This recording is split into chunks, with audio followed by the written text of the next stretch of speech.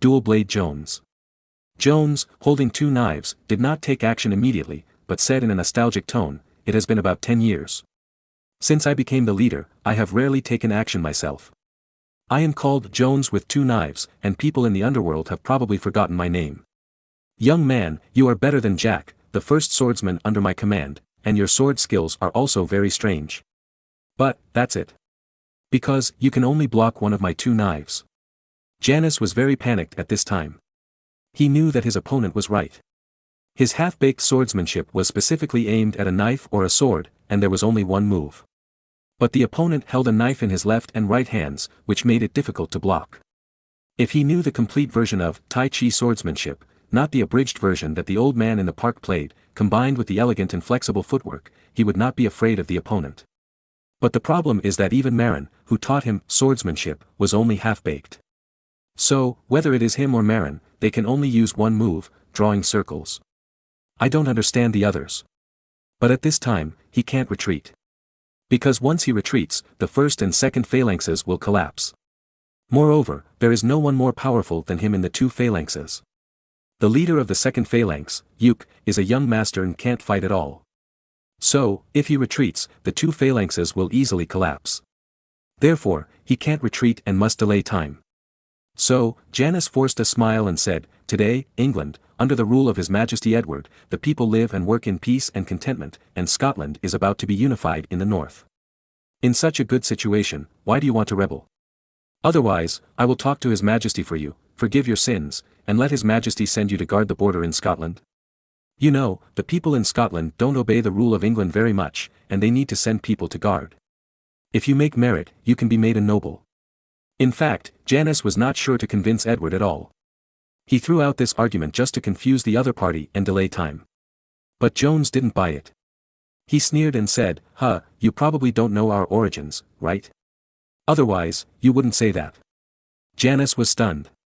He really didn't know the specific origins of the black-clothed men. He only knew that they were a group of traitors. He was not of high rank and didn't know the inside story. "Let me tell you, my last name is Stanley," Jones said angrily. "Stanley? Could it be Derbyshire?" Janus was surprised. "Yes, it's the Earl family whose whole family was killed by the cruel Edward. Of course, I'm lucky because I'm not at home." Janus stopped talking at this time, because he knew that such hatred could not be reconciled at all. Before, he thought that the remnants of the Tudor dynasty were just a group of recruited outsiders raised by the former nobles. He didn't expect that among those remnants, there were actually relatives of the murdered nobles. In this way, the two sides can only have a life-and-death relationship. Jones spoke again at this time, "Young man, you have good martial arts skills and you don't look like you are from a noble family. Why don't you join us and fight for a future? You know, if we succeed and bring back Princess Margaret, we will definitely confer a title of nobility. With your skills, you will definitely have a place." Jones has already seen that Janus is not a nobleman. Because the martial arts of noble children are all about big and open battlefields. Moreover, because noble children have a superior life since childhood and have no shortage of food and drink, they are mostly very strong. Unlike Janus, he is very thin and weak, and you can tell at a glance that he has been malnourished since childhood. If Edward's side is really at the end of his rope, Janus may consider Jones's surrender. However, Janus knows that 5,000 regular troops have come from the west. Therefore, the rebels are bound to fail. So, he smiled bitterly and said, "Sir, please stop talking. Because your rebellion is bound to fail. Because a powerful reinforcement will arrive soon. Besides, Margaret, the daughter of Henry VII you mentioned, is probably killed by now. I heard that the higher-ups are very confident about conquering Scotland this time. Therefore, the fake Princess Margaret will not escape death. You all have no heir to the throne, so what are you fighting for?" However, Jones did not believe Janus's truth. You are so stubborn. Where are the reinforcements in London? Don't scare me. Also, the terrain of Scotland is so dangerous, how can Edward's army get through? We will definitely take London and kill the fake King Edward before they conquer Scotland. By then, when the news gets through, they will have no motivation to continue the attack. The final winner must be the great Tudor dynasty. Janus sighed and said, "Let your imagination run wild. Anyway, you are almost finished. So, I will not surrender." "In that case, then you can die," Jones said, and slashed with a knife. But what was strange was that Jones's knife was very ordinary. Jones used his right hand to strike, which made his move similar to Jack's before, also a move of splitting Huashan Mountain with force. In fact, the power and speed of this move were not as good as Jack's previous move. Janus was a little confused, but he still swung his knife to meet it, drawing a circle, and with a half-baked sword-swinging technique, he pushed Jones' right-hand knife aside. But he soon saw how powerful Jones was, because just when his knife was moving towards Jones' right-hand knife, Jones' left-hand knife slashed from the side at a very fast speed. At this time, Janus's knife was entangled with Jones' right-hand knife. Few people know that Jones was actually left-handed since he was a child. At the beginning, the Stanley family invited a martial arts master to teach the young Jones swordsmanship. Underground forces and sailors generally use one-handed knives to fight. Because Jones was left-handed, he was beaten many times and was forced to change to right-handed. In ancient times, people were not so tolerant. Nowadays, left-handed people are considered to be a symbol of smart people, and many Olympic champions are left-handed. But in ancient times, left-handed people were heretics and would be beaten from childhood. So Jones had to change from left-handed to right-handed. However, Jones' left hand was more talented. Privately, he did not stop practicing left-handed knife. In the end, his left-handed knife skills were better than his right-handed knife skills. However, in front of his predecessors, he could only use right-handed knife skills. Until he really joined the family's underground forces, one day, when fighting with someone, he accidentally took a double knife and found that it was particularly useful. So, he later switched to using double knives for combat, and it was amazingly powerful. The key to its double knife combat is to use the right-hand knife to confuse the enemy, or force the enemy to parry. Then, use the weird left-hand knife to sneak attack from the side and kill the opponent. Janus almost fell into the trap, but fortunately Janus had been a part-time pirate at sea for several years and had rich fighting experience. So, he suddenly exerted force on his toes, and with a beautiful sliding step back, he barely avoided Jones's left-handed knife. I understand, the right hand is virtual, the left hand is real, what a sinister knife method. Janus is also a knife master, and he saw the core of Jones's knife method at a glance. For ordinary people, they subconsciously think that the right-handed knife is more powerful, but they don't expect that some people's left-handed knives are more powerful than right-handed knives. Janus has seen the world. Among his former sailors, there was a strange person who used a left-handed knife.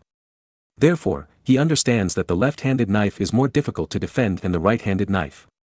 Because, you are not used to. What if you understand? Can you still ignore my right-handed knife? Jones sneered and continued to bully him, and continued to chop with his left and right-handed knives. Janus had no choice but to continue fighting, because he knew that if he retreated, the first and second phalanxes behind him would not be able to defeat the opponent and would probably collapse. Therefore, he could only continue to fight with the opponent. In the following battle, he began to pay more attention to guarding against Jones's left-handed knife. But during the duel, he suddenly turned around and shouted to his adjutant in German, "Block the street with debris." Chapter 10:12, The reinforcements finally arrived. After several competitions, Janus knew that he was no match for Jones. Jones's left-handed knife was no worse than his right-handed knife, and at the same time, Jones's right-handed knife could also pose a great threat to Janus. Therefore, Janus could only dodge left and right with his flexible body movements. However, jumping up and down like this consumed a lot of physical energy. Janus was sure that when his physical energy was exhausted, he would be defeated. At this time, he suddenly remembered that he was a phalanx commander and the commander-in-chief of the two phalanxes. As for the temporary commander of the Royal Guards, he was currently protecting Edward in the Tower of London. In order to avoid a major rout after his defeat, Janus decided to let his men block the streets with debris to block the enemy's impact. However, in order to prevent the enemy from understanding and stopping him, Janus specifically used the half-baked German he had learned from Marin's guards before. Coincidentally, his adjutant was also one of Edward's guards at the time, and he also learned some half-baked German at that time. After hearing Janus's order, Adjutant Hart was stunned for a moment, but soon understood that Janus was giving him an order, but he was afraid that the enemy would understand. So, he did not shout, but calmly called his men to go to the back to prepare materials. Then, a team of new guards from the first phalanx quietly took advantage of everyone watching the swordsmanship competition to sneak behind the crowd and began to collect debris, and directly demolish the doors and walls of the dilapidated houses on the street to obtain wood and bricks. As the battle continued, Janus became more and more exhausted. Because he really couldn't defend against the opponent's two knives. So, he had several more knife wounds on his body. If it were an ordinary person, he would have screamed in pain long ago.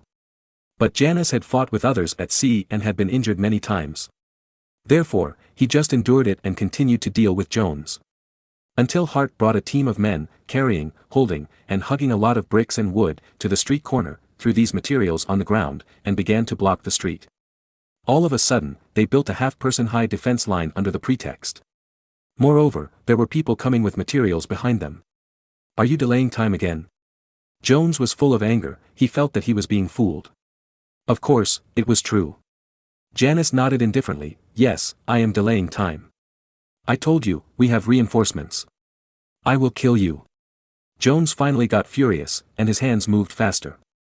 This time, he tried his best to kill his opponent quickly. However, seeing that the street defense line was half a person high, Janus didn't waste any words, and directly swung his knife straight into Jones' heart, forcing Jones to swing his knife to resist. Taking this opportunity, Janus suddenly turned around and ran. Jones was suddenly stunned, and he didn't react. After all, turning around and running away is such a shameful thing, whether in the aristocratic world or in the underground forces, it is a very shameful thing.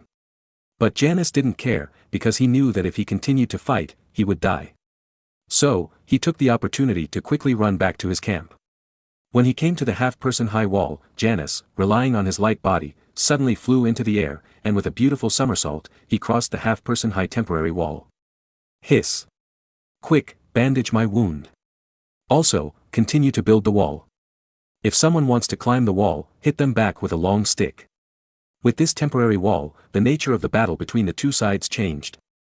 From a passionate street fight between young and dangerous men, it suddenly became a battle of attack and defense of the wall. Jones was furious, feeling that he had been fooled and extremely embarrassed. So, he waved his hand and said, "Brothers, charge, kill them. Kill that shameless bastard who ran away. For Queen Margaret, for the Tudor dynasty." Then, a group of black-clad men who reacted rushed forward with knives in hand. However, the new recruits of the two square formations of the royal guards had piled up the temporary wall very high and thick. The black-clad men rushed over, but they couldn't even push the temporary wall. So, many black-clad men tried to climb the low wall and wanted to jump over and cut people.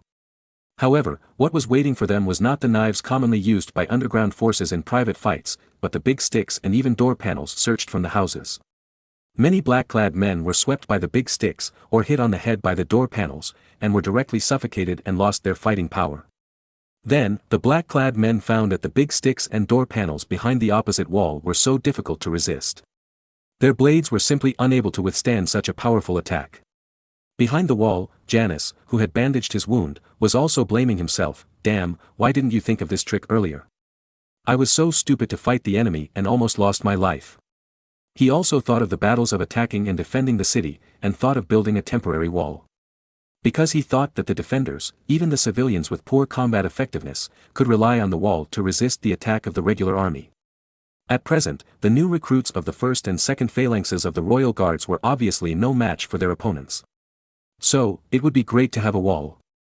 Then, he gave a temporary order. This was also because he was born an ordinary sailor and had not received formal military education.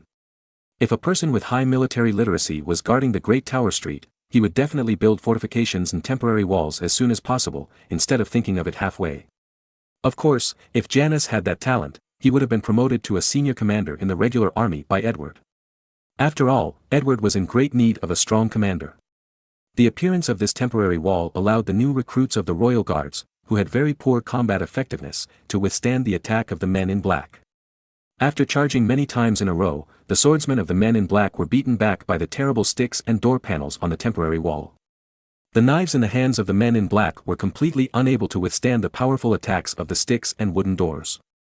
It would be better if I prepared some small wooden shields.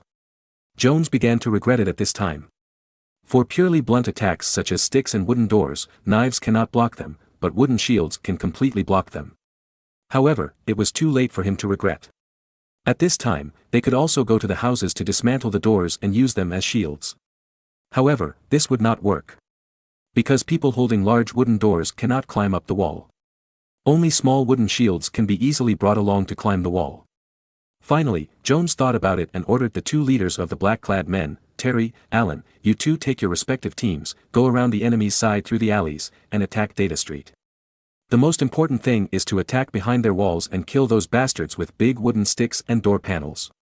Before, the reason why Jones chose Data Street as the main attack direction was because Data Street was large and wide enough to accommodate thousands of black-clad men. Therefore, he did not send people to the small streets to avoid too much dispersion of troops. But now, the entrance of Data Street was blocked, and he could only send people to go around the alleys. Soon, two teams of black-clad men rushed into Data Street from the alleys on the side in two directions, and started a melee with the new recruits of the guards inside. In terms of fighting and killing, these black-clad men who have long been accustomed to fighting for territory are obviously more experienced. Therefore, when the black-clad men suddenly rushed out, they caused great trouble to the new recruits of the guards. However, the number of the black-clad men who rushed out was small after all, while the number of the guards was absolutely superior. Therefore, the two sides soon became stalemate. And those black-clad men could not get close to the back of the wall. Jones anxiously climbed to the second floor of the mobile building on the street to observe the situation. Suddenly, he looked at the low bungalows on both sides of the street. Then, he quickly went downstairs and called his men, "You, climb up to the roof of the house on the left side of the wall, jump down from there and chop the enemies behind the wall." Then he pointed to another team of people, "You, are responsible for climbing up to the roof of the house on the right side of the wall, and jump down from there to chop those with big sticks and door panels."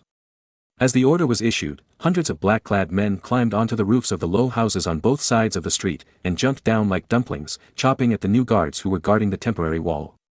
The inexperienced new guards were also in chaos when they were suddenly hit by this airstrike. Janus was anxious, and he personally stood up to fight with those men in black, trying to push them back. However, more and more enemies jumped down from the side roofs. The temporary wall was still lost. Janus had to retreat with his men covered in blood, and they were already close to the palace wall of the Tower of London. And after the men in black took down the temporary defense line, they did not catch up immediately. Because they had to dismantle the temporary wall first. Otherwise, so many people could not get through.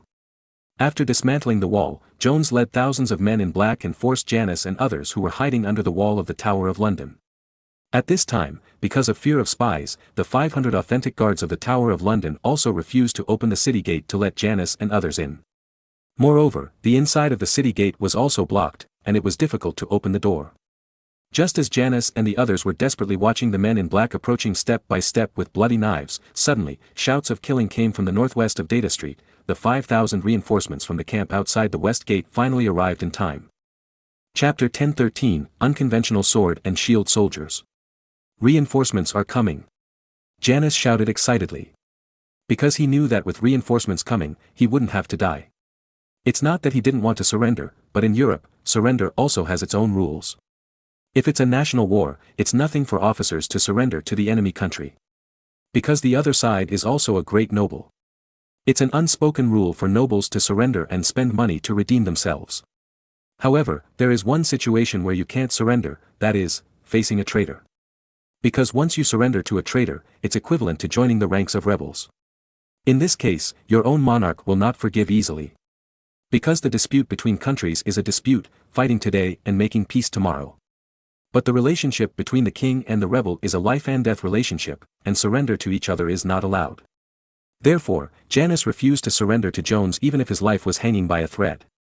Because once he surrendered to Jones, not to mention that the knighthood promised by Edward would fly away, he would also be finished. You know, Edward has always been merciless to rebels. Influenced by Janus, the new soldiers of the first and second phalanxes of the new guards also cheered. Jones on the opposite side was a little dumbfounded. What's going on? Where are the reinforcements? Is it Basque from the third phalanx who led the troops to attack us? No, the soldiers in their phalanx are all trash. Who gave them the courage? Until now, Jones and others didn't know the origin of this reinforcement. Moreover, these guys are gangsters after all, and they have no military literacy at all. If they were normal generals, they would definitely send out scouts to scout the streets. If the enemy appeared behind them, the intelligence could be sent back before the enemy arrived. But Jones and others used to be gangster bosses, and they didn't have that kind of military literacy. So, until the enemy came to their backs, they didn't realize the enemy.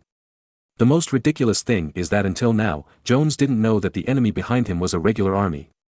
He ordered nonchalantly, "Let the brothers behind turn around and kill those rubbish, don't let them affect our attack on the Tower of London." Then, Jones continued to lead his men to the direction of the Tower of London. Damn, there is a large army attacking behind, and you still want to move forward? Janus was a little dumbfounded. He thought that the other side would immediately turn around and prepare for battle to resist the regular army behind. But at this time, he couldn't retreat. Because his performance was seen by the regular guards on the top of the city.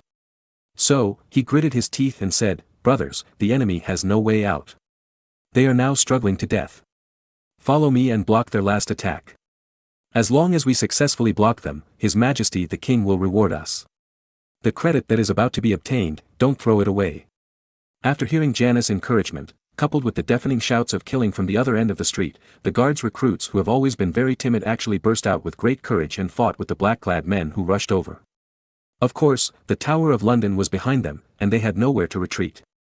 Moreover, many torches were lit on the walls of the Tower of London at this time. The corps guards of the royal guards on the top of the city also opened their bows and shot at the men in black. For a moment, with the help of the bows and arrows shot from the top of the city, the new recruits of the two phalanxes under the city actually resisted the attack of the men in black. Jones originally planned to join the battle in person with 2 knives, especially to deal with the injured Janus. As long as Janus died, the new recruits of the royal guards under the city might collapse. However, before he stepped forward, there was a tsunami-like shouting and killing from the back. Moreover, the sound did not sound like it came from his own men. Why? Because the shouting and killing of the black-clad knife men was more chaotic. And the shouting and killing coming from behind was very uniform, like. Could it be the regular army? Jones trembled in his heart.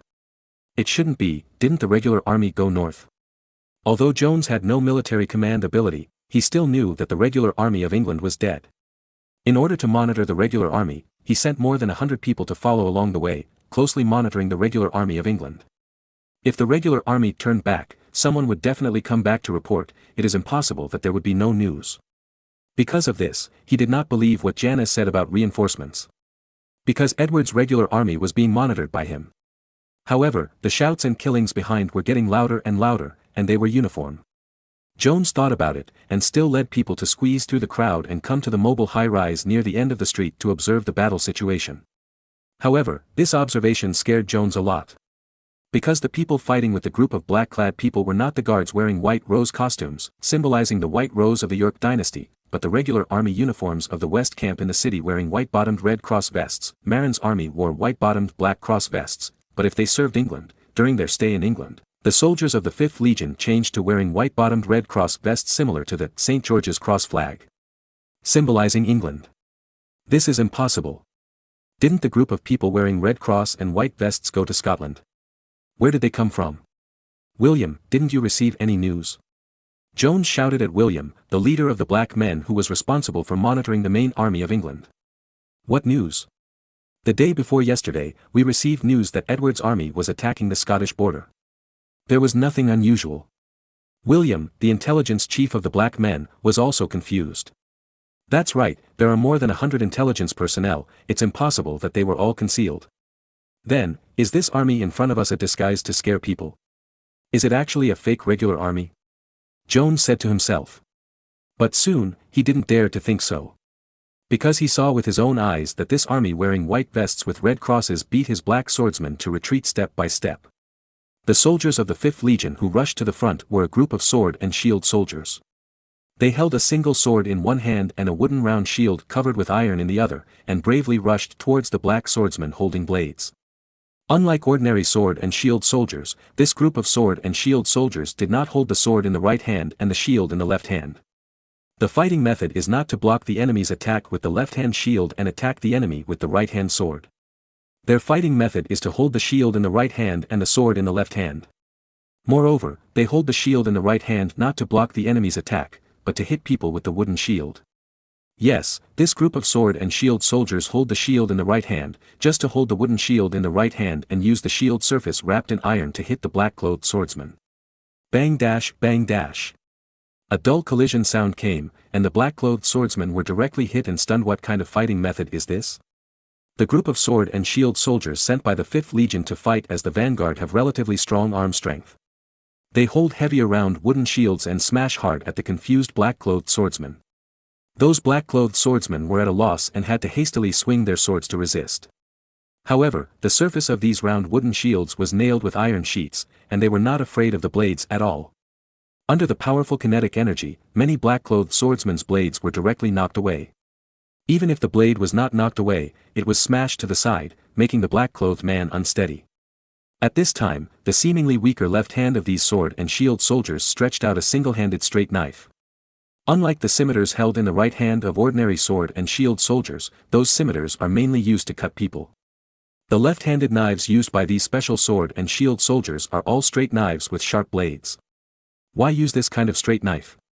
Because Crete, who invented this sword and shield soldier tactic, believed that the left hand was not strong enough to chop people with a knife. If he clashed with the enemy's sword, he might be knocked away. For this reason, he simply let the sword and shield soldiers use straight knives in their left hands and stab directly. Because Crete had heard Marin say that the greatest harm of swords to people is stabbing, not chopping. Moreover, if you hold the shield in your right hand and smash the opponent's weapon, the enemy will be wide open, and it is also convenient to stab the enemy with your left hand. In addition, under normal circumstances, these sword and shield soldiers can also switch between left and right hands, changing to the conventional left-hand shield blocking, right-hand knife slashing or stabbing. Sure enough, after the black-clothed swordsman's blade was smashed away, the black-clothed swordsman's chest was wide open. The sword and shield soldiers of the 5th Legion took the opportunity to stab the enemy's chest with their left-handed swords. Puff, ah! The swords pierced the flesh, and screamed. The black-clad people holding single-handed blades were severely suppressed by this unconventional fighting method. Then, thousands of black-clad people were forced to retreat again and again on the main street of the Tower Street. General Klitsch rode on his horse, looking at the good battle situation in front of him, and said excitedly, "Krit, your method is really effective." The leader of the sword and shield soldiers, Krit, said modestly, "That's because you are good at accepting advice, and these black-clad people only use single-handed blades, not shields, which gives us a great opportunity." What Krit said was also right. If the black-clad swordsmen also held wooden shields, they would naturally not be beaten so badly.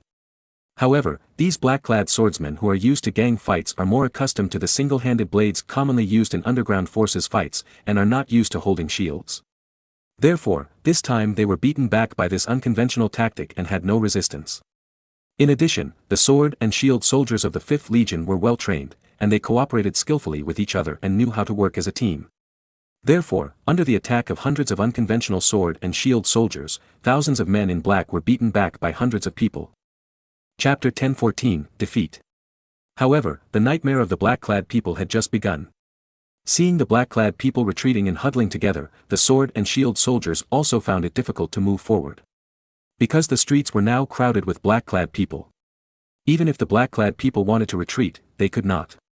At this time, Klitsch waved his hand, and a group of English longbowmen came up from behind and began to draw their bows and shoot. Suddenly, a rain of arrows flew all over the sky, and then fell on the black-clad people who were huddled together, making a puff and puff sound of entering the flesh. Along with the sound of entering the flesh, there were the continuous screams of the black-clad people. The black-clad people were so crowded that the longbowmen basically did not need to aim or estimate the distance. They could hit the target with any shot. Moreover, the black cloth worn by the black-clad people had no effect in resisting bows and arrows. As long as the flying arrows fell, they would definitely hurt people. Seeing his men being injured one after another, but not even having the ability to fight back, Jones' eyes turned red. In order to reverse this decline, Jones decided to fight. So he shouted, "Commander on the opposite side, I am Jones, the leader of the rebel army, and I want to duel with you. Come on, let's solve the problem with the honor of knights." When General Klitsch heard Jones' challenge, he was stunned for a moment, then looked at Jones on the second floor in the distance with a caring look, and then turned to Crete beside him and said, "Is this man mentally ill?" Crete nodded seriously, "I think it's almost the same." "That's right, if he is not sick, why would a commander fight alone?" Boss Marin said that as a commander, only fools and children would choose to fight alone. "Unless, you can fight like Khan," Klitsch said teasingly. Crete also nodded repeatedly to show his agreement. Klitsch and Crete are both Frisians, both from Texel Island, Marin's earliest fiefdom. They have followed Marin in battle for many years, admire Marin the most, and often learn Marin's way of doing things and thinking. The reason why he was arranged to join the 5th Legion was because Marin did not trust Sivag very much and deliberately mixed sand in it. Klitsch is now the deputy commander of the 5th Legion, while Crete is the leader of the sword and shield soldiers. When Jones saw that the other party did not respond to the challenge, he probably said, "What, you don't have the courage to duel? I didn't expect your commander to be a coward." Come on, fight me like a man. Klitsch and Crete looked at each other and said in unison, idiot. Of course, Klitsch couldn't let him insult him. So he waved his hand and called a few sharpshooters, saying, shoot him. Shoot him, with arrows in his face. Then, several long arrows were strung and flew quickly to the second floor of the small building where Jones was standing. Fortunately, Jones was a martial arts expert. But under the attack of several sharpshooters, he didn't dare to stand on the balcony on the second floor. After returning to the house, Jones planned to organize a counterattack. So he ordered, send several teams of people out from the alleys on the side of the street, go around to the alleys on the side of the enemy, and then raid the enemy army. After the order was issued, many people in black really began to drill into the alleys. Moreover, they were scrambling to be the first. Because, if they stayed on the street, they would be easily hit by the rain of arrows. However, they soon discovered that it was also difficult to attack the 5th Legion from the side. After going around the alley to the alley on the side of the 5th Legion, these men in black originally planned to launch a fierce attack to disrupt the 5th Legion's formation. Unexpectedly, because the entrance to the alley was too small, the 5th Legion could block the entrance of the alley with just a sword and shield soldier, making it impossible for the entire team of men in black to rush in. Even if they could occasionally kill a soldier of the 5th Legion, another soldier would quickly fill the position and not give them any chance at all. After many strong attacks, these teams of men in black found helplessly that the opponent's defense ability was so strong. At this time, many men in black began to waver in their hearts. Then, many men in black took advantage of the night and quietly slipped away. Then, more and more men in black ran away. Even the main force of the men in black on the street, many people, in the name of going around to the enemy's side to attack, openly ran away in groups. Of course, those who ran away were mainly people from the underground forces in London. They were familiar with the city of London and knew where to run. The black-clad swordsmen who were summoned from all over the country, however, had no choice but to stay because they didn't know where to run. However, there were also some smart ones who followed a few locals who had recently become familiar with them and ran into the alleys together. Then, the only ones left on the street waiting to die were the black-clad swordsmen from other places. Jones looked dumbfounded at the foreign swordsmen who were at a loss on the street from the window, and was also a little at a loss. This matter was too different from what he had imagined. The original ambitions, at this moment, were only left with panic. In fact, when he used the means and vision of the Jianghu people to solve this problem, he was doomed to fail. The gang fights of the Jianghu people and the confrontation of the army are completely different. At the beginning, when preparing weapons, the subordinates also mentioned the issue of shields. In fact, he himself specifically asked about the issue of shields. But in the end, he gave up the idea of preparing shields and decided to let his brothers use the blades they were best at. If he had prepared some wooden shields, he would not have been beaten without any ability to fight back when he met the special sword and shield soldiers of the 5th Legion. Moreover, the shield can protect against arrows. But it was too late to say anything now. The defeat was already decided, and he could only accept the bitter fruit of failure. However, the price of failure was extremely high. Given Edward's temper and the nature of their rebellion, there was only one outcome for being captured, that was death. No, I can't die. I still have to continue my great cause of restoring the Tudor dynasty and restore the glory of the Stanley family. However, looking at the black-clad swordsman in front of him, he really didn't have the ability to take them away. After thinking for a long time, Jones gritted his teeth and made up his mind. After Jones made up his mind, he first found the black-clad leaders who were also noble branches or illegitimate children, and made an appointment with them to leave together. As for those black-clad swordsmen from other places, Jones ordered, everyone flee from the alleys on the side, then gather at the East Gate and take down the East Gate. Then open the East Gate and withdraw from London. After this order was issued, those black-clad men from other places immediately rushed to the alleys on the side. But after entering the alley, they realized a problem, that is, how to get from the alley to the East Gate. But Jones couldn't take care of them. He took dozens of core members of the black-clad men and went in different directions, from the alleys, to the south of the city. Of course, he was not going to seize the South Gate. It was difficult for him to seize the South Gate with so few people. He was looking for a sewer exit. The Thames River used to be in the south of London, and the wastewater of the City of London naturally flowed into the Thames River along the drain. Of course, for safety, the exit of the drain was also locked with an iron gate to prevent the enemy from sneaking into the city from then on. However, Jones had a master locksmith who could open the iron gate at the drain exit. When the locksmith next to Jones opened the iron gate, dozens of black-clad leaders climbed out of the dirty and smelly drain exit regardless of the stench. Then, they found a fishing boat that had been prepared on the Thames River. After boarding the boat, Jones ordered, "Sail, we're going to France." Chapter 10:15 The Second Great Purge. As time went by, the sky gradually brightened, but the fighting in London did not stop at all. General Clichy and his 5,000 regular troops were searching every corner of London, looking for every remnant of the Tudor dynasty wearing black clothes and holding a knife. Even the newly recruited guards of the first and second phalanxes, who were originally crippled, were now in high spirits in London, entering every alley, searching every house, and looking for all suspicious objects. Although these newly recruited guards could not beat those black-clad swordsmen. However, the situation was different at this time. In order to escape, the black-clad men had already fled in all directions and had lost their fighting spirit. Therefore, even the weak new recruits of the guards dared to capture them. At most, a few people would chase one or two people. In this way, there would be no accidents. As for Commander Janus, who was originally injured in many places, he was now working hard to lead his men to search for any suspicious people. Originally, his men advised him to go for treatment. But Janus knew that his performance was very average before. At this time, if he worked harder to catch the fugitive, Edward would have a better impression of him. Moreover, the injuries he had received before were not fatal, at most they were a little painful. Also, if he insisted on catching the fugitive with blood all over his body, and then reported to Edward, it would leave a better impression on Edward. As for King Edward of England, whom Janus wanted to please, he was sitting on the throne in the Tower of London, and was also relaxing his mood. Before, when the shouts and screams rang out in the middle of the night on Tower Street, Edward was very nervous.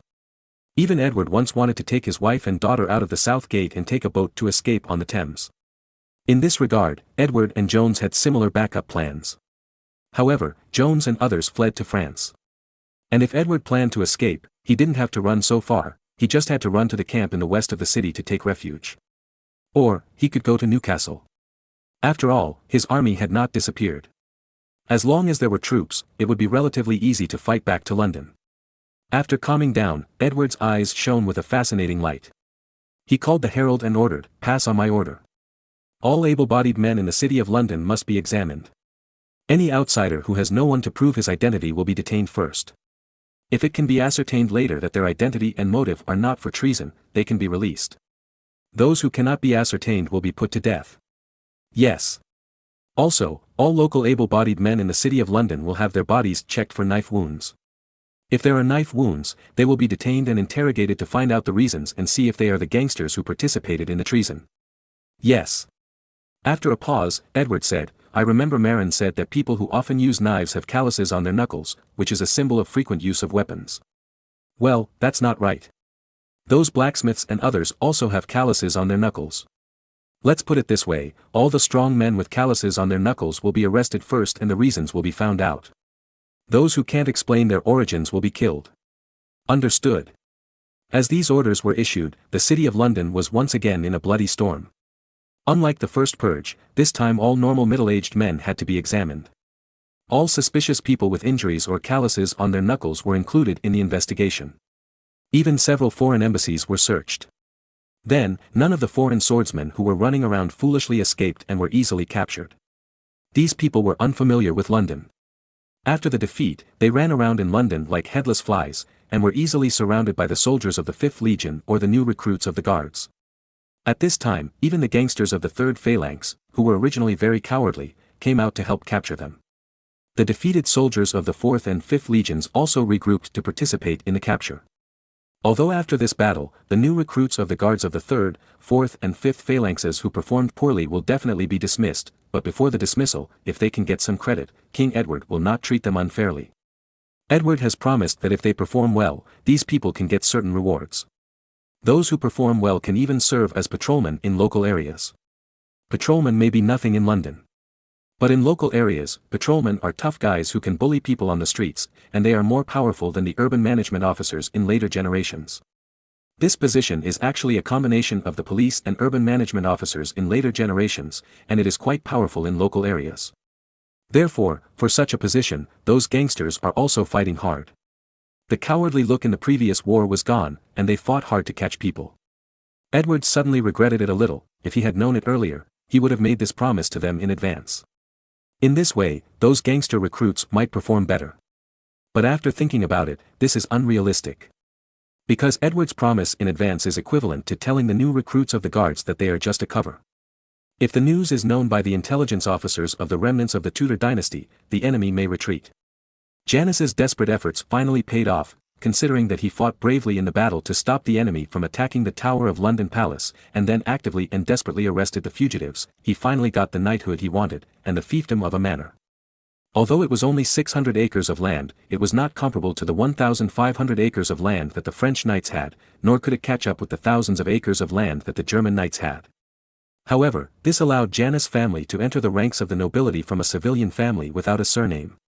In the future, as long as his children practiced martial arts well and learned formal military knowledge, they would have the opportunity to serve in the army and serve as officers.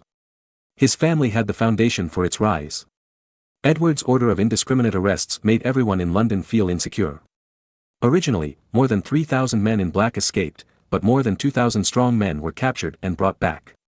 What made Meitner, the head of the London branch of the North Sea Chamber of Commerce, laugh and cry was that the London branch of the North Sea Chamber of Commerce was also caught this time. 30 spies of the North Sea Chamber of Commerce were also arrested during this arrest. These people were originally the backbone of the North Sea Chamber of Commerce lurking in the city of London, responsible for finding out news about London. As a result, because of the calluses on the palms of their hands or the wounds on their bodies, they were also accidentally caught.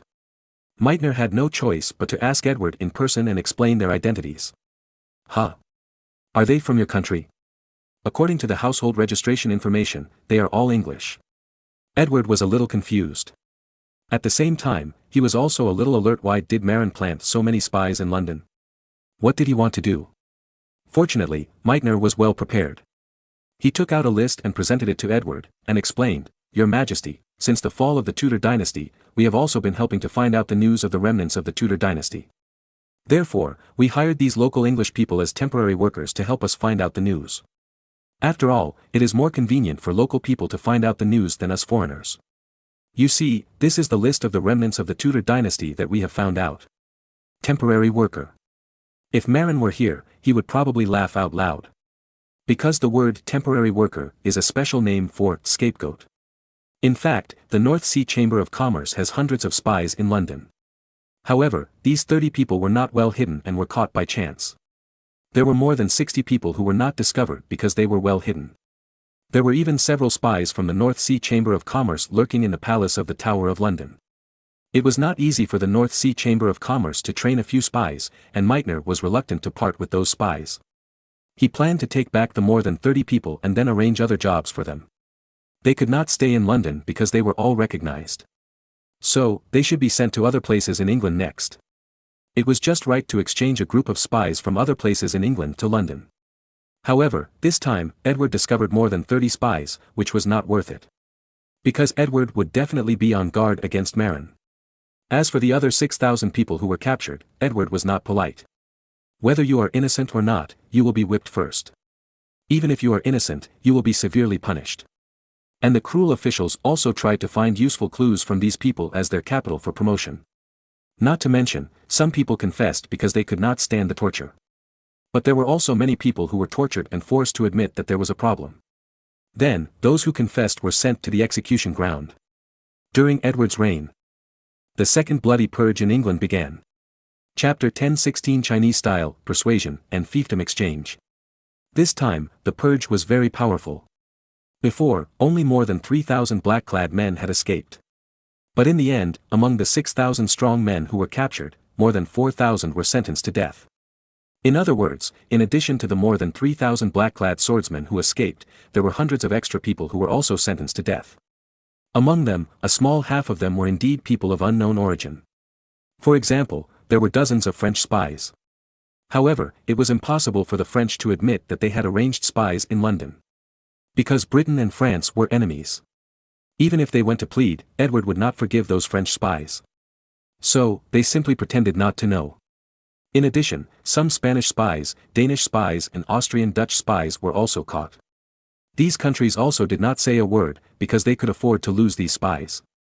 After all, these countries are big and powerful, and they don't care about the loss of dozens of people.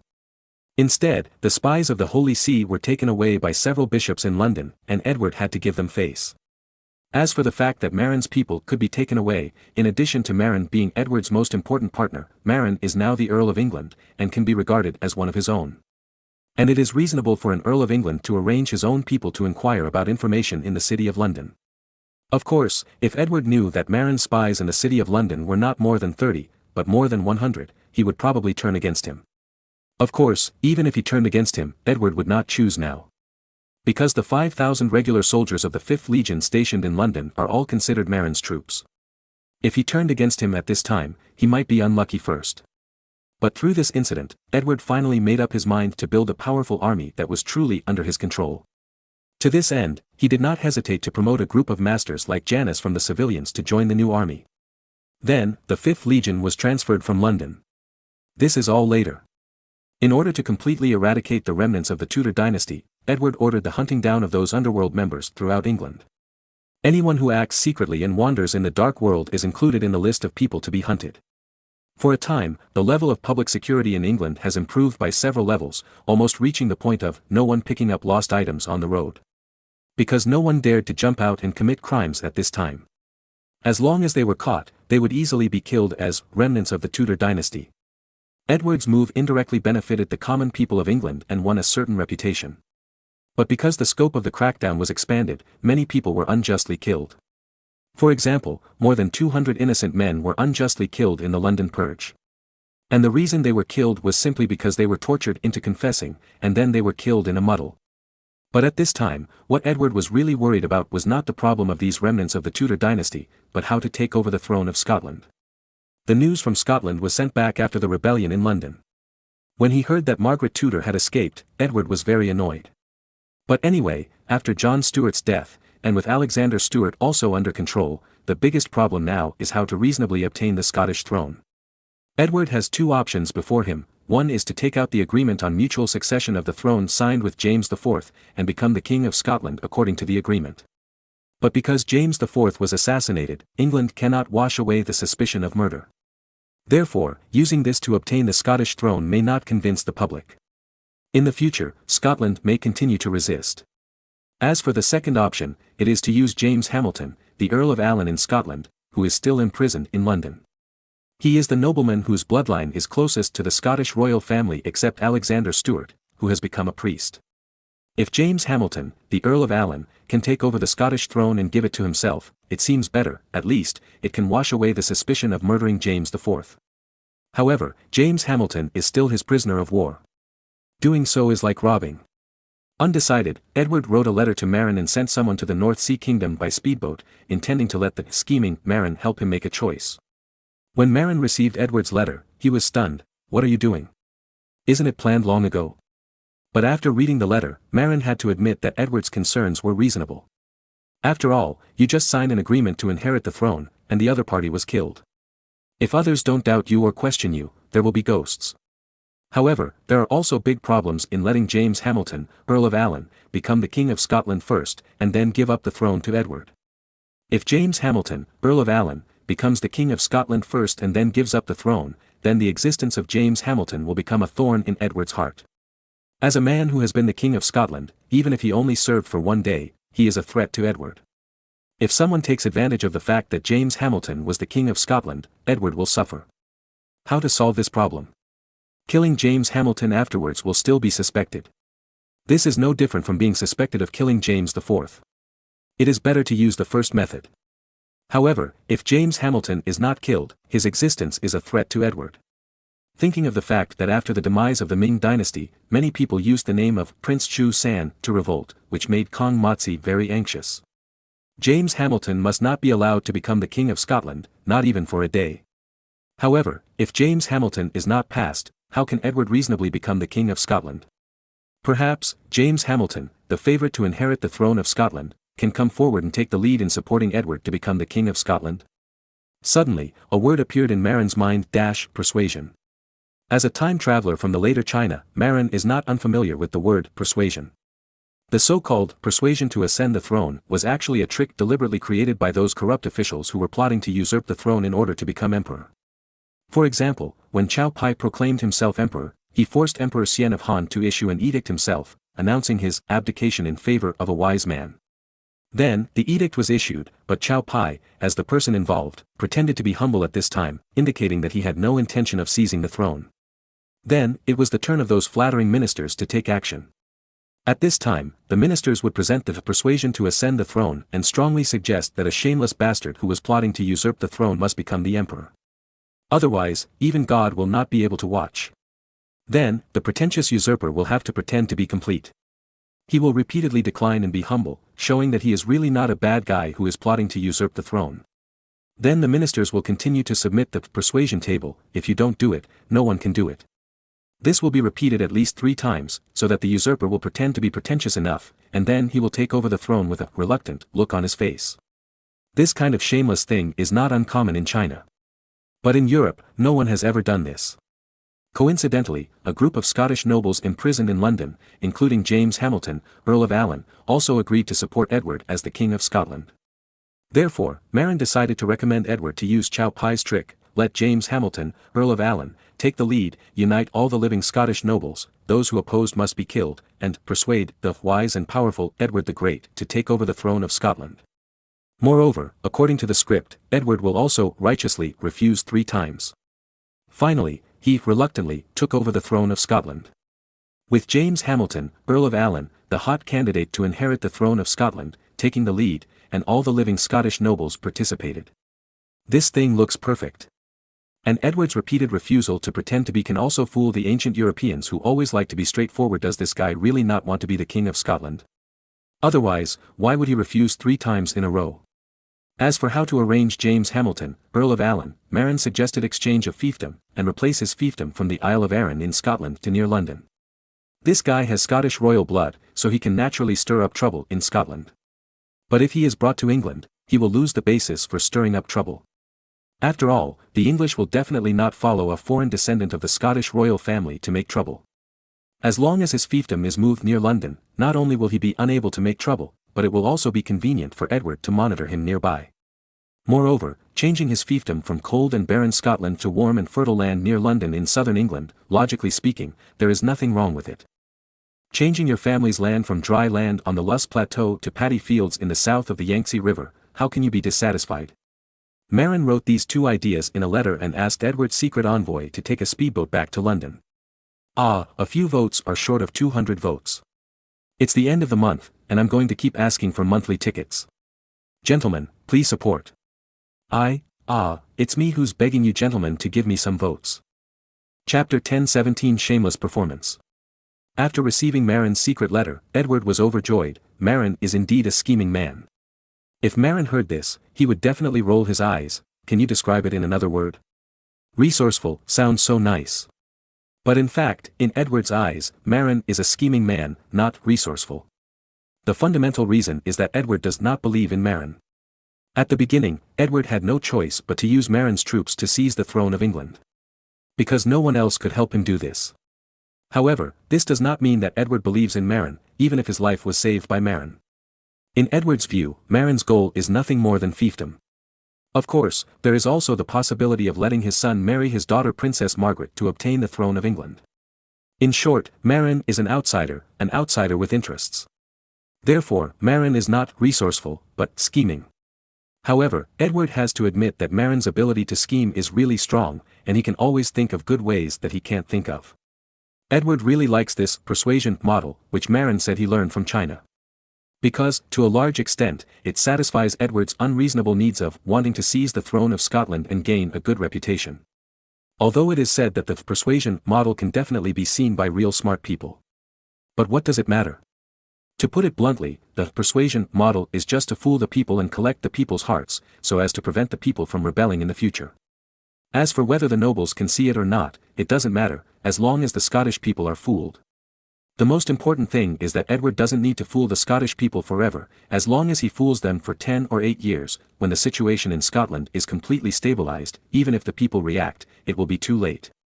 At that time, Edward's rule in Scotland was stable, and rebellion had become meaningless, and there was only one way to go: failure.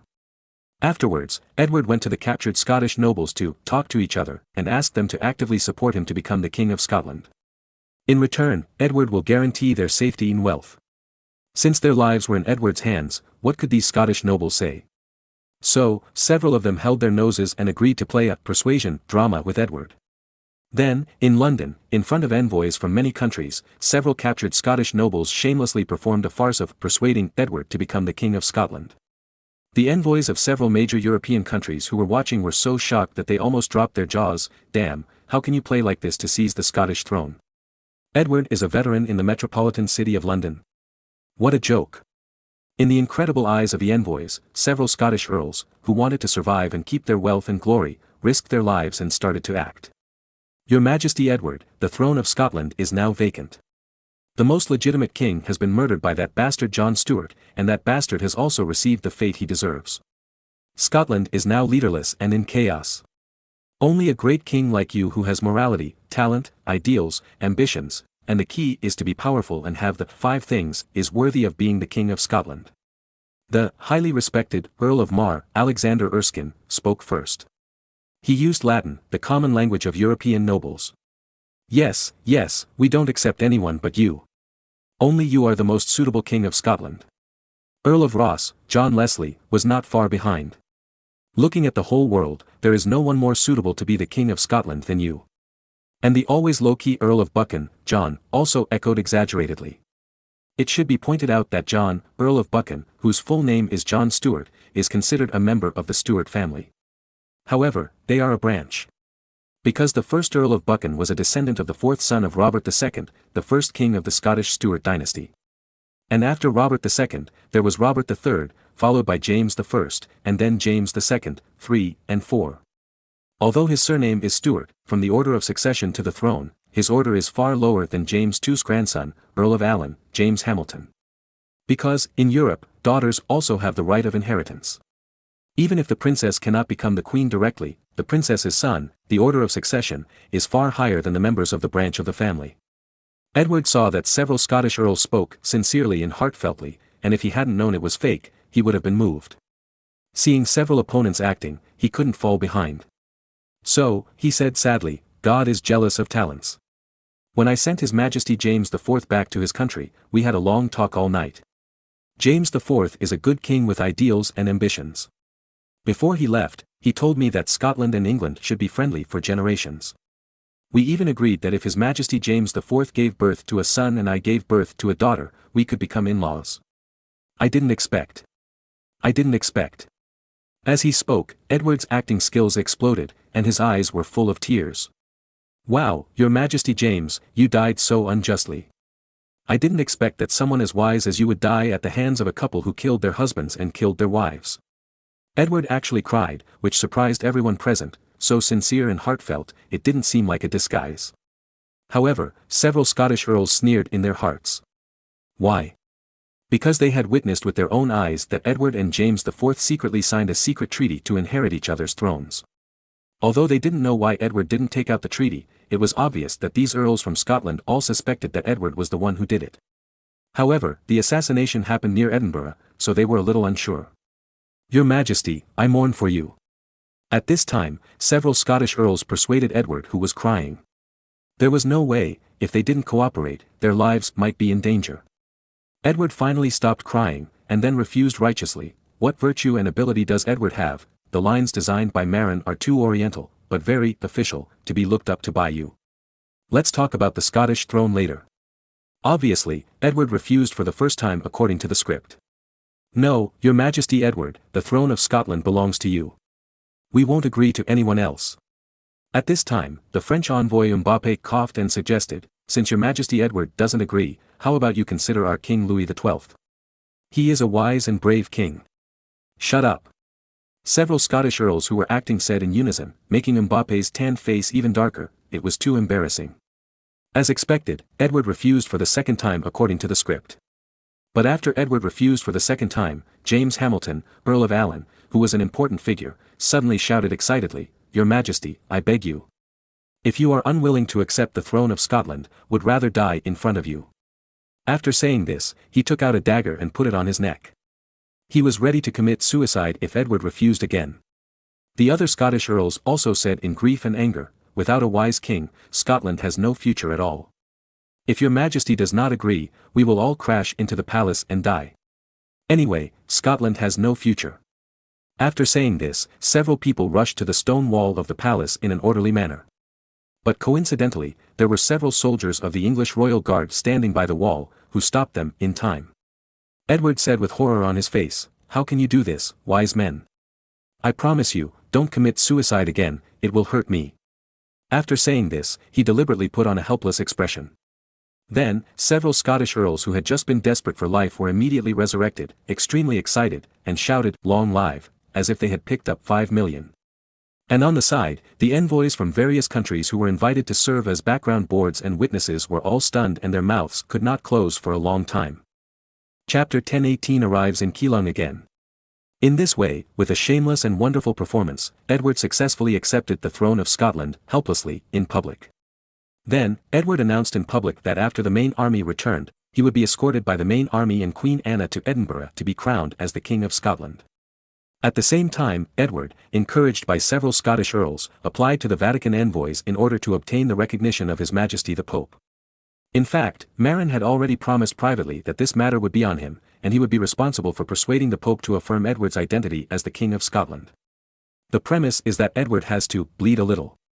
Marin's offer was 200,000 gold coins, not including the fiefdom of the southern border county of Scotland promised by Edward before.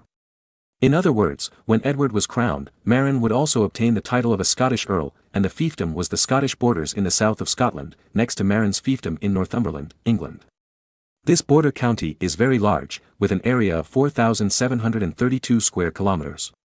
However, most of it is mountainous in southern Scotland, and the agricultural value is not very high. Only some river valleys have small-scale agriculture. In other areas, only in hilly areas, there is sheep farming. But in general, the value is small. However, there is one thing in this border county that is very famous in later generations, that is Border Collie. Border Collie is the smartest dog in later generations and an excellent helper for Scottish sheepherders. You know, Scotland is sparsely populated and has rugged terrain. It is very difficult for people to herd sheep in hilly areas. Because people are not very good at chasing sheep in hilly mountains. Fortunately, there are cute border collies who are smart, obedient and highly athletic to help herd sheep. Otherwise, the shepherds would be too tired and could not raise too many sheep.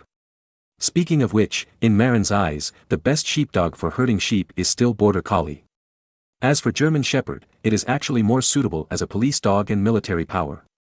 Therefore, Marin plans to vigorously cultivate the black and white-faced Border Collie, an extremely excellent shepherding breed, after taking over the Scottish border county.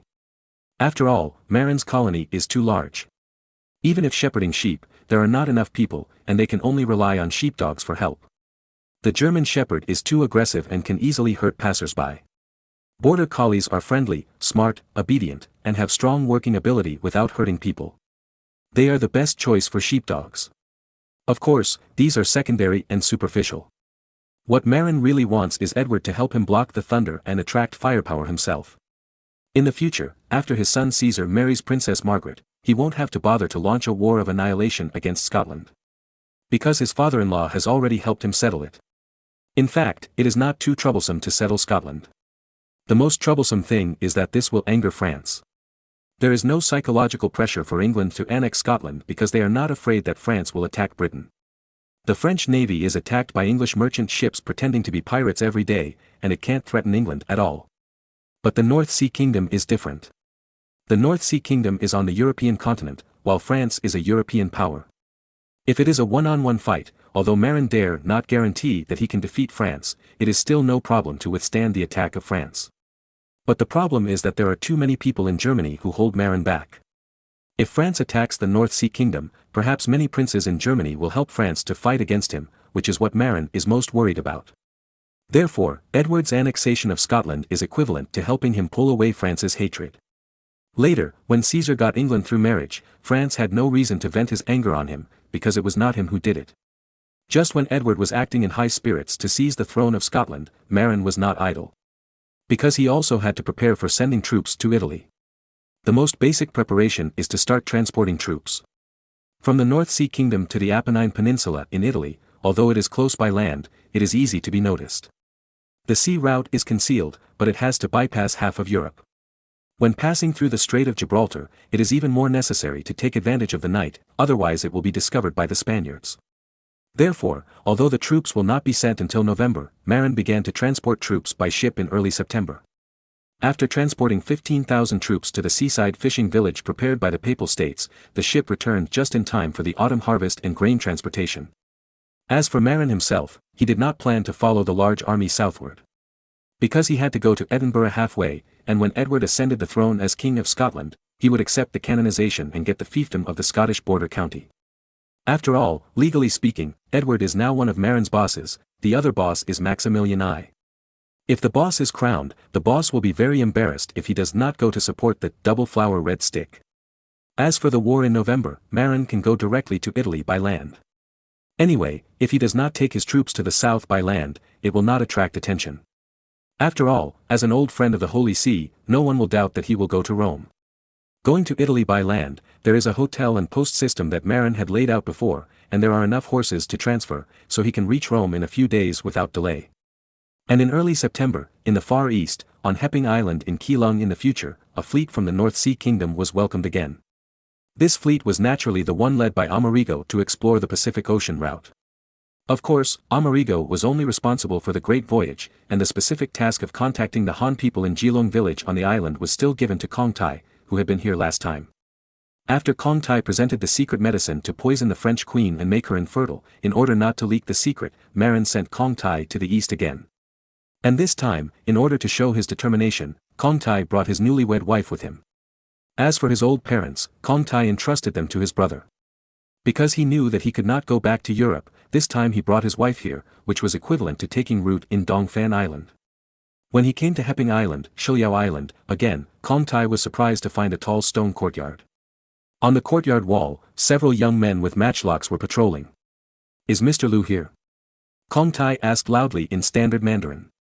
Unfortunately, the young men of Geelong village on the wall could not understand this official language, but fortunately they also knew Kong Tai. After all, they didn't see many foreigners who could speak and shout. Lu Lao Zhen, the head of Geelong village, who was notified by the young men, finally came out. He poked his head over the wall and saw Kong Tai. He immediately opened the gate and welcomed Kong Tai in. Amerigo and several other leaders also entered the yard together. "Oh, Mr. Kong is here again. This time, are you leaving?" Lu Lao Zhen asked enthusiastically in Mandarin. Kong Tai shook his head and said, "I won't leave in the future.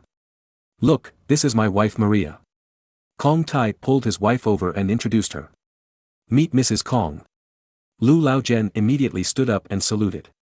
He knew that Kong Tai might be his patron in the future, so he had to curry favor with him at this time. Although Maria didn't understand what Lu Lao Zhen was saying, she still bowed politely and returned the salute. "Who are these adults?" Lu Lao Zhen pointed to Amerigo and others who were eating and drinking by themselves and asked in a low voice. "Oh, you mean them? They are the big shots sent by our Grand Duke to find a new route.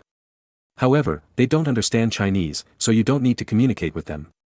Then, Kong Tai talked to Lu Lao Zhen about what happened in the past year. According to Lu Lao Zhen, another wave of Japanese pirates came later, also with dozens of people on a ship. However, the enemy saw that the stone walls of Geelong village were difficult to attack, and the firearms were very sharp. Seeing that there was no advantage to be gained, the enemy left. After dinner, Amerigo and several other captains found a room in the courtyard of Geelong village to rest. They were very tired after drifting on the sea for more than 3 months. When passing the Marshall Islands, the ship at the front of the fleet accidentally hit a coral reef. Fortunately, there were no sharp edges on the coral reef, and the hull was wrapped with nickel iron steel, so the ship was not damaged. Otherwise, the fleet would have lost a ship. When Amerigo and others went to rest, Conti did not rest. Because he planned to let the masons who came with the ship use the bricks and cement pulled by the ship to build a small fortress directly on Hepping Island as the first stronghold of the Beihai Kingdom on Dongfan Island, Taiwan Island. Chapter 1019, Majiabeo. The stronghold built on Hepping Island is not big, roughly equivalent to the size of a dock. To be more precise, it is a barracks with a small city wall. Originally, building a castle is a safer approach. After all, the castle has stronger defensive capabilities. However, in Marin's plan, this stronghold on Hepping Island is only a temporary stronghold. Even if you want to build a castle, you have to build it on the land beside the Keelung River, not on the palm-sized island of Hepping Island. Therefore, the final choice is to first build a barracks with a small city wall on Hepping Island as a foothold. Anyway, the threat faced by this stronghold is at most scattered Japanese pirates, and the barracks with city walls are enough to resist. Now is not the Jiajing period, the Japanese pirates have not yet grown. The current Japanese pirates are generally only a few dozen people, and those with more than 100 people are considered large-scale. The Japanese pirates became big only after merging with the Ming Dynasty pirate organization, but not now. Moreover, the authentic Japanese pirates are just some down-and-out warriors with swords, and they have no ability to attack the city. Therefore, a small city wall, plus a musket, is enough to deal with the Japanese pirates composed of downtrodden warriors. Moreover, unlike ordinary city walls, the newly built stronghold city walls are all covered. In this way, even if it rains, it will not affect the use of guns and cannons. Keelung faces the Pacific Ocean, and there are many rainy days every year, so it is also called rain port. If the city wall is not covered, guns and cannons cannot be used once it rains. It would be dangerous if the Japanese pirates with strong martial arts took the opportunity to climb the city. Therefore, based on this feature, Marin specially ordered the construction of a covered city wall, and there are also protruding eaves that are convenient for muskets to extend out of the city wall. In this way, the musket is not easily affected by moisture when shooting. Originally, Marin also planned to help Jilong village build a large courtyard. Unexpectedly, the iron tools left to them by Kong Tai last time were fully utilized by them to excavate a large amount of stone. Then, without waiting for Marin's people to arrive, they built a large stone wall with stones themselves, which has good protection capabilities. Heping Island is not an estuarine alluvial island, but a subsidence coast. In other words, it is separated from the main island because of the subsidence. Therefore, there are plenty of stones to be mined on Heping Island. Although it is not a precious marble, it is enough to build walls and fortresses. However, the Beihai Kingdom did not plan to use stones for the stronghold built on Heping Island. The main reason is that it would be too slow to wait for the mining of stones. Therefore, the 100 masons from the Beihai Kingdom directly began to unload bricks from the ship, and then began to mix cement, preparing to build an ordinary wall in the future with bricks inside and cement outside. Of course, because it has a defensive function. Therefore, the wall is not a hollow pile, but a solid wall. But even so, the defense of the wall is not high, mainly afraid of artillery bombardment. After all, the cement outside the city wall is just an ordinary coating, without steel bars as bones.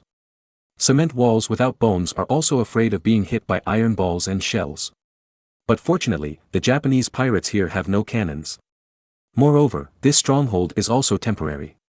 When the castle on land in Keelung is built, tendons and bones will definitely be needed.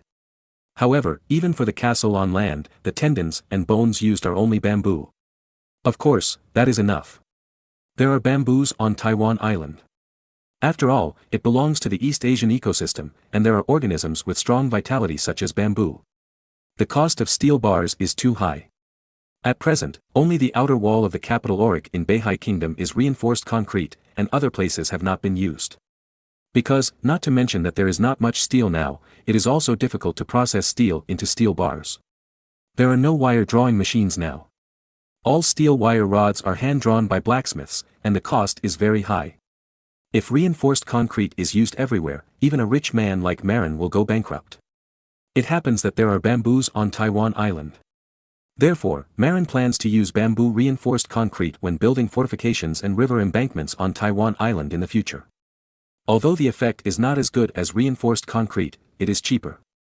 For things that go in large quantities, cheap is king. The quality of Chinese industrial products in later generations is not very good, but why can they be sold all over the world? It depends on cheapness. Rich people pursue quality, while poor people only look at price, and at present, most people in the world are poor. Therefore, low-cost things are the kingly way. As for quality, just make do.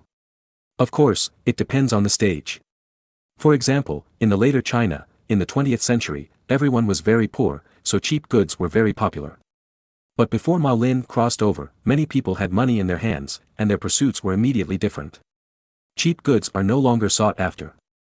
Many rich men wearing gold chains are not willing to buy them at low prices. When the dock was built, the shrewd Jilong village chief Lu Laojian took the initiative to help with the situation in the village. Of course, Kong Tai did not treat them badly. Every noon, Kong Tai would provide meals for those who helped.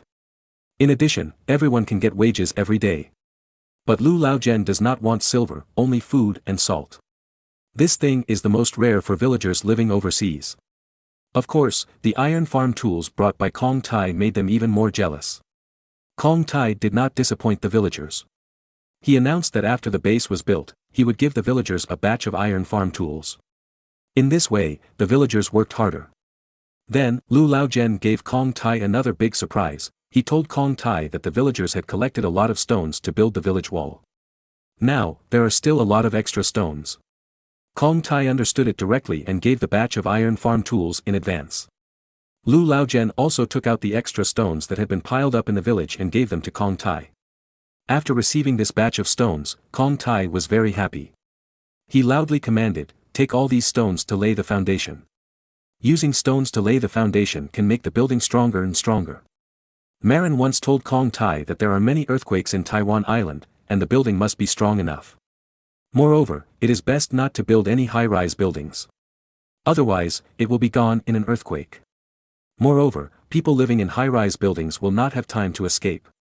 Therefore, in this base on Heping Island, the houses built within the tall walls are all bungalows, and the distance between them is not small. If there is an earthquake, it is easy to run away. Of course, the bungalows built with cement bricks are not so easy to collapse. Only when there is a big earthquake will they collapse. In addition, big figures like Kong Tai also have specially made beds for earthquake prevention. How is it specially made? The whole bed is actually supported by steel. Moreover, there is an iron cover on the bed. Even if there is a big earthquake and the roof collapses, there is an iron cover on the bed, and the collapse of the bungalow is not a big threat, so people sleeping on the bed will not be in danger. Of course, this is just Marin's worrying. In fact, how can you be so unlucky to encounter a big earthquake? A big earthquake is rare in 100 years. However, such preparation is also considered to be prepared. In the future, Marin even plans to build a reinforced concrete house for his youngest son Ma Yun on the island. Ma Yun will be the owner of the island in the future. He lives here all year round, and the possibility of encountering a big earthquake is not small. Therefore, it is necessary to build a reinforced concrete house with strong earthquake resistance. Although the price was high, Marin could still afford to use steel bars for a single house. Marin named this newly built stronghold Majiabao, and the first lord of the fort was naturally Lord Kong Tai. Chapter 1020, Is the solar cooker a magical weapon? Of course, the real owner of this Majiabao is Ma Lin, and the future owner is Ma Yun Mario, who is still breastfeeding. Kong Tai is just a manager appointed by the old Ma family. After all, Ma Lin has no time to come here, and Xiao Ma is still young. When making lunch, the people of Jilong village were stunned by Kong Tai's methods. Of course, it's not that Kong Tai's cooking skills are amazing, but the cooking tools. What tools? Kong Tai took out 10 solar stoves made of tinplate. The glittering tinplate dazzled the eyes of the people of Jilong village. Lu Laojian pointed at the solar stoves and asked stutteringly, Mr. Kong, these are all silver. Lu Laojian thought Kong Tai was here to show off his wealth. Throwing 10 umbrellas made of silver in the sun, it looked so luxurious. Kong Tai laughed and said, "It's not silver, it's tinplated tinplate." Kong Tai was actually deceived. In order to keep it secret and not let people know about zinc, he told people other than those who knew about it that the tinplate was tinplated. Therefore, Kong Tai did not know that the tinplate was actually galvanized. However, tinplating and galvanizing look very similar, and it is difficult for everyone to distinguish. Lu Laojian sighed and said, "I thought it was made of silver." Kong Tai laughed and said, "Nothing, just a thing for cooking, not a rare thing." Cooking. Lu Laojian's brain was not enough. This kind of silver-shining inverted umbrella can cook. Soon, he saw that a sailor from the North Sea Kingdom put a pot with a dark bottom on the bracket. Then, the tin umbrella was turned to face the sun. "Don't you want to light a fire?" Lu Laojian was a little confused. "No, the soup in the pot will be cooked when the sun shines on it." Sure enough, a quarter of an hour later, the broth in the pot began to boil. The meat in the pot was venison that Kong Tai sent people to exchange with the Pingpu aborigines on land under the guidance of the translator in Jilong village with salt. You can cook pork without making a fire. Is this magic? Lu Laojian was so scared that he couldn't stand steadily. My God, he met a great god. It's not a magic, it's just a trick. Kong Tai explained lightly, pretending to be a big shot. In fact, Kong Tai didn't understand physics and didn't know how to explain the principle of the solar cooker. So, he just fooled around. Speaking of which, when Kong Tai saw the solar cooker for the first time, he was as surprised as Lu Laojian. This ambiguous explanation shocked Lu Laojian and other villagers in Jilong village. In their eyes, these foreigners knew magic. They couldn't afford to offend them. Even many villagers knelt down and kowtowed to the solar cooker, as if they were worshipping a great god. In the mouths of the villagers, these solar cookers are not ordinary pots and stoves, but legendary magic weapons. After listening to the villagers' words, Kong Tai was stunned. But then, he suddenly thought of a good idea. Afterwards, Kong Tai solemnly fooled, the villagers of Jilong village that these 10 solar stoves were indeed magic weapons, made by their great-grand Duke Marin himself, in order to facilitate them to make fire and cook on the sea. After all, it is very inconvenient to make fire and cook on a wooden boat.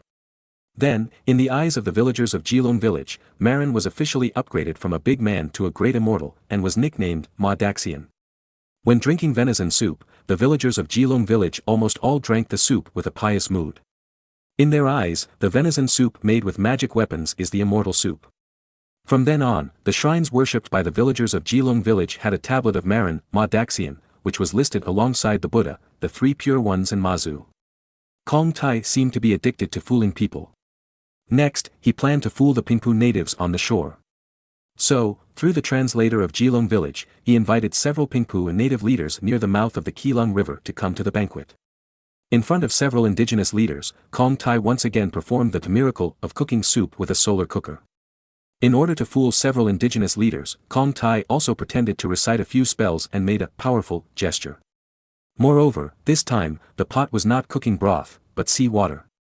After Kong Tai finished reciting a large section of the German Bible, the sea water in the pot, which had been concentrated once before, turned into white sea salt. After that, Kong Tai said to the indigenous leaders in a serious manner, "Everyone, this is how salt is made." Several Pingpu indigenous leaders were directly shocked. "Nima, am I dreaming? I actually saw magic." The master named Kong Tai really knows magic, and he actually used a magic tool to turn sea water into salt in front of them. Then, several indigenous leaders bowed and danced in front of the 10 silver-shining solar cookers, with fanatical expressions and fear. At this time, Lu Laojian, the middleman, was laughing so hard that his stomach hurt. Of course, he didn't dare to laugh. Although he knew that Kong Tai was fooling the indigenous people, the magical thing that the solar stove can cook soup without making fire cannot be faked. Out of awe of the magic weapon, Lu Laojian held back his laughter.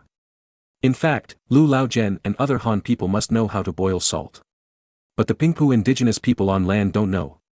Of course, there are also some who know, and they were told by the Han people. For example, some indigenous villages of the Pingpu indigenous people in Tainan have mastered the technology of boiling salt. But Keelung is a remote area, and the local indigenous people have little contact with the Han people and have no knowledge. Moreover, the villagers of Jilong village are not stupid. They rely on boiling salt and use salt to exchange resources such as venison, deerskin and wood with the Pingpu indigenous people on land.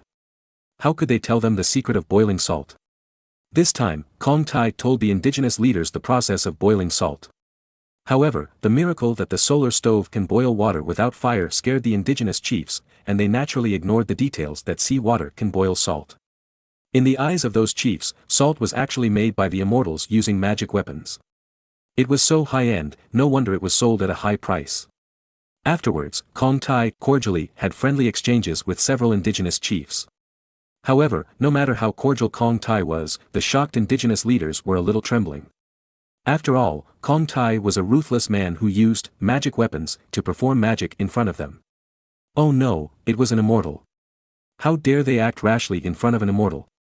Seeing that the time was almost right, Kong Tai finally showed his trump card. He wanted to buy the land at the mouth of the Keelung River.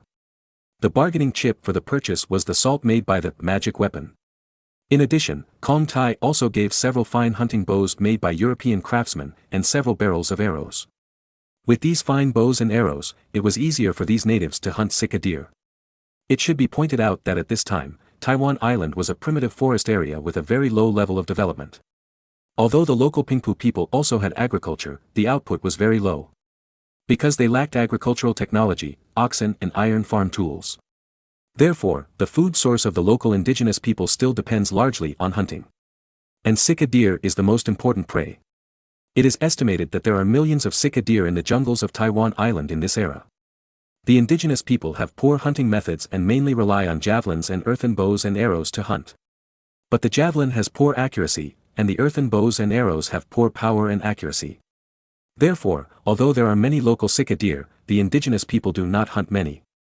Kong Tai gave them excellent bows and arrows, which allowed them to hunt more sika deer. Perhaps they were shocked by the powerful magic weapon of the solar stove. After discussion, several indigenous chiefs finally agreed to sell several square kilometers of riverside land on the east bank of the Keelung River estuary south of Heping Island to Kong Tai. The original villages there will move away, and the price Kong Tai paid is 500 kilograms of salt and those bows and arrows. At the same time, Kong Tai needs to promise to continue selling salt to those indigenous villages in the future. Kong Tai hardly regarded the requirements of these indigenous villages as conditions. Why? 500 kilograms of salt, he can take it out of the ship now. Of course, it would be too hasty to pay 500 kilograms of salt so quickly, and maybe those native chiefs would go back on their word. So, after reaching an agreement with them, Kong Tai said that he needed to do it every day in the next few days and use those artifacts to make salt. Therefore, it would take half a month to trade 500 kilograms of salt. Several fooled native chiefs went back happily, and Kong Tai was more happy than them. Why? Because Marin said that the most troublesome thing about colonization is that it is difficult to gain a foothold. If you are attacked by the natives as soon as you land, it is very troublesome.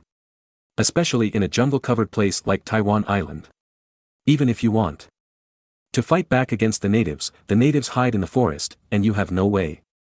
So now get a foothold on land, build a castle, and then you can plan for more land. The most difficult thing is to safely get through the initial stage and complete the construction of the castle on land. Because during this period, the natives may attack you. And before the castle is completed, it is difficult to resist if it is attacked.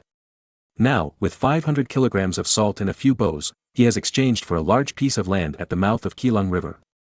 How can he not be happy? Lu Laojian was also very happy, because the area on the east bank of the Keelung River mouth was very suitable for agriculture. There are too many stones on Heping Island, and it is difficult to reclaim much good land. The land on the east bank of the Keelung River mouth is an alluvial plain, which is a very suitable place for agriculture.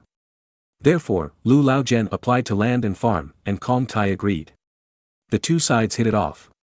After all, Kong Tai can't rely on the mainland to transport food when he is active in Taiwan Island. This place is 108,000 miles away from the mainland. It is best to be able to produce food locally. And Kong Tai and other colonists will not farm, so letting the villagers of Jilong village farm and buy food from them at that time is the best choice. As a Han Chinese in the Ming dynasty, Lu Laojian naturally has a strong love for land. They must be very happy to have fertile land to cultivate. And the excess food must be sold. The only people on the island who had the financial resources to buy food were undoubtedly Kong Tai and his gang. So, this was a win-win situation, and both sides naturally hit it off. Chapter 1021 The Importance of Bamboo. How important is food to colonists?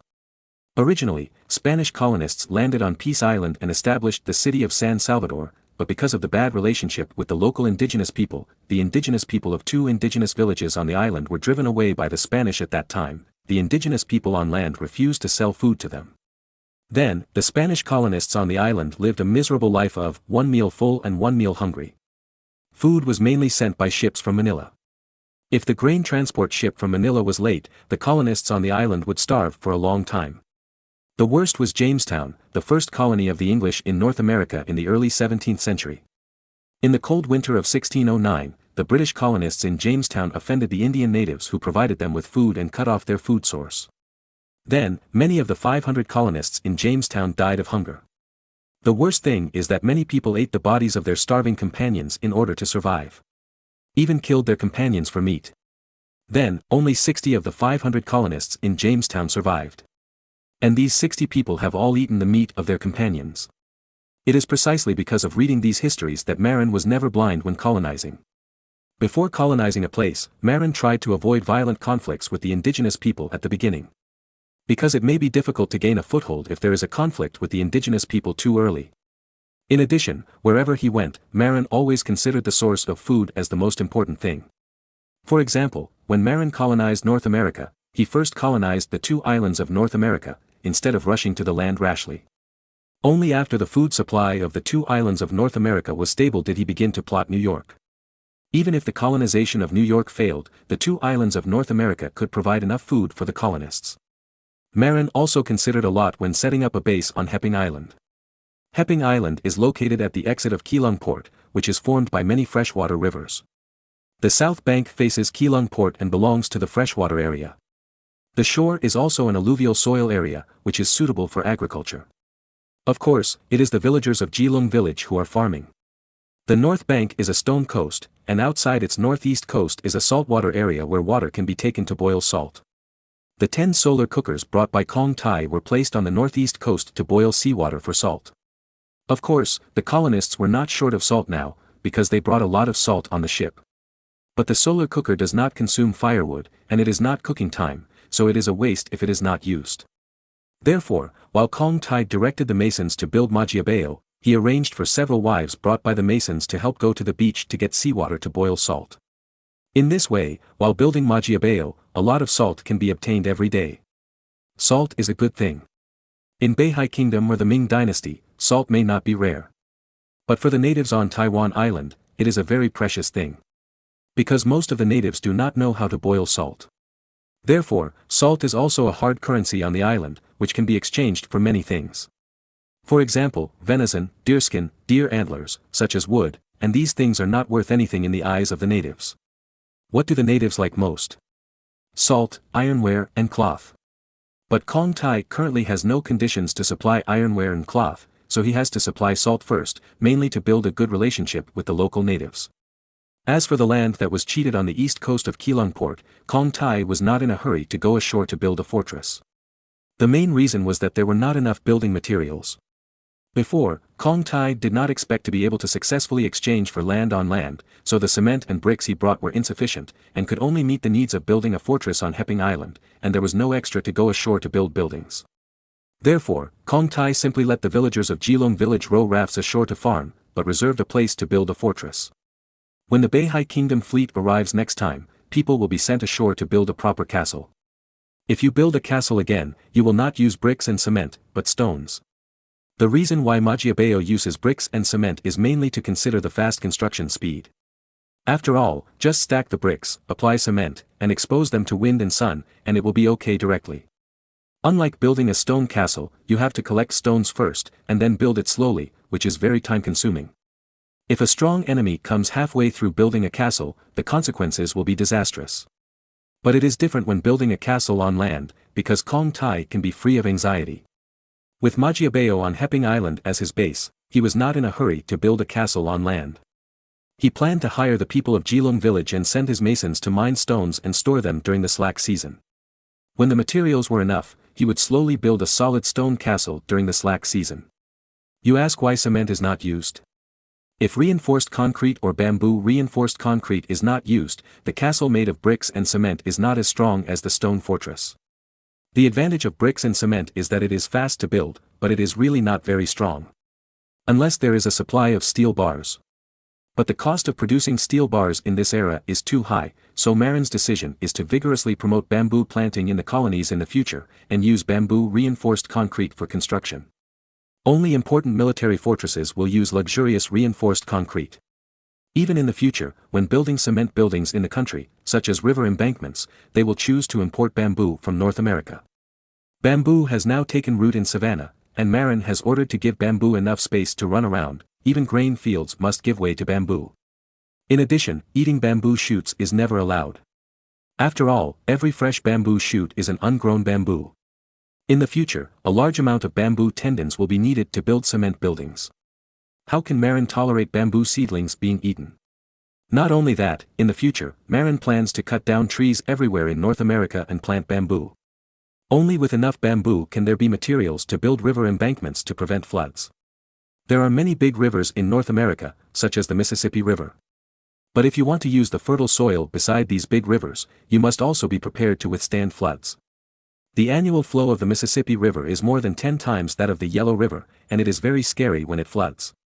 Only by building enough flood control embankments can this golden river be used well. In addition, even small rivers like the Hudson River in New York occasionally flood in summer. Therefore, every large-scale river needs to build flood control embankments. And the demand for bamboo is also very, very large. And it is impossible to use steel bars, and Marin can't afford it even if his wealth increases 10,000 times. After all, there are so many river embankments that need to be repaired. The bones needed to build river embankments can only be bamboo. In fact, Marin also plans to use Dongfan Island as a base in the future to purchase bamboo seeds from the Ming dynasty without limit and bring them back to the southern part of North America for planting. In this way, North America can provide enough bamboo tendons for the mainland as soon as possible. After all, rivers such as the EMS River in the mainland also need to build bamboo-reinforced concrete flood control embankments. Especially in the Ruhr area, located on the banks of the Rhine River, it is common to encounter floods. In fact, there are bamboos on Taiwan Island at this time. Its local unique variety, Taiwan Bay bamboo, is an excellent variety with strong toughness and great bending strength. However, Kong Tai didn't know. Moreover, even if he knew, he didn't dare to take people rashly into the jungle of Taiwan Island to find this bamboo. In addition, even Marin didn't know that there was an excellent bamboo called guizhou on Taiwan Island. This kind of bamboo is more suitable as a bamboo tendon for construction because of its high bending strength than bamboo. However, Marin had only heard of bamboo and bamboo in his previous life, but he didn't know much about the bamboo on Taiwan Island. Maybe, the later Hsinchu has some connection with the Taiwanese bamboo. Otherwise, it wouldn't be called Hsinchu for no reason. Chapter 1022, Kong Tai wants to smuggle. After a period of rest, Amerigo finally decided to set off again to find a route back home. Kong Tai, the 100 masons and 50 soldiers he brought with him, and their families, had to stay and manage the new base of Majiabao. When seeing off Amerigo and his party at the newly built Changqiao Wharf, Lu Laojian, the village chief of Jilong village, suddenly pulled Kong Tai's arm and whispered, "Sir, can you let that Lord Amerigo leave a few sailors who are good at operating the sails?" "Why?" Kong Tai was a little puzzled. Lu Laojian whispered, "Sir, you won't be trapped on this island like this, right? Then what else can we do? We can send a ship to the mainland of Daming to buy things, and we need sailors to operate the ship." After saying that, Lu Laojian also pointed to the dozens of tons of Japanese ships seized from the Japanese pirates parked in Keelung Bay. Didn't the Ming dynasty impose a maritime ban? "Oh, I see. You mean you want to smuggle?" "Exactly. We are not short of grain or salt, but sir, we are short of everything else. We don't have oxen, and the iron farm tools are brought by you. We also don't have cloth, iron pots, needles and thread, soy sauce and vinegar, we have nothing, and we need to buy them on land." Kong Tai nodded and asked, "You can just drive the boat to buy them yourself, why do you need our sailors?" At this point, Lu Laojian's face fell. "Sir, our villagers are not good at commanding and driving small fishing boats, and this kind of big ship is not good at driving. And small fishing boats, the cargo capacity, you know, and small fishing boats go through the Dongfan Island Strait, where the wind is high and the waves are fierce, which is particularly dangerous." Kong Tai nodded and ran to discuss with Amerigo. Amerigo was going back anyway, so it was no big deal. So he let Kong Tai choose by himself and kept 20 sailors. These 20 sailors are not only good at operating ships, but also good at repairing ships, and some of them can even build ships. "What, you can also build ships?" Amerigo was also speechless about the omnipotence of several middle-aged sailors. "If they are so omnipotent, why don't they go to heaven?" "Yes, I'm just not very proficient. When our bottom of the ship was not wrapped with tinplate, the ship had to be overhauled after each voyage. Then, we often helped those craftsmen to repair the ship. As we repaired, our skills improved." "Okay, don't say anything. From now on, you are senior craftsman of Majiabao, and you will get double wages. Your task is to use the wood obtained from land to build ships. By the way, can you build the kind of speedboat that delivers messages?" The speedboat that Conti said is actually a variant of the cog sailing ship. Marin asked the shipbuilders to make the hull of the cog sailing ship thinner, the bow became sharper, and the streamlined structure was adopted below the waterline to reduce the resistance of seawater. Then, the sail was changed to a Chinese-style lifting hard sail, making a double-sail speedboat. Of course, the Chinese hard sail that Marin asked the shipbuilders to modify was not a real Chinese hard sail, but just the crossbeam originally fixed on the mast was removed and sewn together with the sail. In this way, there appeared a cross sail similar to the Chinese hard sail with only 3 or 4 horizontal sail bones. The cross sail bones of the Chinese hard sail are very many and heavy, so they cannot be made high. In addition, the traditional ship building of the cog sail was also dismantled to further reduce wind resistance. Then, Marin borrowed from the way of raising the national flag in later generations and changed the way the cross sail used to hang down to rise from the bottom. Then, he made a movable cross sail similar to the Chinese hard sail and made a speedboat specially used for delivering messages. This kind of speedboat generally has a displacement of only 30 to 40 tons. With two movable cross sails that can be rotated, the speed can reach a higher level. It is mainly used to quickly transmit messages between the North Sea country and England. The Atlantic Ocean dare not go because the hull is too small to withstand the Atlantic Ocean waves. At this time, a middle-aged sailor named Kalu stood up and said, "I have participated in the maintenance of this speedboat and know its structure. Okay, you will be the chief engineer of the shipbuilding in the future, and your salary will be 3 times that of ordinary people. Your task is to use the wood obtained from the island to supervise the construction of this speedboat." The reason why Kong Tai used this speedboat was for smuggling. The so-called smuggling must be shady. In the coastal areas of Fujian in the Ming dynasty, there were coastal defense garrisons such as Pinghaiwai, Yangningwei, and Zhenhaiwai. Although the southeastern coastal garrisons had been corrupted in the middle and late periods and had little combat effectiveness. However, it was no problem to deal with 1 or 2 smuggling ships. Therefore, if you want to smuggle, you must avoid the navy warships of these coastal defense garrisons. Even if you are discovered, you must be able to escape. Therefore, Kong Tai planned to build a speedboat. Speedboats are fast, and because there is no need for water battles, the hull is designed to be very narrow. In order to be stable and not to capsize, warships are often wider.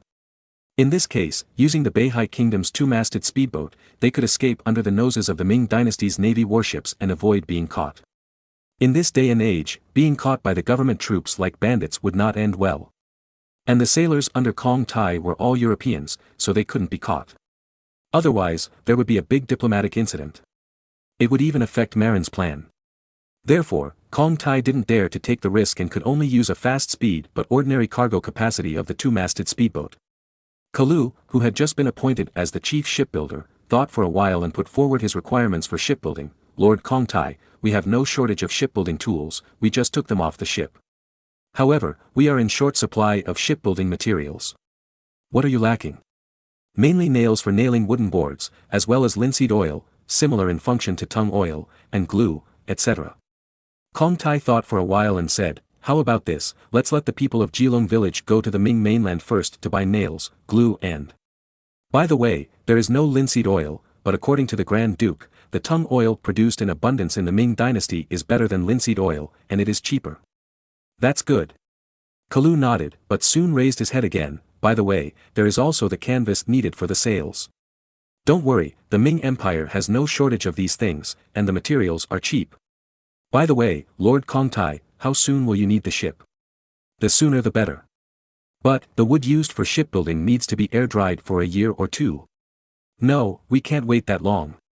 "By the way, what are the consequences of using dried wood?" Kong Tai asked.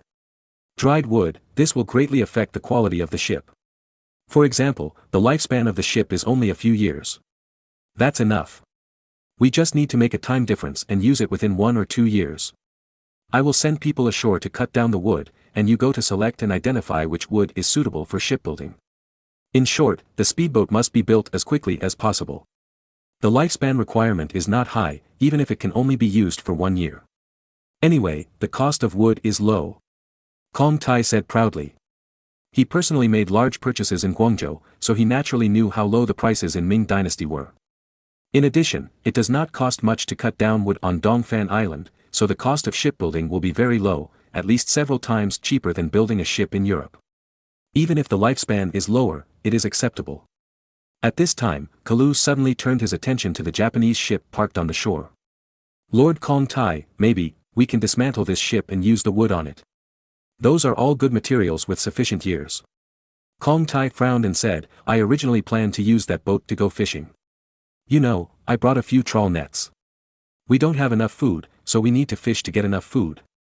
This is also the characteristic of Marin's colonization. Whenever he colonizes a place, he must bring fishing nets and sailors who can fish. In this way, even if there is a shortage of food, there will never be a shortage of food. Because the fish caught by the trawl net are enough to provide food. Why don't you send this boat to catch enough fish first, and then use salt to make salted fish? Then, we will dismantle the boat." Kalu suggested after thinking about it. "Good idea, let's do it. Let's send people out to sea to fish first. I'll notify the village chief Lu Laojian and ask him to send people to the Ming mainland to buy enough nails, tung oil and canvas. After that, Kong Tai went to get the money first. Marin is not short of money, and he also let Kong Tai bring a lot of silver. Now, it comes in handy. Chapter 1023, The bottom of the boat is nailed with copper nails. Lu Laojian's eyes widened when he saw Kong Tai casually taking a few silver bars. In the Ming dynasty, there was no shortage of copper coins, but there was a shortage of silver. It was still the Zhengde dynasty, the Portuguese had not yet arrived in China, and the Iwami silver mine in Japan had not yet been mined. Therefore, silver in the Ming dynasty was very scarce. How should I put it? The current gold-silver exchange rate in the Ming dynasty was about 1 to 5 to 1 to 6. In other words, 5 or 6 taels of silver could be exchanged for 1 tael of gold. In Europe, it was 1 to 12. Of course, with the mining of American silver and the development of Iwami silver mine, the gold-silver exchange rate in Europe would rise to 1 to 15 in the mid to late 16th century, and then to 1 to 20 in the 17th century. But in the Ming dynasty, until 1600, the exchange rate was still 1 to 8. Logically speaking, the Ming dynasty was so short of silver now, 1 tael of silver should be able to exchange for a lot of copper coins, right? This is the truth, but in the early Ming dynasty, the imperial court had made a death rule: 1 tael of silver equals 1,000 copper coins equals 1 guan of treasure notes. Of course, the treasure notes were severely devalued due to the excessive issuance of Zhu Di, the emperor of Ming dynasty. Later, during the Zhengde period, it was directly abolished. However, the exchange rate between silver and copper coins continued. However, for ordinary people, silver is very rare. Ordinary people still carry a lot of copper coins with them when shopping, strung with ropes, like key chains pinned on belts in later generations, jingling, but much heavier. Generally speaking, only rich families have gold and silver collections at home. In the eyes of ordinary people, silver is a symbol of treasure. The silver bars that Kong Tai took out are authentic Bohemian silver bars with high purity. Because Marin knew that the people of the Ming dynasty were very smart and had many ways to identify silver. Using the inferior currency of Europe would not work in the Ming dynasty. Even in the late 17th century, when Europeans wanted to buy things from the Ming dynasty, they had to use the purest Spanish silver dollars, with a silver content fixed at 90%. The Spanish silver dollar was also the only Western currency accepted by the Ming dynasty. If you use other inferior European silver coins to buy things, the Ming dynasty people will not recognize it. Therefore, Marin did not waste time and directly took the most authentic Bohemian silver bars in Europe. A Bohemian silver bar weighs 600 grams, equivalent to 2,400 deniers, containing 0.25 grams of silver. If converted into silver, it is about 16 taels of silver. In the Ming dynasty, 16 taels is 16,000 won, which can buy more than 2 stone of rice. In the Ming dynasty, 1 stone of rice was about 153 caddies, and 2 stone of rice was more than 300 caddies. A 16-tael silver bar can be exchanged for 4 or 5,000 caddies of rice. Even in the paddy fields of Jiangnan, the rice production per mu in this era was almost more than 200 caddies. Therefore, a silver bar can be worth the annual rice output of 20 to 30 mu of paddy fields in the south of the Yangtze River. A family with 20 to 30 mu of good paddy fields was definitely considered a well-off family in the Ming dynasty, and could support a scholar to take the imperial examination.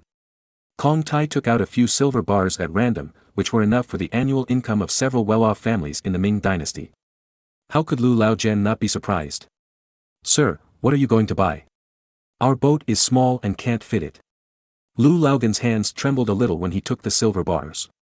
The small fishing boat they used for smuggling could be filled with goods bought with a silver bar. These silver bars? Nothing, just want to buy some tung oil, nails and canvas for shipbuilding. By the way, buy some waterproof paint. Kong Tai thought for a while. All paints are waterproof. Lu Laojian wondered. He didn't know that there were no lacquer trees in Europe, and paints were all mixed, and not every paint was waterproof. The Ming dynasty was different.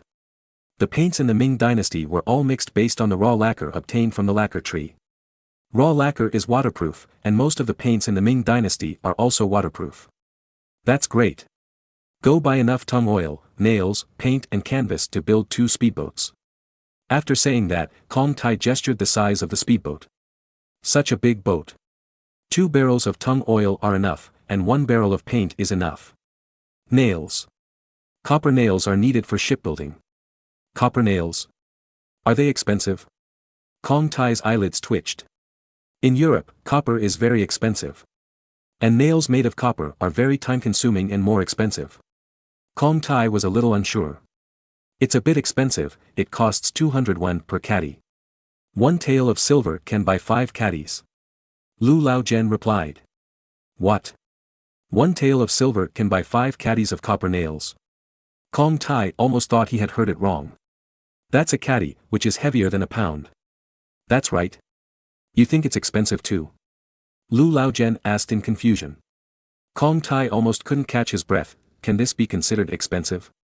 In the Ming dynasty, one caddy was 16 taels, which meant that one tael of silver could buy 80 taels of copper. The price ratio was 1 to 80. But before he was finished being shocked, Lu Laojian continued, the price of copper is only 51 per caddy, and one tael of silver can be exchanged for 20 caddies of copper, coarse copper. They beat it into copper nails, and the price quadrupled. Do you think it's black? Even red cooked copper, high purity copper, is less than 100 won per caddy. Kong Tai almost fainted. What? One tael of silver can be exchanged for 20 caddies of copper. Kong Tai was almost doubting his life. The last time he made a large purchase in Guangzhou, he didn't involve metal, so he didn't know that the price of copper in the Ming dynasty was so cheap. Even if we calculate it based on the 100 won per caddy of red copper, one tael of silver can buy 10 caddies of high purity copper, which is 160 taels. The silver-copper price ratio of 1 to 160. Kong Tai felt that he was going crazy.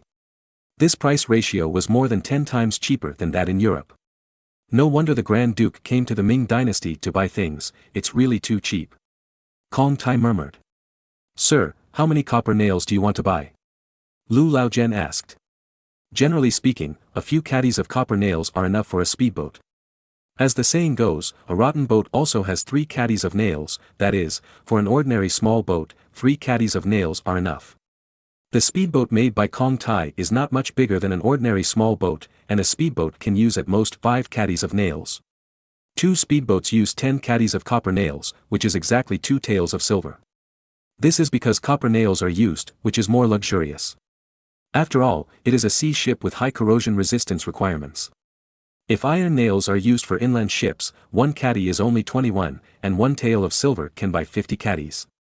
However, Kong Tai was full of ambition at this time. Since copper nails are so cheap, I want to nail the hull full of copper nails. Such a luxurious ship, I guess many people will envy it when I return to Europe. So, he waved his hand and said heroically, buy me a copper nail worth a silver bar. Copper nails worth 16 taels of silver. Wow, that's 80 caddies of copper nails. You don't need so many. This is 8 times the demand for nails. Don't worry about it. At worst, I'll let those craftsmen nail all the copper nails on the bottom of the boat, and see how those shipworms can bite it. Humph. Kong Tai said proudly. Lu Laojian stopped talking. He had seen people wearing silk clothes to show off, people riding BMWs to show off, and people with people around to show off, but he had never seen people nailing the bottom of the boat full of copper nails to show off. Even if you pretend, others can't see it. Do you want to dive to see the copper nails on the bottom of your boat? However, this was not something he could control, so he took the silver bar and left quietly, leaving Kong Tai still there with a heroic attitude, emitting his arrogance and wealth into the air. Chapter 1024 Mobilizing the Fourth Army to the South. Kong Tai held his breath for a long time. Hey. Then, because he exerted too much force, he farted, puff. Boring.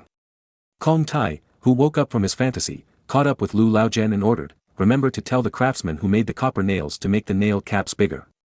The nail cap is the part of the nail tail that receives the hammering. Making the nail cap bigger is actually somewhat similar to the later thumbtacks. The reason why Kong Tai ordered this was because he suddenly thought that since it can be wrapped with tinplate to prevent shipworms from corroding the bottom of the ship, then, why not make the nail caps bigger and nail more copper nails on the bottom of the ship? There are too many nails, and the nail caps are big enough, doesn't it look like a layer of copper sheet? To be honest, Kong Tai's idea is not wrong, but it is too wasteful. Because, in order to wrap the bottom of the ship with a copper sheet the size of a nail cap, a nail is specially made, which is too wasteful. If it is directly wrapped with copper sheet, only a few copper nails are needed for a piece of copper sheet. But Kong Tai didn't understand this for the time being. It wasn't until the 2 speedboats were built and he saw the bottom of the boat nailed with copper nails that he realized it. Later, he was scolded by Marin for this matter. With this spare money, he might as well buy some copper nails and send them back to the country to cast cannons. How expensive is copper? If you want to wrap the bottom of the boat, just say it, the country can send nickel iron sheets and nickel iron nails. As for how to build the two speedboats, Kalu's plan is to remove the old planks on the Japanese ship weighing dozens of tons and use them as the bottom wood of the new speedboat. As for the wood inside the hull, it is better to use the newly cut wood on the island and dry it. This is because the displacement of the Japanese ship is only a few dozen tons, and the wood on a Japanese ship is not enough to build two speedboats with a displacement of 30 or 40 tons. Therefore, the old planks of the Japanese ship are used in the bottom part of the boat that needs to be resistant to seawater corrosion, which can play the role of the old material. As for the inside of the hull, it does not need to contact with seawater, so it doesn't matter whether it is resistant to corrosion or not, and the dried new material can be used. As for the newly cut wood on the island, Kalu chose camphor wood. Because after Kalu smelled the scent of camphor wood, he realized that this smell could repel insects, and according to the older villagers in Geelong village, camphor wood would not go bad even if soaked in water for a long time. These two properties are very important for shipbuilding. Later, Kong Tai also planned to use camphor wood for shipbuilding in Taiwan in the future. As a result, he was rejected by Marin. Because, in Marin's view, using camphor wood to extract camphor balls is much more important than shipbuilding. Shipbuilding can be replaced by equally excellent local woods of Taiwan Island such as cedar, and camphor extraction cannot be replaced by other trees. Camphor is the most important passivator for making smokeless gunpowder, and it can also be used to repel insects, which is very useful. It is a waste to use it for shipbuilding. Of course, Marin, who was far away in Europe at this time, had no idea what was happening in the Far East. He was still waiting for Amerigo's fleet to return. Only after obtaining a stable and mature navigation route map did he dare to lead the fleet to sea and head to the Ming Empire. After all, it is true that he is a time traveler, but he has no invincible plug-in. If you encounter a disaster, you have to die, so it is better to be cautious. However, according to the current progress, Amerigo will not arrive in Panama for at least half a year, which is about next spring. And if Marin wants to go to the Ming dynasty, it will probably be later, maybe until the second half of the year. Because, if Marin wants to go to the Ming Empire, he must first lead the fleet around the entire South America, and after arriving in Panama, he can go west again and cross the Pacific Ocean. Moreover, for safety reasons, it is best to avoid the summer and autumn typhoon season in the Western Pacific. If you encounter a typhoon, even a whole fleet will be useless.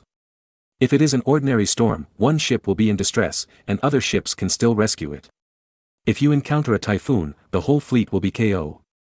In addition, as far as the current time period is concerned, Marin is most concerned about not the affairs of the Far East, but Edward's coronation as the King of Scotland. Why? Because as a party involved, Marin must attend Edward's coronation ceremony. But the problem is that for safety reasons, Edward has to wait for the Northern Army to return home before escorting him north to Edinburgh. This round trip will take several months. After all, the army marches at most 30 kilometers a day, even slower when encountering mountain roads. And London is 600 or 700 kilometers away from Edinburgh. This round trip. Marin can't wait. After all, Marin will go south to attack the Republic of Siena in November, so how can he wait for Edward slowly? As for the 5,000 soldiers in London, they can't escort Edward north. Because London, as Edward's base camp, cannot be lost, and there can't be no garrison for a day. But Marin really can't wait, the war in Siena has been discussed long ago. And for the safety of the army, he also needs to go south to take charge in person. So Marin plans to persuade Edward to go to Edinburgh for coronation as soon as possible. Even the Pope's special permission, Marin plans to help him get it as soon as possible. Marin then sent a speedboat to London to discuss the issue of going north in advance with Edward. As for the main force of England that had already reached Edinburgh and joined forces with the 4th Legion, Marin meant to stay on standby, wait for Edward to pass, and escort Edward back to his country after the coronation was completed. Edward was naturally willing to get through Rome as soon as possible and recognize his status as the King of Scotland. For this reason, he happily paid 200,000 gold coins of activity funds to Marin, asking him to go to Rome as soon as possible to activate. But Edward was not very happy with Marin's urging him to go north as soon as possible. He wrote back to Marin, "I also want to go north as soon as possible, but the Pope's authorization has not yet been obtained, and I need to wait. In addition, how can I guarantee my safety in the north?" After receiving Edward's secret letter, Marin originally planned to send a fleet to protect Edward's northward journey. However, he suddenly had an idea in his heart. Perhaps he could let the Holy See delay it. Edward wanted to be crowned as the King of Scotland, and he must get the approval of the Pope. With the approval of the Pope, and the authorization and appointment of an archbishop to help Edward with the coronation, Edward could become the legitimate King of Scotland.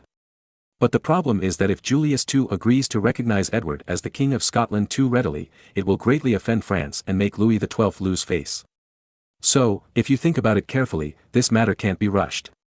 Moreover, Pope Julius II also needs a suitable excuse to agree that Edward will become the King of Scotland.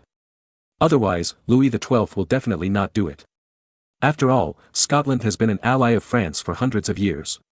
Since 1295, France and Scotland have formed an old alliance, specifically targeting England.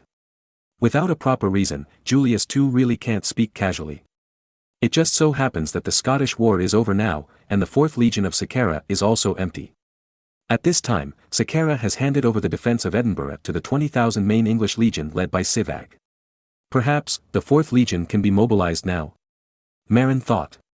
After thinking again and again, Marin decided to mobilize the 4th Legion to go south to Italy to participate in the Siena War. Of course, Marin's original plan remained unchanged. He would still lead 15,000 mountain infantrymen to cross the mountains and attack Siena. As for the 4th Legion, their role was mainly to rush to Siena from the main road. Of course, their role was not to attack Siena, but to carry supplies and baggage to the city of Siena. This was a safety measure to prevent the 15,000 troops led by Marin from being unable to capture the city for a long time and running out of food. After all, Marin led the mountain infantry over the mountains and over the ridges, and the number of compressed biscuits he carried was limited, at most a dozen days. If Siena city cannot be conquered within a dozen days, these 15,000 people will probably be in chaos first because of lack of food. Marin felt that he had a successful career now and could not take such a big risk. If these 15,000 people were lost, the North Sea Kingdom would definitely be seriously injured. It happened that the Scottish War ended quickly, and the 4th Army had returned to Newcastle. After thinking again and again, Marin decided to mobilize the 4th Army to participate in the war. Of course, their task was to carry sufficient food and supplies and baggage, land on the coast of the Republic of Siena, and then rush to Siena city from the main road. A dozen days was enough for them to get to Siena city. Even if the army led by Marin himself ran out of food at that time, the 4th Army would be able to deliver the food and grass in time. Moreover, the baggage camp of the 4th Legion can also transport heavy artillery to help siege the city. That's not all. The 4th Legion can also go on an expedition to Italy under the name of England's Newcastle Legion and the 4th Legion of the North Sea Kingdom. In this way, as long as Siena is conquered, the 4th Legion's military exploits can also be counted on the Kingdom of England. At that time, Pope Julius II can reward Edward in the name of England sending troops to help to wipe out the heretic Republic of Siena. For example, allow him to be crowned the King of Scotland who told him to be meritorious to the Holy See. The Holy See will not let the meritorious ministers return empty-handed. In this way, Marin's attack on Siena will not only be more stable, but the 4th Legion's troops will also give Pope Julius II sufficient reasons to agree to Edward's coronation as the King of Scotland. Marin sent a speedboat to London again, told Edward about this decision, and also revealed the news that he was going south to attack Siena. Edward certainly supports things that are beneficial to him becoming the King of Scotland. So, he wrote back to Marin and agreed to Marin's move of the 4th Army to Italy. But at the same time, the stingy Edward said that the consumption of food and grass for the 4th Army would be borne by Marin himself. After receiving Edward's reply, Marin rolled his eyes. It seemed as if you had borne the consumption of food and grass for the 4th Army. Then, he mobilized a fleet to Newcastle to transport the 4th Army to Italy. Of course, in order to prevent the Spaniards from getting the news and causing leaks, the transportation of the 4th Army was divided into batches. Moreover, when crossing the Strait of Gibraltar, it is necessary to pass through the customs in the middle of the night to avoid being discovered and inspected by the Spanish Navy. Of course, Marin has sent spies with a large amount of gold and silver to Spain to bribe the commander of the Gibraltar fleet to turn a blind eye at that time. Chapter 1025 Are the Dutch going to engage in the great voyages of discovery? In order to avoid attracting the attention of the Portuguese, Marin's troop transport ships went south, and did not take the route close to the Portuguese coast, but deliberately deviated to the west for hundreds of kilometers. In this way, without a telescope, it was difficult for the Portuguese to find the traces of the troop transport fleet. When passing through the Strait of Gibraltar, because the Spanish naval commanders were bribed in advance and the strait was chosen to pass through the strait at night, the chance of being discovered was also very small. Of course, Marin was not afraid that Spain would know the news of his troop transport. After all, there is no conflict between the North Sea Kingdom and Spain now. It's just that Marin sent troops to help the Papal States fight this time, and Spain and the Papal States were very unhappy because of the ownership of the Kingdom of Naples. Therefore, Marin was worried that after the Spaniards learned the news, they would deliberately make trouble for the Papal States and notify Siena. In that case, the purpose of the sneak attack would not be achieved. Maybe, they would be counterattacked by the opponent and suffer heavy losses. Fortunately, the Spanish court is very corrupt. Cauchin, the current commander of the Gibraltar fleet, is even more famous for his greed for money. Therefore, Marin planned to bribe Cauchin with 10,000 gold coins to make it easier for him. Moreover, the problem should not be big. After all, 10,000 gold coins is a large sum of money. However, in order to transport troops, Marin took out all the merchant ships under his name, which led to the tight sea transportation in the North Sea and a serious shortage of ships. For this reason, Clement, the general manager of the North Sea Shipping Company, went to Marin to protest. Of course, this is the reason why Marin did not tell Clement the purpose of the ship. Clement is the younger brother of Conn and Kohler. When he met the Conn family in the Black Forest, Clement was only about 12 years old. Now 14 years have passed and Clement is 26 years old. Relying on the relationship between his two brothers, Clement served as the general manager of the North Sea Shipping Company. Unfortunately, Clement's talent is average and his mouth is not tight enough, otherwise, he will definitely be reused by Marin. Because Clement loves to brag and his mouth is not tight, Marin dare not tell him the truth about the transport of troops, but only relies on him to tell him that it has an important use. But Clement was not happy, because if some sea freight orders could not be delivered within the specified time after they were received, the North Sea Shipping Company would have to pay double the cost. In desperation, Marin just asked Clement to go to Hamburg to hire merchant ships from the Hanseatic League to help for a while. After all, he now has 25,000 troops and 7,000 strong men to be transported, and there is really no extra ship to engage in shipping. So, simply subcontract the shipping business and let the merchant ships of the Hanseatic League earn these freights. The transportation business on the British side was subcontracted to British merchant ships for transportation. After arranging this matter, Clement was still unwilling to leave, and he looked like he was about to say something. Marin was very curious. Clement relied on the power of his two brothers and was fearless in the North Sea Kingdom. Even in front of Marin, he was never restrained. Because Marin was indeed very good to the Conn family. And Clement's two brothers, Conn and Kohler, were also Marin's diehards. During festivals, Marin often took the Conn family to the backyard of the palace to eat together to show his favor. This kind of treatment is probably only available to the Schwartz family, the Saul family and a few other families of Marin's old subordinates in the North Sea. This is no longer a relationship between superiors and subordinates, but a friendship between families. And Clement, who has been naughty since childhood, has never been restrained in front of Marin. So, Marin was curious this little bastard is also embarrassed. Could it be that he has taken a fancy to the daughter of a noble family? No, it is said that his second brother Kohler has helped him find a daughter of a baron. Boy, what else do you have? Marin asked curiously. Clement thought for a while and still spoke. It's like this, Your Highness, when I was reading the operating report of the shipping company recently, I found something that is very unfavorable to us. Unfavorable to us? Is there anyone who dares to attack our fleet? Don't want to mix. Marin thought that there were bad guys who wanted to rob the merchant ships of the North Sea Shipping Company. No, we have competitors. Clement said worriedly. Competitors? You mean the Hanseatic League? Hasn't it always been the leader in the shipping industry? Marin thought Clement was talking about the Hanseatic League. After all, in terms of shipping scale, the North Sea Kingdom can't really be compared with the Hanseatic League.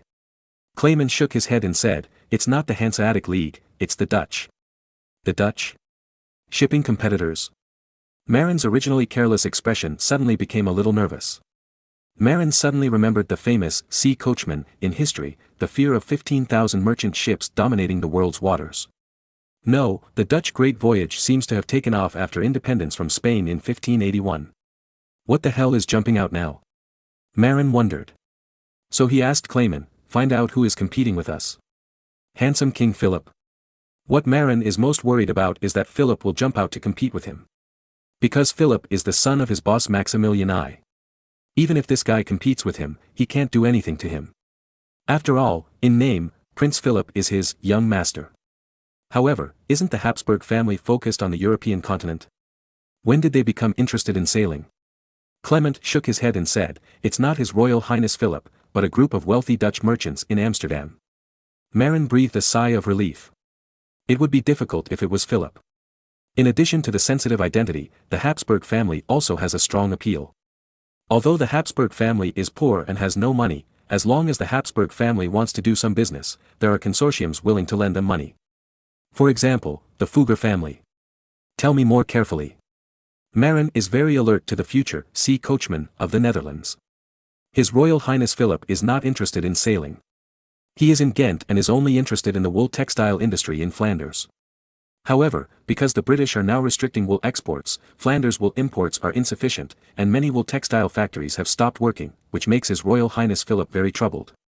Lack of wool. Marin suddenly remembered his plan to support Egypt, one of which was to purchase Egyptian wool. However, it seems that Egyptian wool is relatively coarse and of average quality. By the way, send someone to ask His Royal Highness Philip if the Flemish wool spinning factory wants Egyptian coarse wool. If they want it, we will help to transport it and only charge the cost price. Why is that? Clement was a little surprised. Such a thankless task was not Marin's style.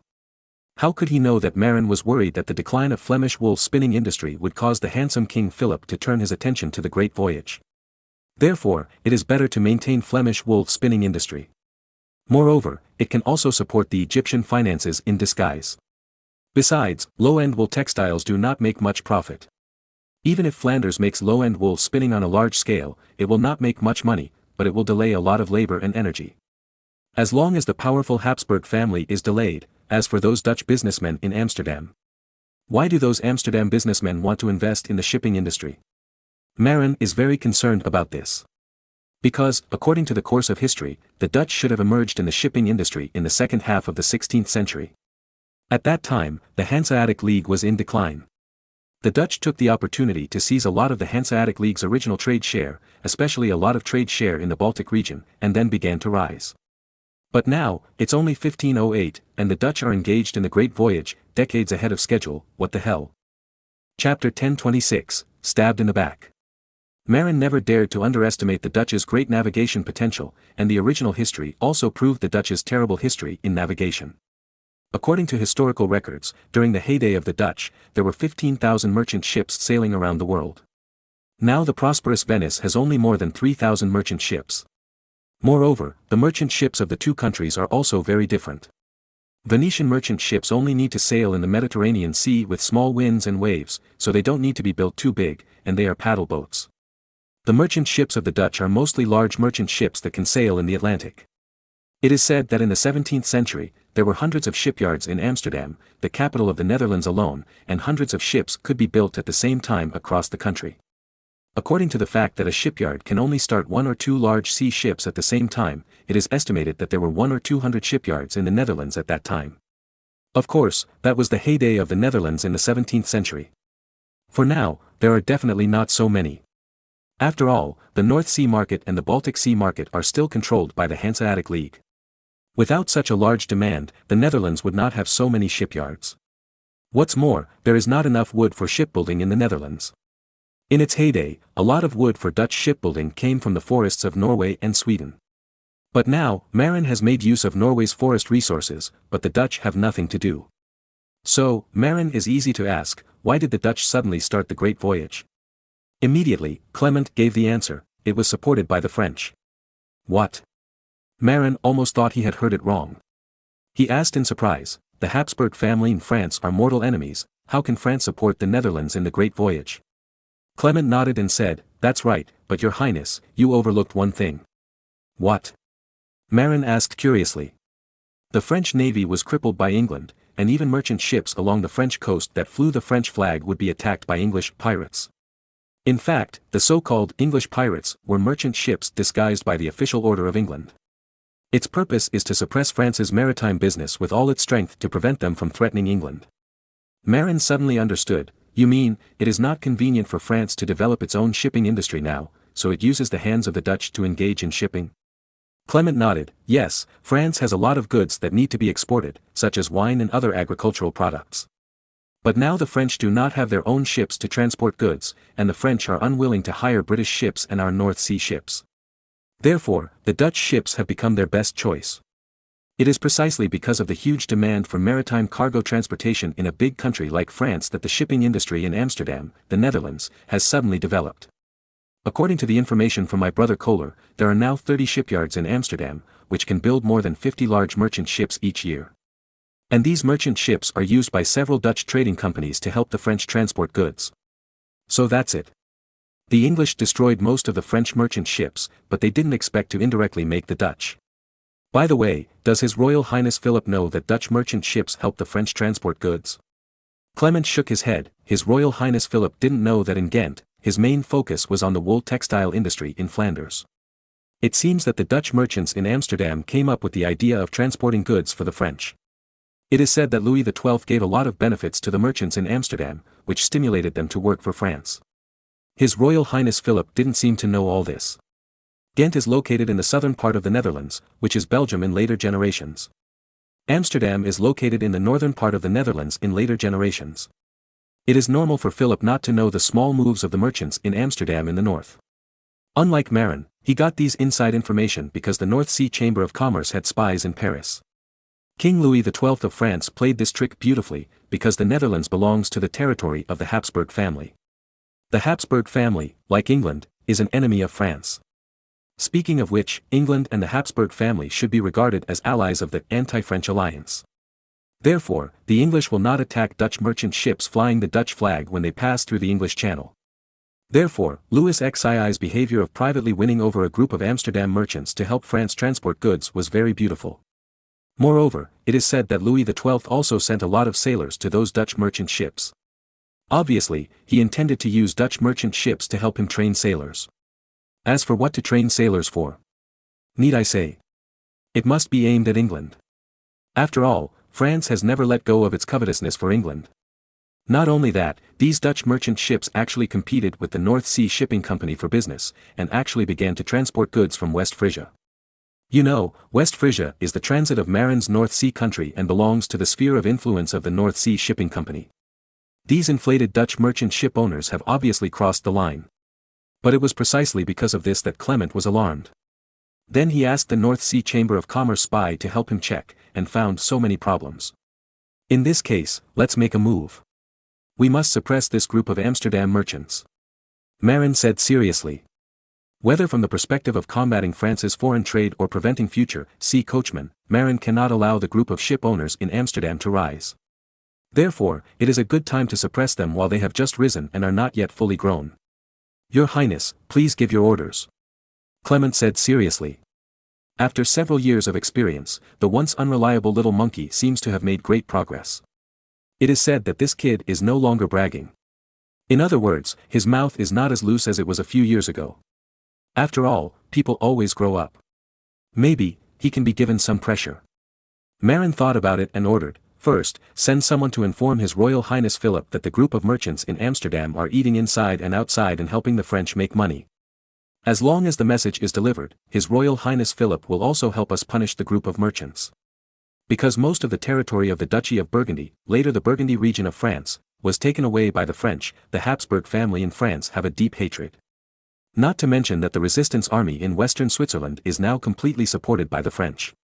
Therefore, if the handsome King Philip knew that the group of ship owners in Amsterdam were helping the French, he would definitely not let them go. After all, aiding the enemy is a serious crime. If a group of nobles did this, Philip might take it into consideration. But it was just a group of wealthy businessmen in Amsterdam. Marin felt that Philip might take the opportunity to make a fortune. For example, confiscation of property. However, Marin also planned to get a piece of the pie.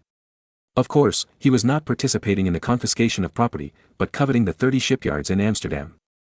Philip raided the homes of those merchants, so the shipyards and even merchant ships under the names of those merchants might be auctioned off. Marin, on the other hand, planned to take the opportunity to buy those shipyards and merchant ships at a low price. Because if he did not take over these shipyards, it might be cheaper for others and add a competitor for nothing. Therefore, it would be best for him to take these benefits himself. Then, Marin issued a second order. Second, send someone to notify the English side. Tell them to intercept and inspect any Dutch merchant ships they see. If they find any French sailors on board, they will be executed or enslaved. If they find any French goods, they will all be confiscated. This move was considered to have strangled the lifeline of the French. Of course, it only dealt a heavy blow to the French plan to use Dutch ships to train sailors and transport goods.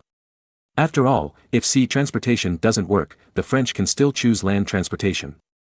Of course, land transportation is extremely expensive and the profit is very low. In addition to these two measures, Marin also found Kohler and asked him to send spies to Amsterdam to collect intelligence. Avoid slipping through the net under the attack of the Habsburg family. This time, Marin intends to take this opportunity to severely hit the Dutch shipping industry and avoid the rise and development of the Dutch great navigation. Moreover, because Marin is hiding behind the scenes this time, neither the Dutch ship owners nor the French know that it was Marin who did the bad. Because, on the surface, it was the handsome King Philip who did it. However, Marin is also considering a question: the Dutch ship owner has fallen, who will the French cooperate with next? After all, the French must have shipping needs. Chapter 1027, Helping the Netherlands to Develop a Wrong Talent.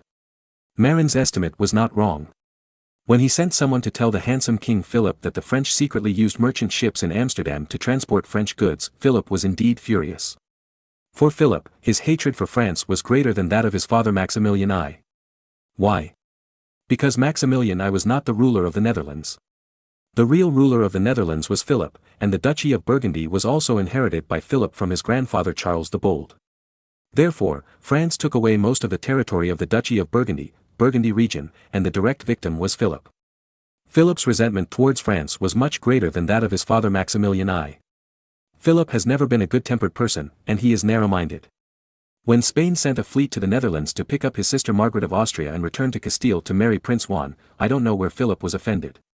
As a result, this guy directly left the Spanish fleet that came to the Netherlands to welcome the bride there for several months without providing supplies. As a result, many Spanish sailors starved to death. Moreover, this guy is ruthless and ungrateful.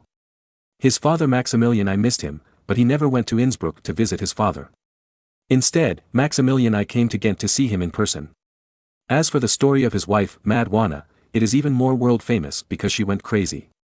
Of course, because of Marin's intervention, Prince Juan did not die, and Juana did not inherit the throne of Castile. And Juana and her husband did not return to Spain to compete for the throne. Then, Philip did not die of illness in Spain in 1506. Now, Philip is alive and well.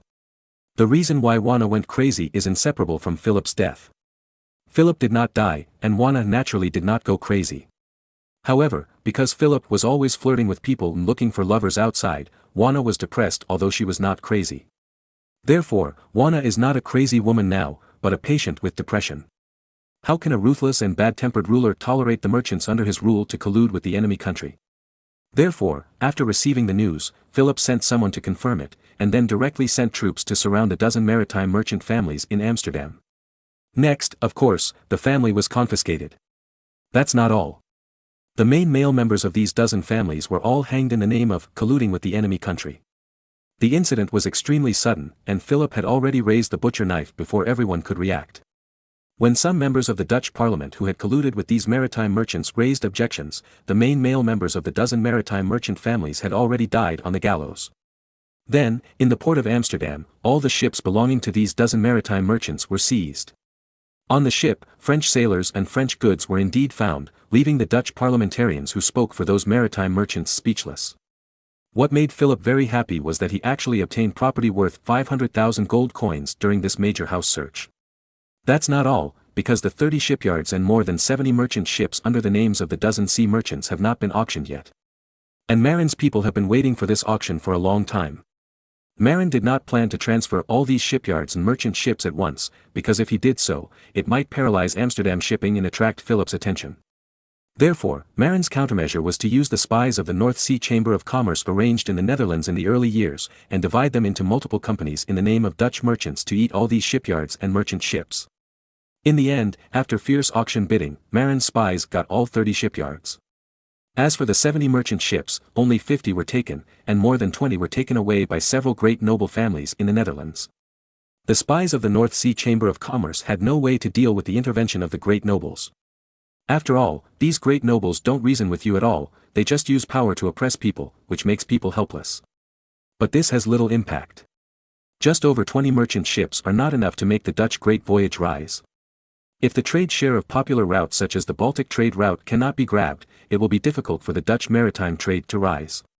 Today, the Hanseatic League has not yet declined and still controls the majority of maritime trade in the North Sea and the Baltic Sea.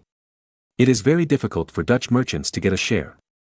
And helping the French transport goods, the bodies on the gallows in Ghent Square are still hanging and have not been removed. But it is not enough to just buy all the shipyards and most of the merchant ships in Amsterdam. What if there are new shipyards? Therefore, Marin intends to cut off the Dutch shipbuilding ability from the source.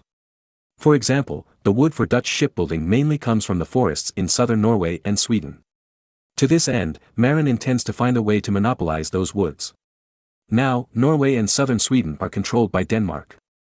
But there is an agreement between Denmark and Lubeck, and Hamburg. Denmark is not allowed to develop a navy. Therefore, Denmark cannot use those shipbuilding woods. And Marin, those woods are actually not used. Why? Marin now owns a large area of virgin forest in North America. Is he short of wood? Obviously not. But if he doesn't buy wood from Norway and southern Sweden, others will buy it, such as the Dutch. So Marin decided to help the Danes find a market for wood, but never sell it to the Dutch. For example, Marin can sell the Danes wood to the Hanseatic League. After all, the Hanseatic League has many ships and needs a lot of wood. After all, because of the damage of shipworms, sea ships need to be overhauled every time they sail, such as replacing the wood boards on the bottom of the ship. In addition, Marin himself will find a way to eat some oak from the forests of Norway and southern Sweden for shipbuilding. Although it is a waste to do so, it at least blocks the possibility of the Dutch buying wood for shipbuilding. These are to cut off the supply of wood used by the Dutch for shipbuilding from the outside, but this is not enough. Because if the Dutch really want to build ships, they can't only import oak and other shipbuilding wood from Norway and southern Sweden. At most, the cost of importing wood from there is relatively low. Apart from other things, there are a lot of oak in the Netherlands itself. Although the quantity is not large and the price is high, it is no problem to build hundreds of large ships. Moreover, the Dutch can also import wood from Germany in the upper reaches of the Rhine. Even from France.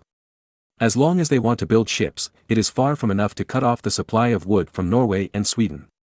But how to make the Dutch have no idea of building ships? Marin pondered and finally came up with a way to help the Dutch point their talents. What does it mean to point their talents? It is to guide the Dutch to go astray and no longer pursue shipbuilding and great voyages. The specific approach is to encourage the Dutch to use wood for other things. For example, to build furniture and wooden crafts. In addition, wood can also be used to build houses and as firewood. In short, Marin's goal is to let the Dutch use limited wood for other purposes. The Netherlands is already short of wood, and then actively use wood to build furniture and wooden crafts. If you want to build a ship, you need enough wood. To this end, Marin plans to spend a huge amount of money to build a number of furniture factories in Amsterdam, the shipbuilding center of the Netherlands, to specialize in making various furniture.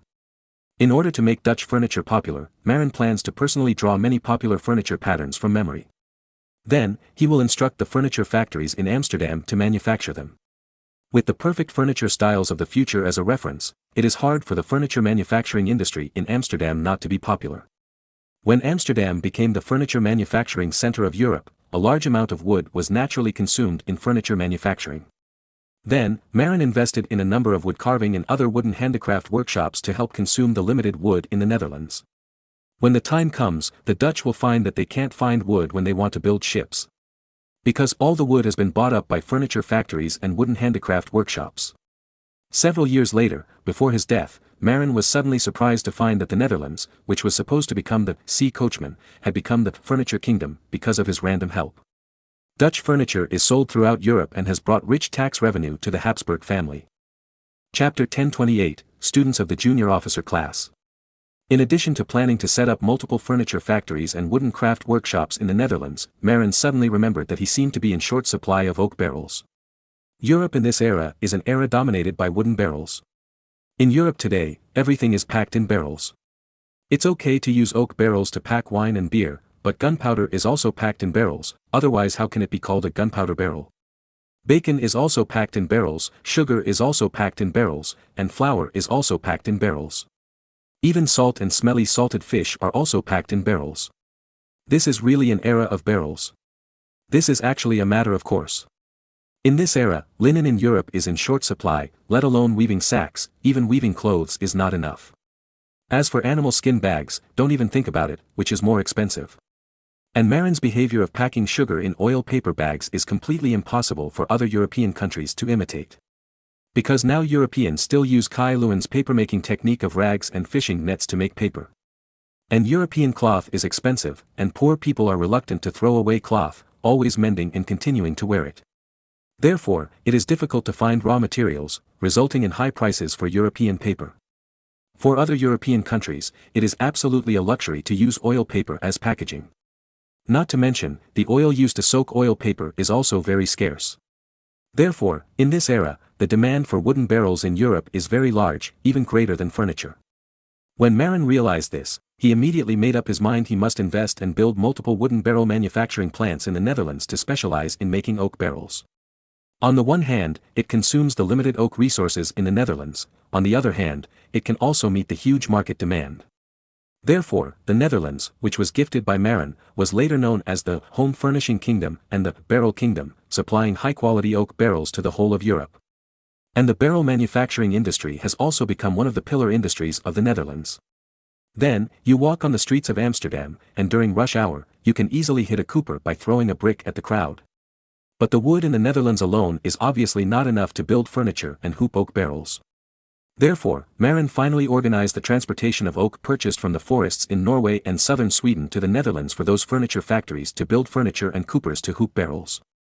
But in order to prevent the Dutch from using oak for shipbuilding, Marin stipulated that all wood shipped into the Netherlands must be short wood. Long wood that can be used for shipbuilding is not allowed to flow into the Netherlands. This is not enough. In order to completely cut off the future of the Dutch Great Voyage, the Great Devil Marin also sent fishing boats to fish in the waters near the Netherlands and compete with Dutch fishermen for herring resources. Moreover, Marin also introduced the fish-cutting knife that the Dutch were proud of, which scraped off the herring intestines with one knife, processed the caught herring, smeared it with salt, and marketed it in Europe to compete with Dutch fishermen. Although everyone's fish is the same, caught from the North Sea. But the salt is different. The Netherlands does not produce salt, mainly because of the lack of firewood for cooking salt. If Dutch fishermen want to pickle herring, they have to import sea salt from Britain or inferior mineral salt from Germany. And Marin himself is a salt tycoon, with plenty of salt. In order to crush the Dutch fishermen in the competition, Marin did not hesitate to lower the price of salt so that his own Frisian fishermen could sell salted fish at a lower price to achieve the purpose of dumping. Marin's move was very cruel. The quality of salted fish on both sides was similar, and the price of salted fish from the Frisian fishermen in the North Sea was lower. Even a fool would know who to buy. The Dutch fishermen could not lower the price at will, because it was very expensive for them to buy salt. If the price was lowered, it might be difficult to recover the cost. Then, the fishing industry in the Netherlands slowly began to decline. More Dutch fishermen gave up fishing and entered the city, working in woolen mills, furniture factories, and barrel hooping workshops as workers. And with the decrease in fishermen, the Dutch had fewer sources of sailors, and the Great Voyage could not be carried out. Marin spent too much time calculating the unfortunate Dutch.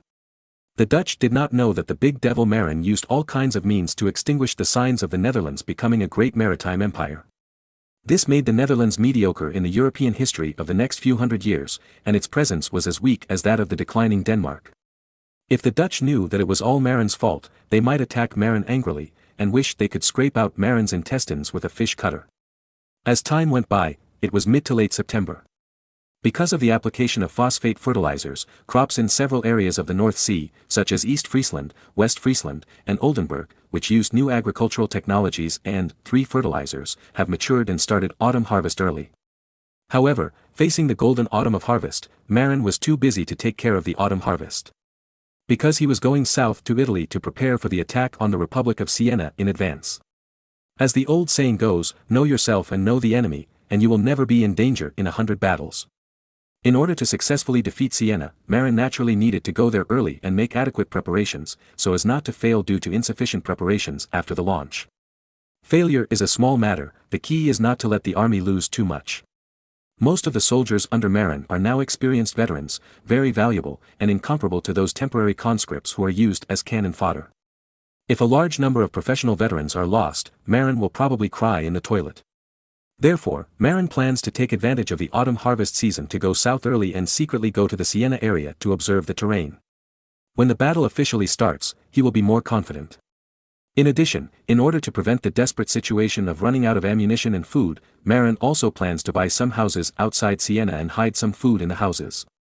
In this way, even if the mountain infantry of the North Sea Kingdom running out of food, they can use these pre-hidden food for a while, until the 4th Legion arrives with baggage and food.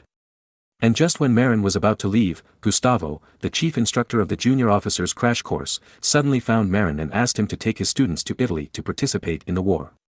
Speaking of which, in the past few years, Marin almost forgot the junior officers' crash course that was originally established.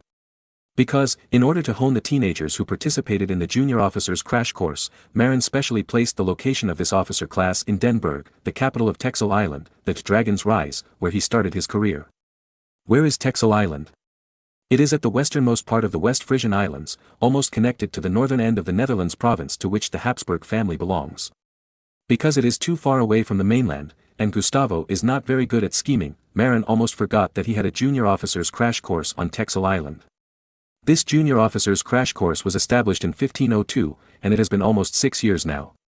When the class was first established, Marin specially selected 200 smart and brave 16-year-old boys, and also compiled a simplified infantry training outline for them, compressing the vocabulary to 800 professional military-specific terms, mainly because those teenagers were illiterate, and it was difficult to find someone who was not illiterate in that era. Originally, Marin planned to let the students of this junior officers' crash course complete quickly and then be incorporated into the army. But later, Marin changed his mind. While teaching the basic military knowledge to the students in the junior officers' crash course, he also taught them literacy and arithmetic seriously, intending to train them as regular officers. However, the learning cycle of cultural knowledge is long, and Marin almost forgot about the young men in the junior officers' class after a long time. Until now, Gustavo and the young men in the officer class feel that they have learned enough cultural knowledge and can almost reach the level of elementary school graduates, so they come to Marin. At this time, after 6 years, the students in the junior class are already 22 or 23 years old, which is a good time to go to the battlefield. It happened that Gustavo heard that Marin was quietly mobilizing troops recently. So, he began to inquire about the news. Gustavo was also an officer who followed Marin very early, and he had good military literacy. Otherwise, he would not have been assigned by Marin to manage the junior officers' crash course. In fact, Gustavo had a relatively high position in the East Frisian army at the time, and he had many relatives and friends in the army. However, he was not good at scheming, and he was busy training those 200 young men, causing Marin to almost forget about him. Fortunately, his old relationship was still there. After asking around, he learned that the North Sea Kingdom was transporting troops to Italy, and it was obvious that there would be a big move. So, he simply went to Marin and asked him to take his young reserve officers to join the war. Let those teenagers join the war. Is it reliable? Marin hesitated. This is a cruel war. It seems too risky to let those children who have never been to the battlefield go. Grand Duke, please allow me to correct your view. They are no longer children, but young people of 22 or 23 years old. After all, the students of the junior officers' crash course have been studying for 6 years. It's been 6 years. Marin sighed with infinite emotion. The group of teenagers who were selected at the beginning have all grown into young people. Originally, Marin still planned to reject Gustavo's request. However, he suddenly remembered the Whampoa student army in the history of his previous life. It seems that the student army of the Whampoa Military Academy performed very well in the first war to pacify the Merchant Corps and Qin Jiuming's rebellion. I just don't know if my 200 young reserve officers can grow as fast and shine as the Whampoa student army. Marin was full of expectations for this. You know, these young reserve officers are different from those officers in the army. Now the officers in Marin's army have certainly stood out from the brutal fighting on the battlefield. However, these people are generally vulgar, and many officers can't even understand military orders. They need messengers to convey military orders verbally, which makes Marin very helpless. Moreover, they can't read and write. Therefore, Marin is looking forward to this group of educated young trainee officers who have been trained and studied for several years. So, he learned from Jiang Guanto's practice back then and organized these graduates of the officer class into a teaching regiment, which was independently organized and followed by him. Of course, they are not asked to charge into battle.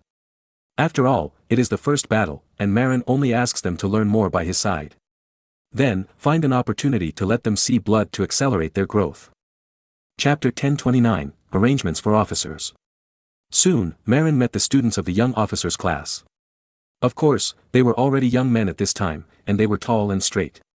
Because of the era and the living standards, the German civilians of this era were not tall, and there were not many who were over 1.7 meters tall. This was mainly because the quality of life of ordinary people was too poor. It was rare to be able to eat enough rye bread, so how could there be enough nutrition to grow taller? Only children from aristocratic families or children from rich families were generally over 1.7 meters, or even over 1.8 meters, because of adequate nutrition. Of course, there are also many abnormal people like Kahn who are born tall and strong, but they are relatively rare. The graduates of Marin's young officers class were all over 1.7 meters tall, and many of them reached 1.8 meters, making them look very majestic when they were standing in line.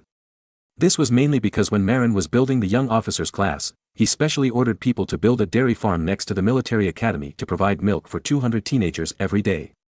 When they first enrolled, these people were generally 16 years old, which was the golden period for growth. The military academy not only provides enough milk, but also provides enough meat and vegetables, so that these teenagers are well nourished. Coupled with the large amount of exercise of 5 kilometers of cross-country running every day, all these teenagers have grown into tall young men. Looking at their upright posture and ruddy faces, those who don't know would think that they are young people from wealthy families. Because most children from poor families have pale faces and it is impossible for them to be so healthy and strong. Although Gustavo is old-fashioned, his military accomplishment is beyond reproach. Originally, he was born in a declining noble family, similar to Schwartz. However, he was not as lucky as Schwartz and met Marin too late. Therefore, he was not reused by Marin. Sometimes, it is useless to have talent, and it is useless if there is no one who appreciates you. The so-called hard work will be rewarded, which can only coax kindergarten children.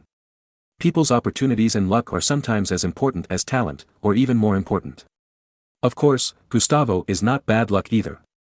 When he brought 200 young reserve officers to Marin, his chance came. Marin didn't know the level of these young reserve officers, so he sent several experienced officers to test their military literacy. The next day, the officers reported that the basic military skills of these young reserve officers were very solid and they were fully qualified to be the captains of the army. The only thing they lacked was probably actual combat experience. After all, they didn't really fight, so they didn't know how brave they were. And whether they could face life and death calmly. These two qualities are very important. On the battlefield, courage is the most important. If you don't have courage, you can't fight on the battlefield where you may die at any time. Therefore, choose the first type of soldiers. When Marin recruited soldiers, he also deliberately let the candidates fight each other. However, the people they chose were often not the winners, but the ones who were tenacious and not afraid of being injured. Marin would not accept anyone who hesitated or retreated, even if he was good at martial arts. In addition to courage, the most important thing is to stay calm when you have courage. Marin believes that courage only means that you can go to the battlefield, but on the battlefield, courageous people will have two manifestations. One is to be hot-blooded and fight bravely. Such people are real warriors and real soldiers. However, they are not suitable to be commanders. Because sometimes they are too impulsive and not rational enough. The second manifestation of courageous people is that while being brave, they also maintain a calm mind, can judge the situation, and make a good response.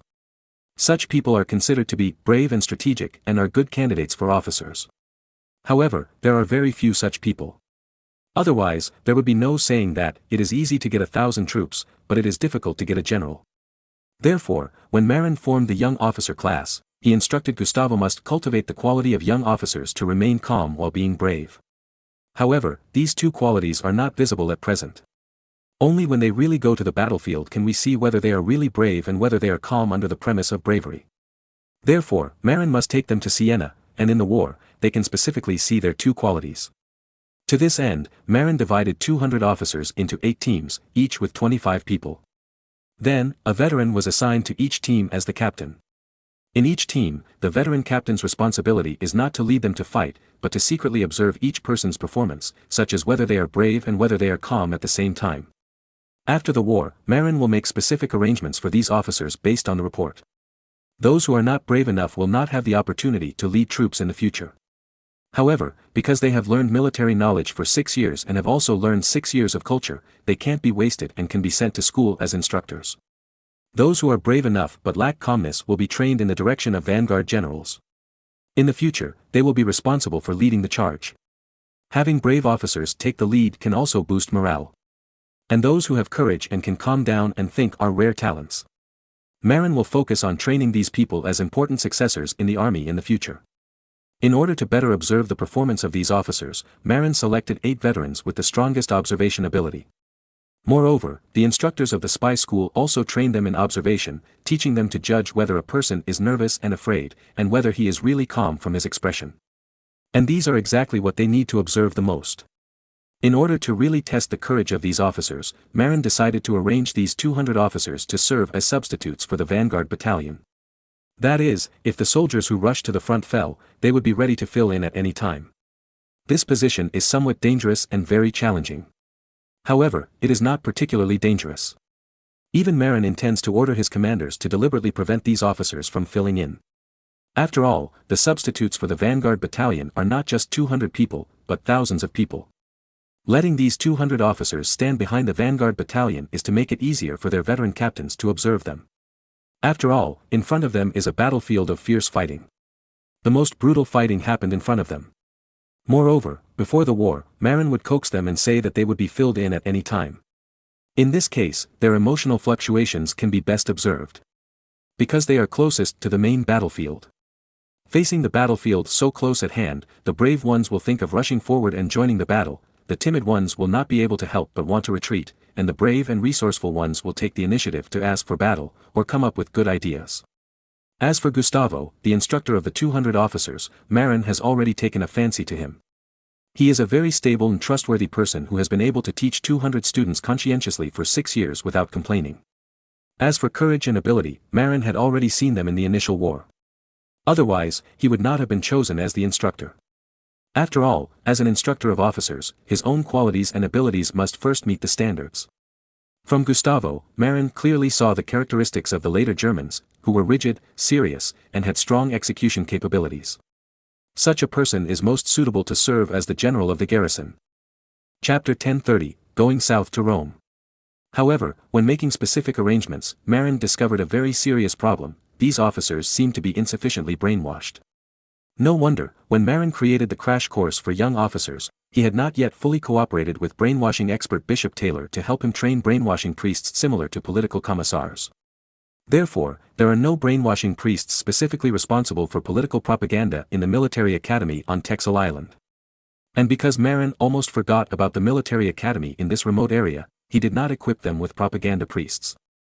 Therefore, the ideological education of these officers is very insufficient, and there is no fanatical worship of Marin. Unlike those elementary school graduates, because of brainwashing every day, they are excited when they see Marin, and even burst into tears.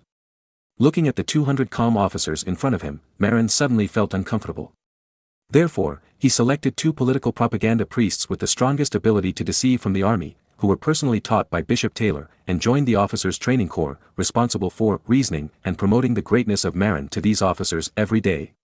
If there are impatient officers among these officers, then I'm sorry, even if this person has talent, he will not be able to make a name for himself in the future. Because he is unreliable. However, these young people are only about 22 years old, still very young, and are at an age that is easy to deceive. Therefore, Marin feels that most of them should be saved. If they are stubborn, they can't be used. Even their instructor Gustavo must participate in this kind of political propaganda every day to correct his thoughts. If one's thoughts are not correct, the greater his ability is, the more harm he will do. It is because of this problem of correct thoughts that many meritorious officials and generals throughout history have fallen into great trouble. Han Xin was killed by Empress Lu at the instigation of Emperor Gaozu of Han, Lu Bang, because of his arrogance, although he was extremely capable. The famous general Zhou Yafu was also deliberately killed by the worried prince because he was unable to subdue him. Because of his arrogance, Zhu Yuanzhang was even more extreme. In order to worry that his grandson Emperor Jiangwen would not be able to subdue those meritorious officials, he directly started a massacre and slaughtered all the meritorious officials. Although Marin was not as cruel as Zhu Yuanzhang, he did not like his subordinates who were not correct in their thoughts. Although he would not kill them, he would never reuse them. Why were Schwartz, Kahn, Kohler, and Saul able to be reused by Marin? In addition to the fact that they followed Marin the earliest, they always regarded themselves as Marin's servants. Although they were promoted to generals and ministers, these people still did not change their original intentions and regarded Marin as their master. Therefore, they can continue to be reused by Marin. Later, Marin also recruited many officers from knight families, such as Frundsberg, the father of German, Italian and Isekai mercenaries, in history. Some people are even more talented than Schwartz, such as Frundsberg. However, Frundsberg's loyalty is not enough. Maximilian I waved his hand and immediately came over and shook off Marin. It was because he was heartbroken by Frundsberg that Marin attached so much importance to the issue of loyalty in the future. There are some generals in the army who are more talented than Schwartz, but because they come from aristocratic families, they attach great importance to their families and give priority to the interests of their families rather than the interests of Marin, just like those aristocratic families in China. Therefore, Marin cannot fully trust them. Even, he had planned to use those students who were still in school to replace them in the future. In this way, Marin can be regarded as truly in control of the army. Unlike now, Marin has always been worried about losing the battle. Because when fighting a favorable battle, many people will come to surrender. But when you lose battles in a row, those who are not loyal enough will also leave. Only those who are brainwashed enough and loyal to the point of fanaticism will continue to follow Marin without regrets, regardless of victory or defeat. Of course, it is too early to say that. Because, whether the mind can be correct, even if those outstanding students of Taylor are fooled, it will take some time to see the effect. For now, Marin still needs to further examine the talents of these officers. Whether they can be used or not, it will take some time to see. Before seeing it, Marin doesn't mind examining the basic skills of these people. Therefore, Marin decided to take these 200 officers with him on his way south to Rome. In addition, Marin will bring 100 guards and 200 scouts to protect the safety along the way. In this way, Marin took 500 men, including 200 officers, and set off on the road to Rome southward with 2 horses. Both Marin's guards and Saul's scouts are no strangers to riding horses. And the 200 officers are no strangers either. Because officers of this era all rode horses. Although the officers who were reserve officers were civilians, they also had to practice riding. Although they could not reach the level of fighting on horseback like cavalry, they had no problem riding horses. In order to further examine the level of the 200 officers, Marin ordered the 500 men to be divided into 2 parts and camped separately. 100 guards and 200 scouts were in a group with Marin, while the 200 officers camped independently, not with Marin and his men. Moreover, the 8 veteran captains were not allowed to instruct them. The reason for this is that Marin wants to cultivate the ability of these officers to camp and deploy defenses during the march. In the future, they may lead troops to fight independently. Camping and guarding against enemy attacks are the most basic abilities. And this trip to Rome in the south is a good opportunity to exercise. Therefore, Marin asked the 200 officers to camp independently, 500 meters away from Marin's main camp. Not only that, Marin will send scouts to harass them in the middle of the night. If the harassment of the scouts can be found, they will be praised. If there is no reaction, let the 8 veteran captains scold them. Sure enough, these young officers are still too naive. In the middle of the night on the first day, the scouts sent by Marin easily covered the mouths of the night guards who were responsible for guarding the camp gate. Of course, they didn't cut their necks, after all, they were their own people. Then, because there were loopholes in the camp, the scouts sneaked into the camp. If there was a real war, it would be miserable, maybe there would be a decapitation operation or something. Along the way, this group of young officers was played around by the experienced scouts under Saul, and they almost cried. At this time, they realized that the things they learned in school were only the most basic, and many things still depended on their own experience and lessons.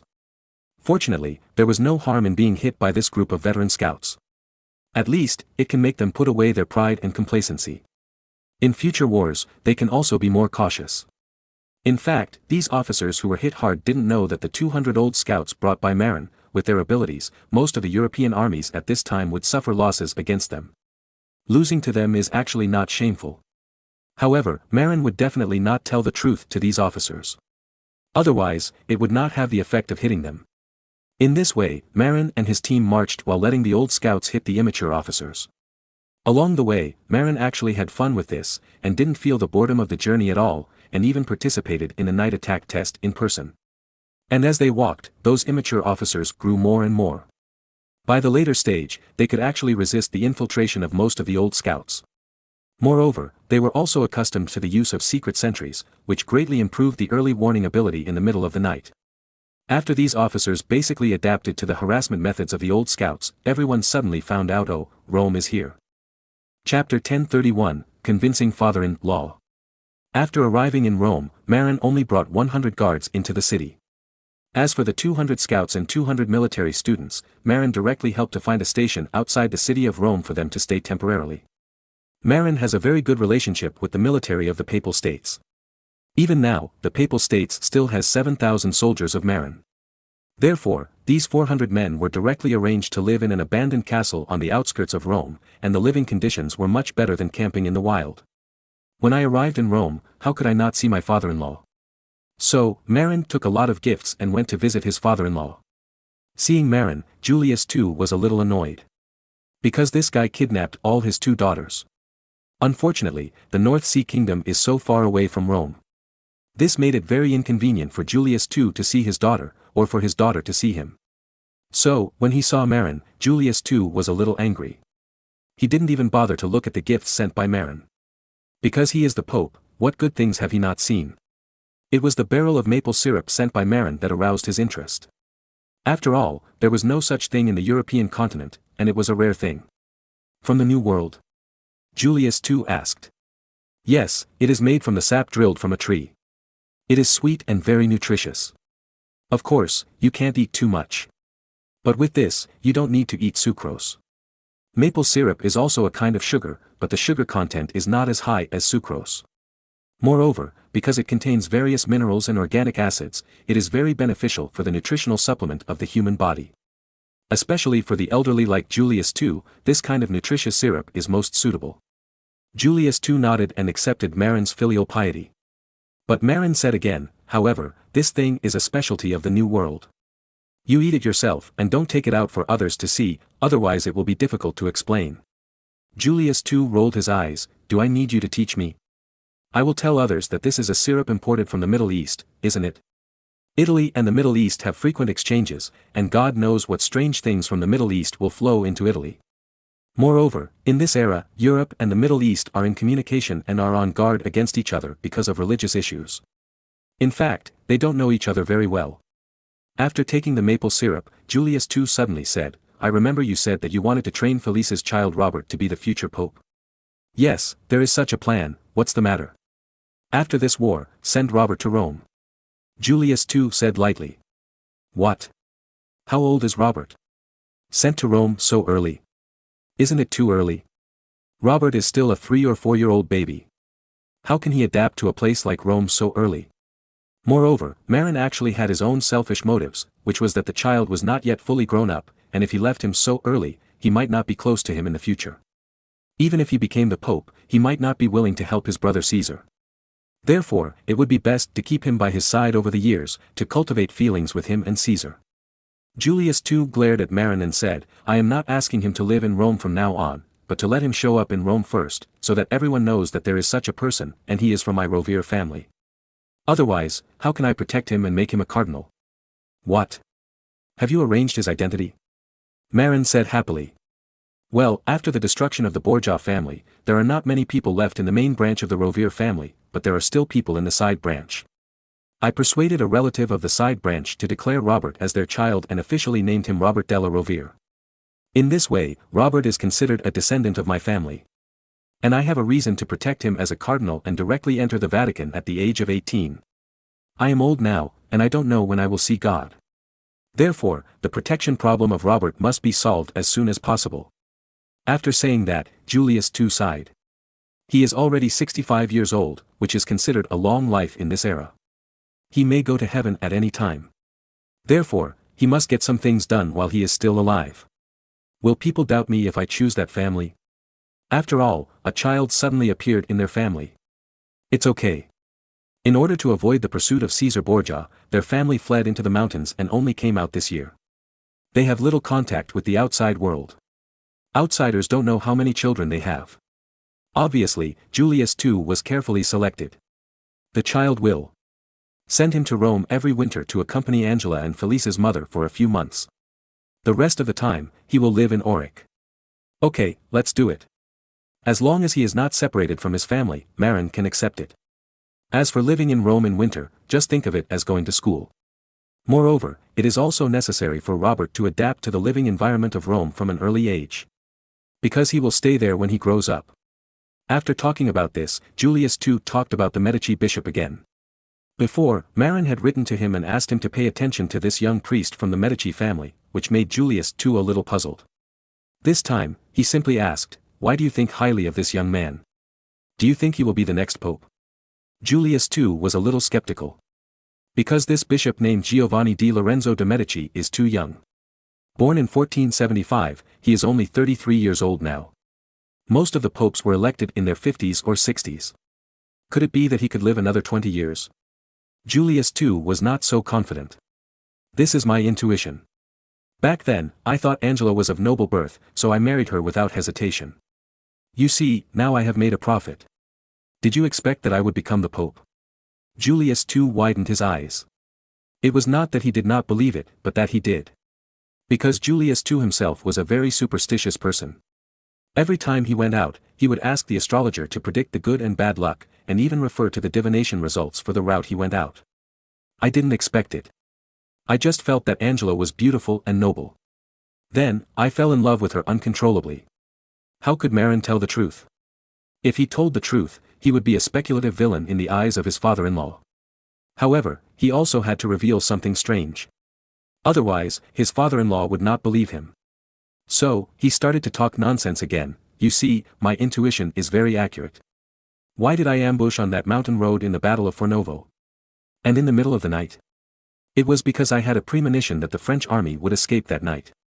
So, I ambushed them in advance and won a miraculous victory that shocked Europe. No wonder.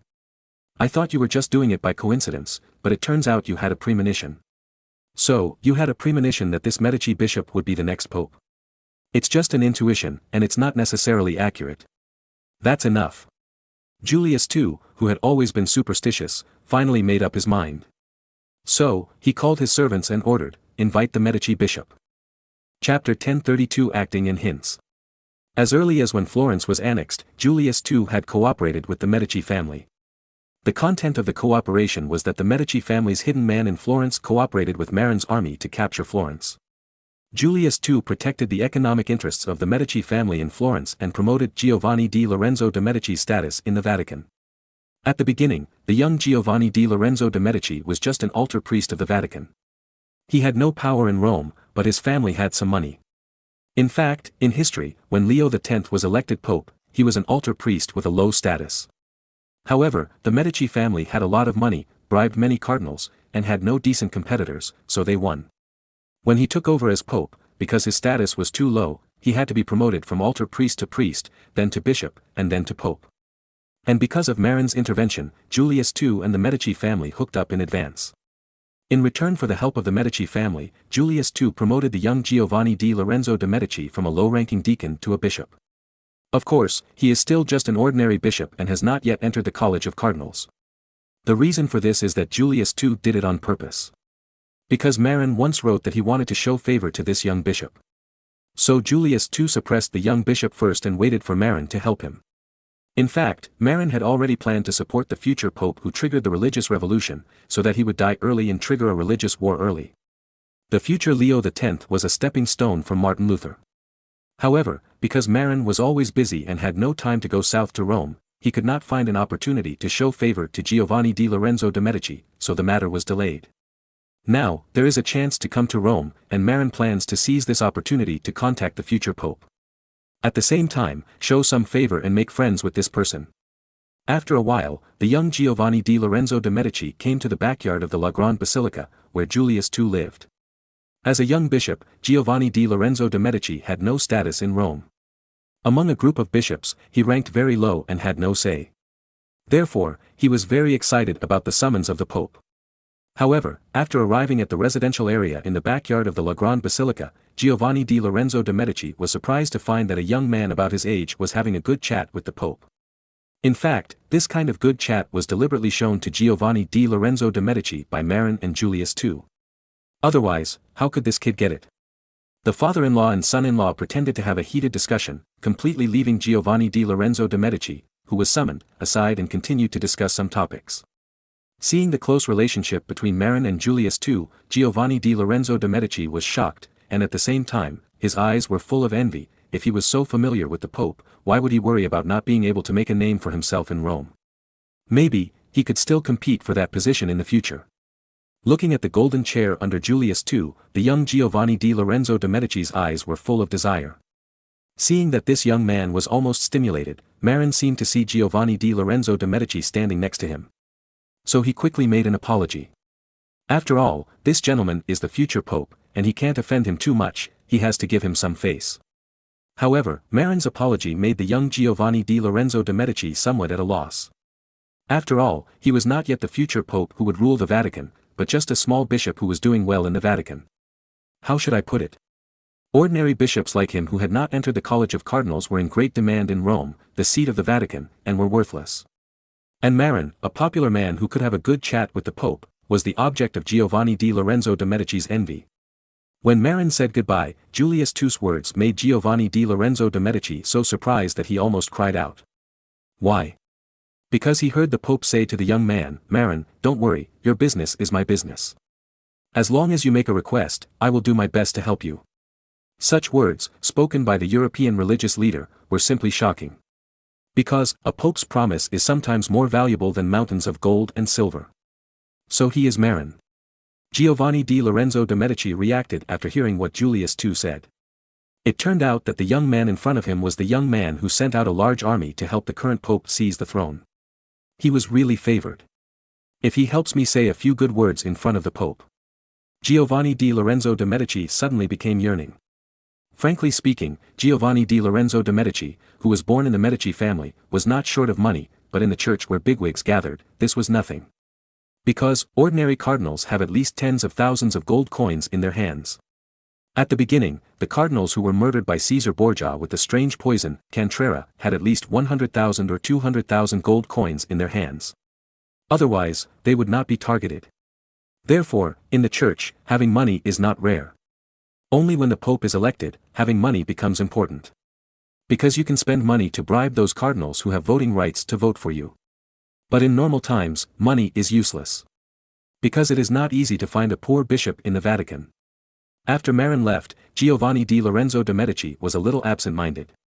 He was a little confused about what Julius II said to him. But it didn't matter, because Julius II had asked him to come for nothing important, just to let him see his close relationship with Marin and guide him to follow Marin's path. Before sending Giovanni di Lorenzo de' Medici away, Julius II deliberately praised Marin in front of him, thinking that he was the most outstanding young man, and also encouraged Giovanni di Lorenzo de' Medici to have more contact with young heroes like Marin in a suggestive way. Have more contact with young heroes like Marin? Bishop Giovanni di Lorenzo de' Medici, who left the La Grande Temple, seemed to have come to his senses. Then, that night, Bishop Giovanni di Lorenzo de' Medici brought a cart of gifts to the VIP hotel where Marin was staying and visited Marin, a favorite of the Pope. Chapter 1033 Becoming Sworn Brothers with the Future Pope. Seeing Giovanni di Lorenzo de' Medici coming to visit, Marin was secretly relieved. Wasn't his previous performance with the Pope's father-in-law just to attract this guy? Marin originally wanted to take the initiative to find Giovanni di Lorenzo de' Medici, but then he thought it was wrong. Because his current status is higher than the other party. Moreover, taking the initiative to find the other party looks like he is trying to curry favor with him. As a popular person in front of the Pope, it is against common sense to curry favor with an ordinary little bishop who is not popular. Maybe it will make Giovanni di Lorenzo de' Medici suspicious. Think about it, you are a loser, and suddenly one day the British Prime Minister comes to curry favor with you, will you be suspicious? So, after thinking about it, Marin simply set a trap with Julius II and deliberately lured Giovanni di Lorenzo de' Medici to come and curry favor with Marin. Then, Marin took the opportunity to accept the other party and pretended to say a few good words for him. After that, Julius II reused Giovanni di Lorenzo de' Medici. In this way, the other party would be very grateful to Marin. Even, it was considered a great favor to the other party. In the future, he asked him to help Robert, and the other party was willing to help. Facts have proved that no one who can get to a high position is a fool.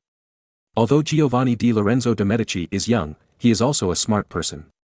He heard the subtext of Julius II, and immediately went home and decisively rummaged through the boxes and cabinets, got a car of good things, and sent it to Marin. Although he was looking forward to Giovanni di Lorenzo de' Medici's arrival, when the other party really came, Marin pretended to be surprised. Moreover, this guy pretended not to know the other party. In fact, theoretically speaking, Marin should not know the other party. Because the two sides have not had direct contact. Therefore, when Marin came to greet Giovanni di Lorenzo de' Medici, he deliberately pretended to be indifferent, as if he didn't care about the other party. And this is indeed reasonable. Marin is the Grand Duke second only to the king in Europe, and he is also a favorite of the Pope. Facing a young bishop with no real power, there is really no need to give him too much face. Fortunately, Giovanni di Lorenzo de' Medici did enough homework before coming. He deliberately flattered Marin and catered to Marin's interests. He started from the Battle of Fornovo where he ambushed Charles VIII, exaggerated Marin's great martial arts, and then expressed enough admiration and respect. Marin also cooperated and pretended to be very proud, as if he was flattered by the other party. Speaking of happy things, Marin happily took Giovanni di Lorenzo de' Medici's hand and sat down, and then ordered people to serve wine, Marin's own royal salute. This is the famous royal salute, produced in Newcastle. The craftsmanship comes from the water of life in Scotland, and then added with high-quality honey from Eastern Europe. It is brewed with a special process. It costs 5 gold coins per bottle on the market. Come on, brother Giovanni, you and I are so compatible, today we will not go home until we are drunk. After saying that, Marin poured a glass for Giovanni, and then filled it for himself. Giovanni di Lorenzo de' Medici came to curry favor with Marin, so naturally he had to drink with him, and he had to pretend to be happy. Of course, Giovanni di Lorenzo de' Medici's happiness was not all fake. He was also very happy to drink the famous royal salute. Giovanni di Lorenzo de' Medici was born in the palace and had been accustomed to a luxurious life since childhood. He loved art all his life and knew how to enjoy life. Appreciating art and tasting fine wine are both important parts of enjoying life. In addition, he also liked hunting. Royal salute is blended with maple syrup, so it tastes sweet and fragrant. This taste is very attractive to nobles who pursue quality of life. Moreover, 20 degrees of alcohol is not unacceptable. Because, ordinary wine also has an alcohol content of more than 10 degrees. Both of them are people with good alcohol tolerance, Marin has investigated, but Marin's face turned red after a few glasses of wine. Of course, this does not mean that Marin is drunk, but that his physique is like this, and he blushes when he drinks. In fact, Marin's alcohol tolerance is not bad. Although he can't compare to a barrel of wine like Con, his alcohol tolerance is still better than that of ordinary people. Moreover, it's not a bad thing to blush when drinking. Because it's good for pretending to be drunk. Yes, pretending to be drunk is also a skill. But first of all, you'd better have a physique that can blush when drinking. Only when you blush, it's easier to pretend to be drunk. Because others will believe that you are drunk. If your face doesn't change when you drink, it's very difficult to pretend to be drunk, because others don't believe it. Marin has a physique that is easy to blush when drinking in both of his lives, so it's naturally very convenient to pretend to be drunk. So, after drinking a few more glasses, Marin began to pretend that his tongue was big, and his speech began to be intermittent. Ciao. Ciao. Brother Giovanni, let me tell you. Hiccup. I have very good luck in this life. Hiccup. This burping skill was learned from Zheng Shaoxian after watching Love Apartment in the previous life. Although he didn't learn it very well, it was enough to fool Giovanni di Lorenzo de' Medici. Giovanni di Lorenzo de' Medici came to please Marin, so he would not spoil the show, but nodded his head in agreement. Then, Marin continued to brag, I am so lucky. When I first started, I met an ascetic monk, a great sage, Love Einstein. He taught me knowledge for a period of time, which made me transformed. Then, I happened to ambush King Charles VIII of France in Fornovo. Hiccup, do you believe me when I say it was a coincidence? Giovanni di Lorenzo de' Medici nodded, indicating that he believed it. In fact, he had to believe it. Because Marin's ambush and defeat of King Charles VIII of France was too coincidental. Who would run away in the middle of the night?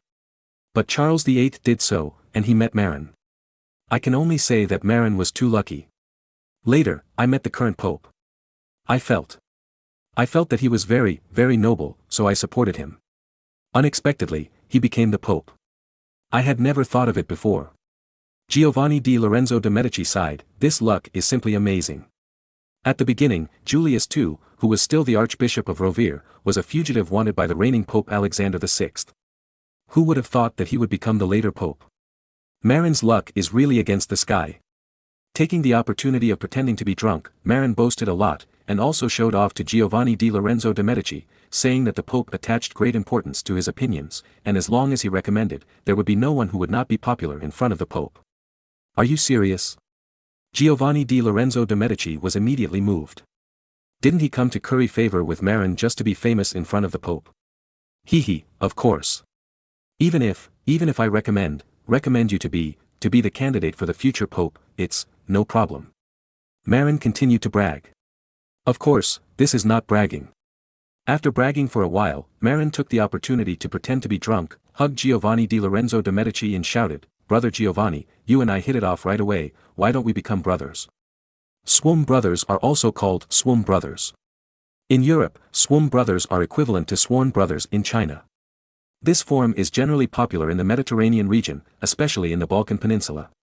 Later, this kind of swarm brothers evolved into a brotherhood and became a very common group organization in Europe and the United States.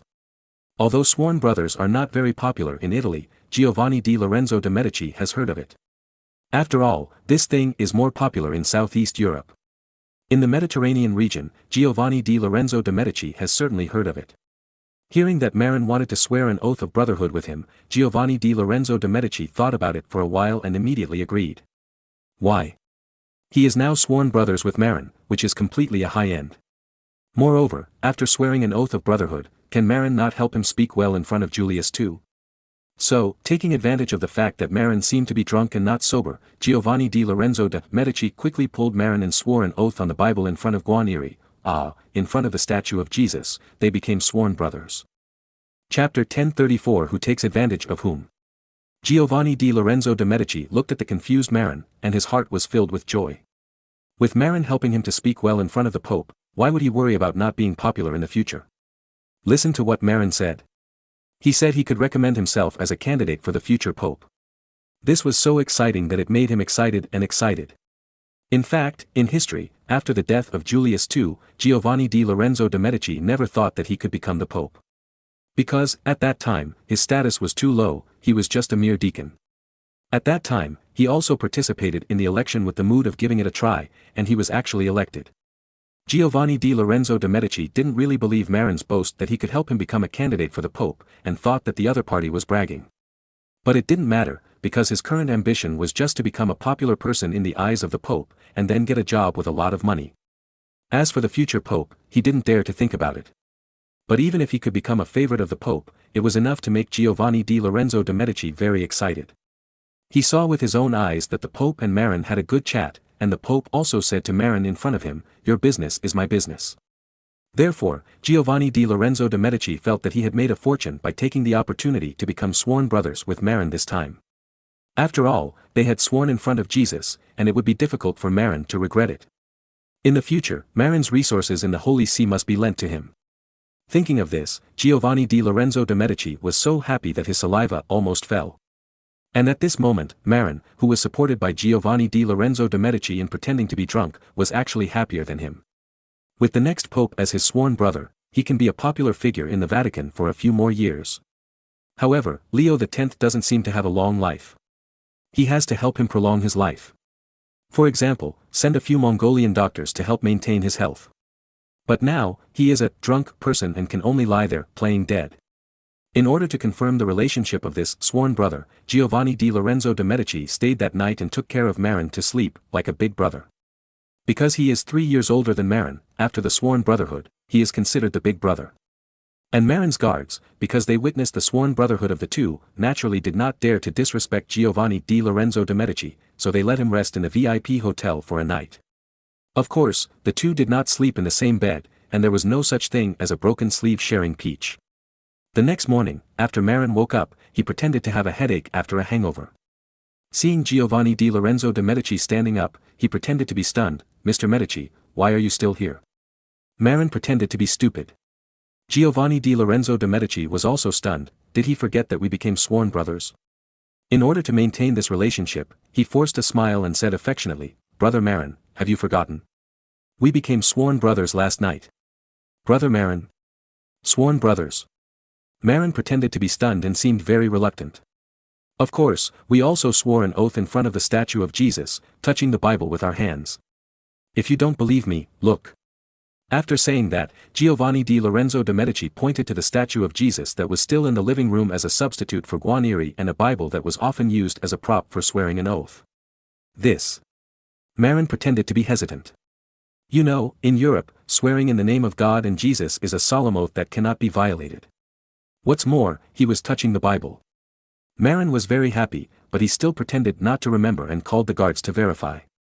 The guard on duty last night said that he did become sworn brothers with Giovanni di Lorenzo de' Medici and swore a solemn oath. Finally, Marin said helplessly, "Well, since we have sworn, we are naturally brothers, Brother Giovanni." When he said this, Marin had an unwilling expression. Seeing that Marin recognized his identity as a brother, Giovanni di Lorenzo de' Medici was very happy. With the guarantee of this relationship, his future will be very bright. In fact, his future is indeed very bright. Because Marin still needs to use him to go to Germany to get indulgences in advance, so as to stimulate the outbreak of the German religious revolution in advance. Of course, Marin will not immediately instigate him to sell indulgences in Germany. Because according to the script, the two have just become familiar with each other, and it is not time to say those things. Moreover, it does take some time to adapt from strangers to brothers.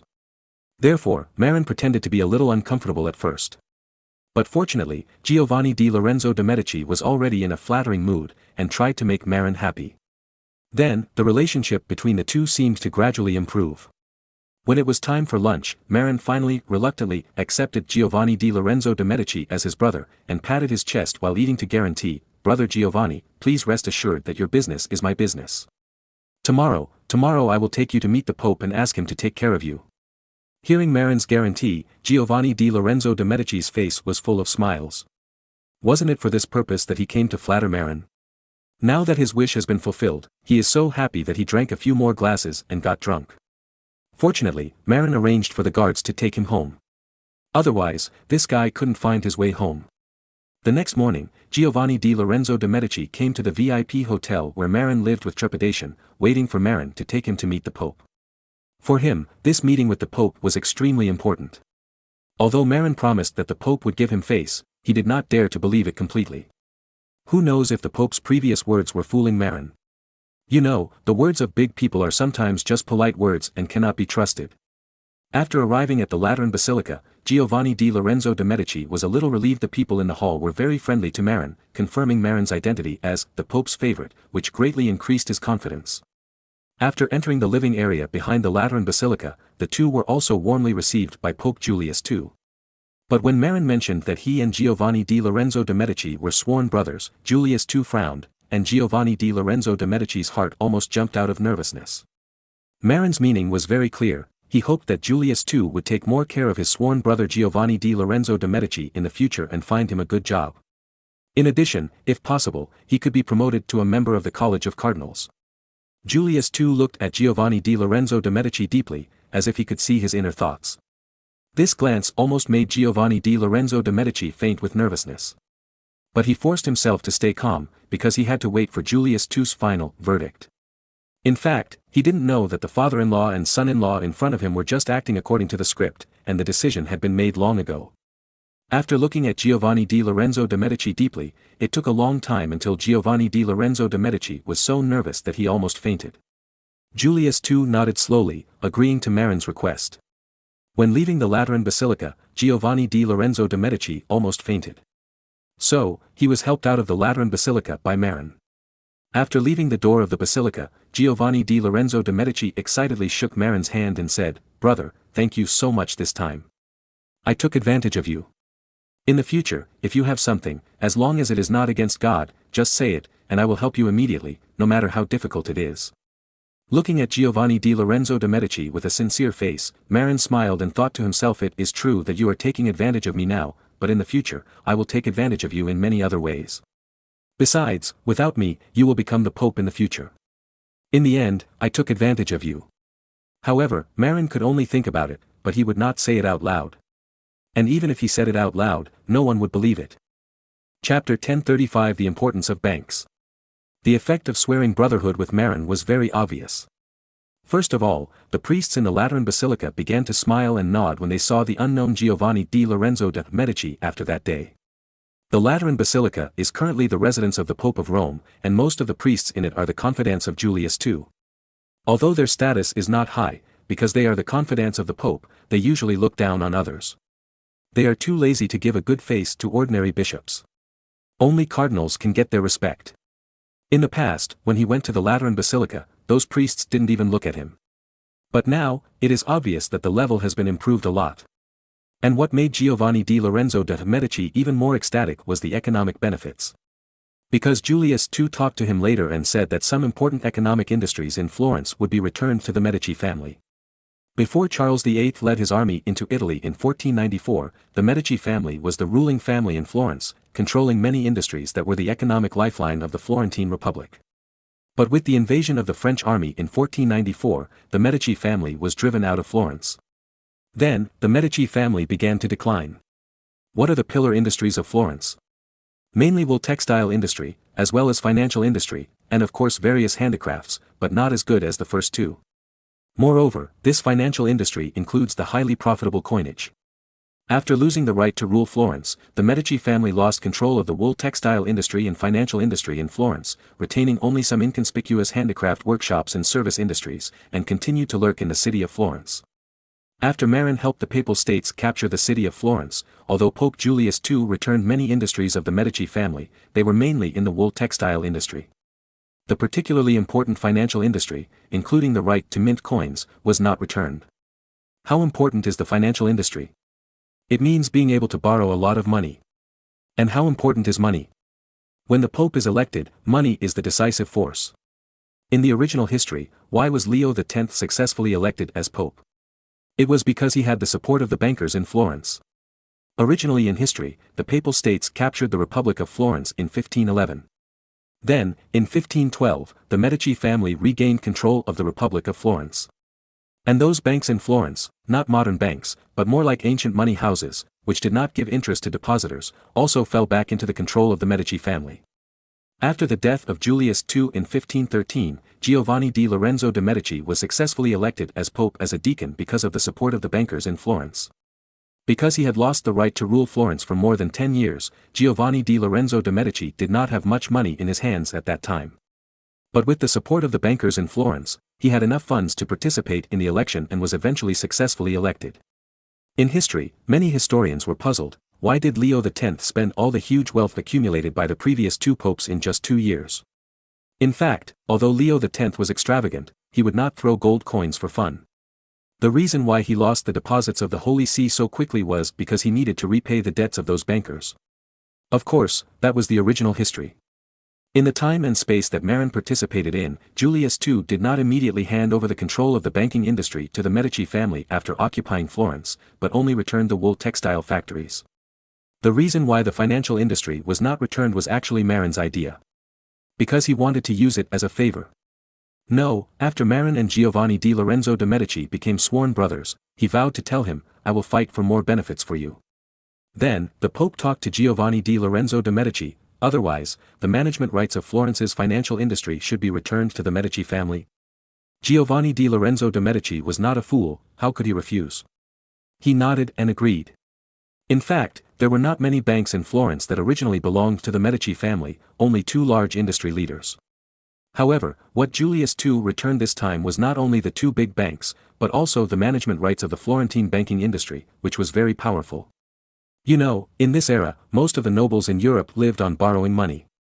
The main reason was that the kings and nobles in Europe at that time did not have the right to tax ordinary people. Therefore, before the religious revolution, the European church was the richest, because the church had the right to collect tithes. The reason why the religious revolution happened was inseparable from the coveting of the wealth of the church by those kings and nobles.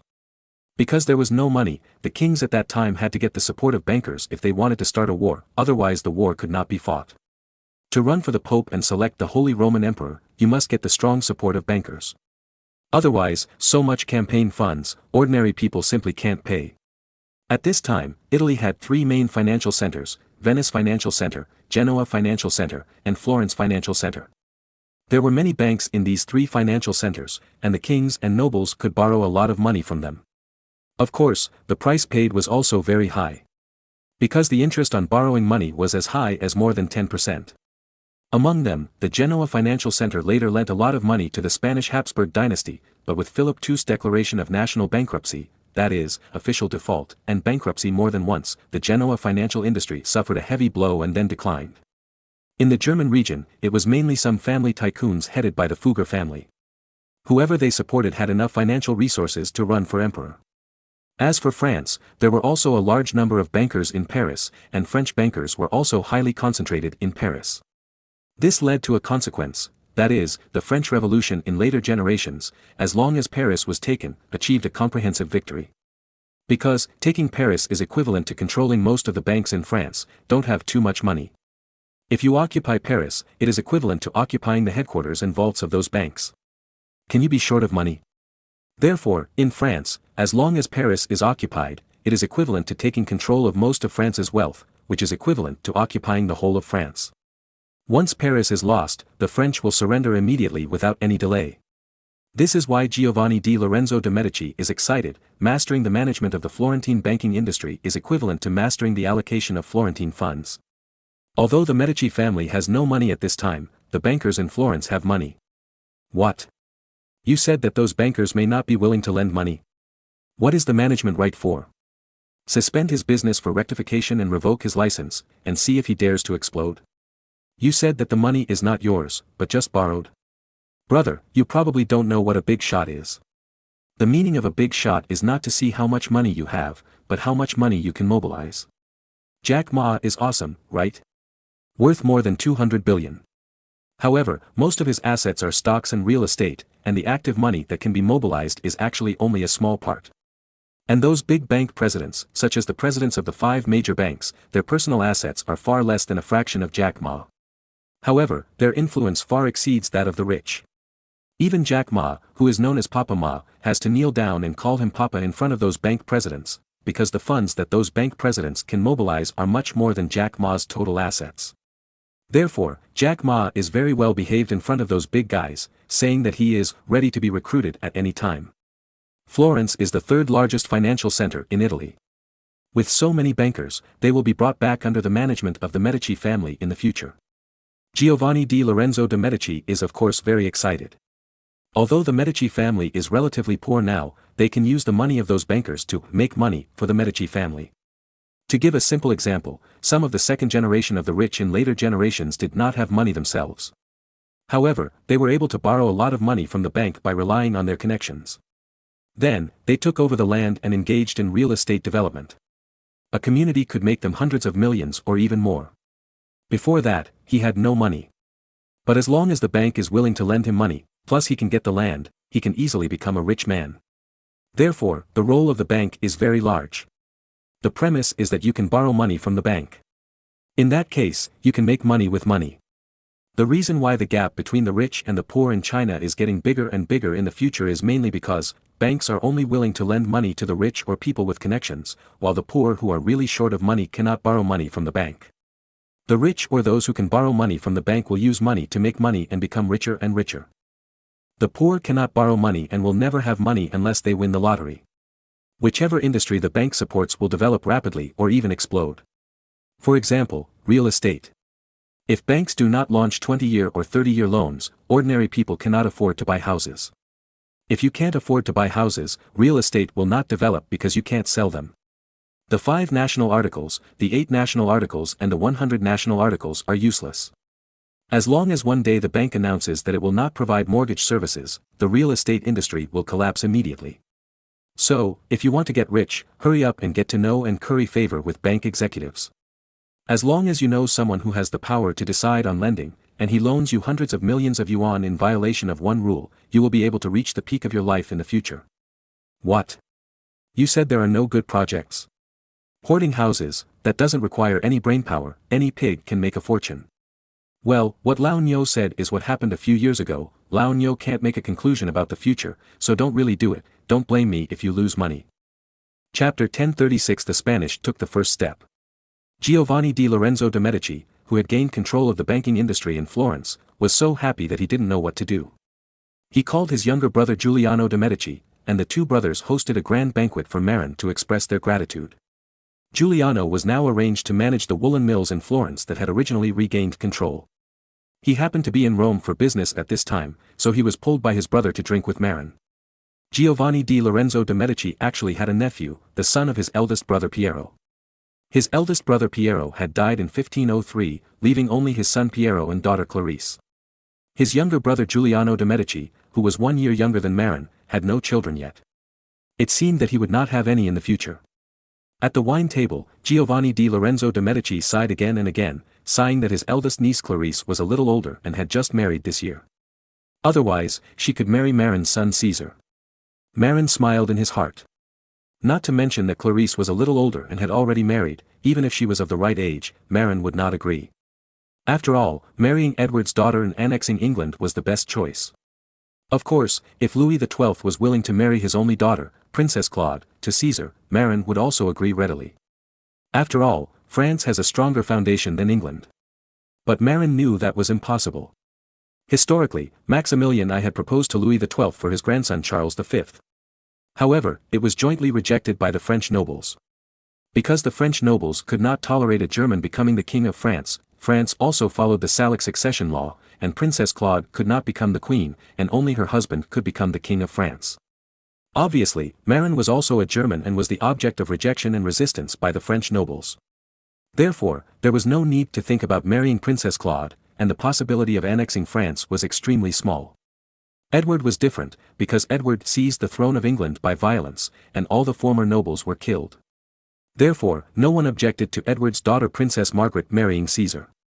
Because no one was qualified to object, and those who were qualified were killed. Moreover, Marin was now considered an Earl of England, not an outsider, and no one had any reason to object. Of course, Edward didn't know that his balls were broken yet, and he was still seeking to give birth to a male heir. If there were sons, it would be okay for the daughter to marry abroad. Later, Giovanni di Lorenzo de' Medici, who was unwilling to give up, proposed another plan. His eldest nephew Lorenzo II would marry Marin's eldest brother Adler's daughter Mary. Although Mary was a little young, she could get married in a few years. Because, in Europe at that time, it was normal for men to marry over 30 years old, while noble girls often got married at the age of 14 or 15. Mary was older than Caesar, and Lorenzo II could marry Mary after waiting for a few years. But Marin rejected Giovanni di Lorenzo de' Medici's proposal. Why? Because he knew that this guy would become the Pope in the future. If Lorenzo II married little Mary, wouldn't little Mary become the Pope's niece-in-law? In that case, Adler's status would also rise. Moreover, it is said that the eldest sister-in-law Liv is pregnant again. If a boy is born and little Mary marries Lorenzo II, then the boy will become the brother-in-law of the future Pope's nephew. This may threaten Caesar. After all, from the perspective of inheritance rules, the Adler family is the eldest line.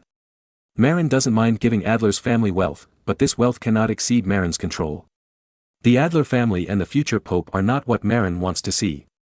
However, Giovanni di Lorenzo de' Medici is the future Pope after all, and Marin can't refuse too bluntly to avoid being resented by him. So he had to shirk and say that little Mary had other arrangements. As for marriage, it's not impossible.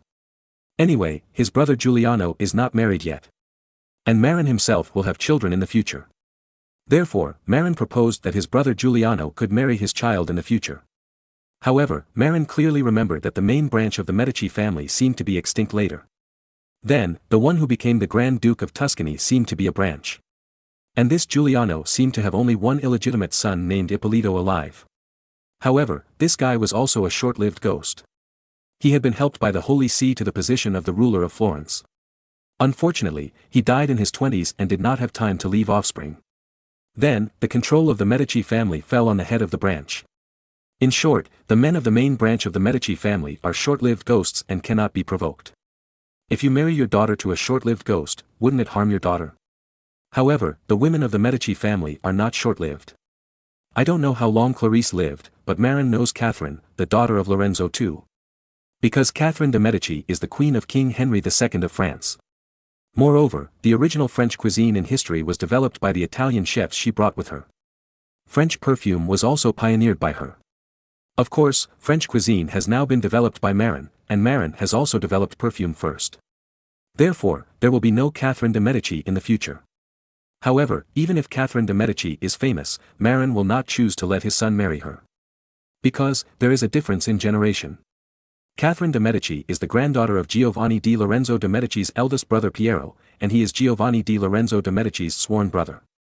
In other words, he is Catherine de' Medici's grandfather, and his son is Catherine de' Medici's uncle, which is not a match. Moreover, Marin, who is familiar with history, knows that this woman is not a good person. She has messed up France.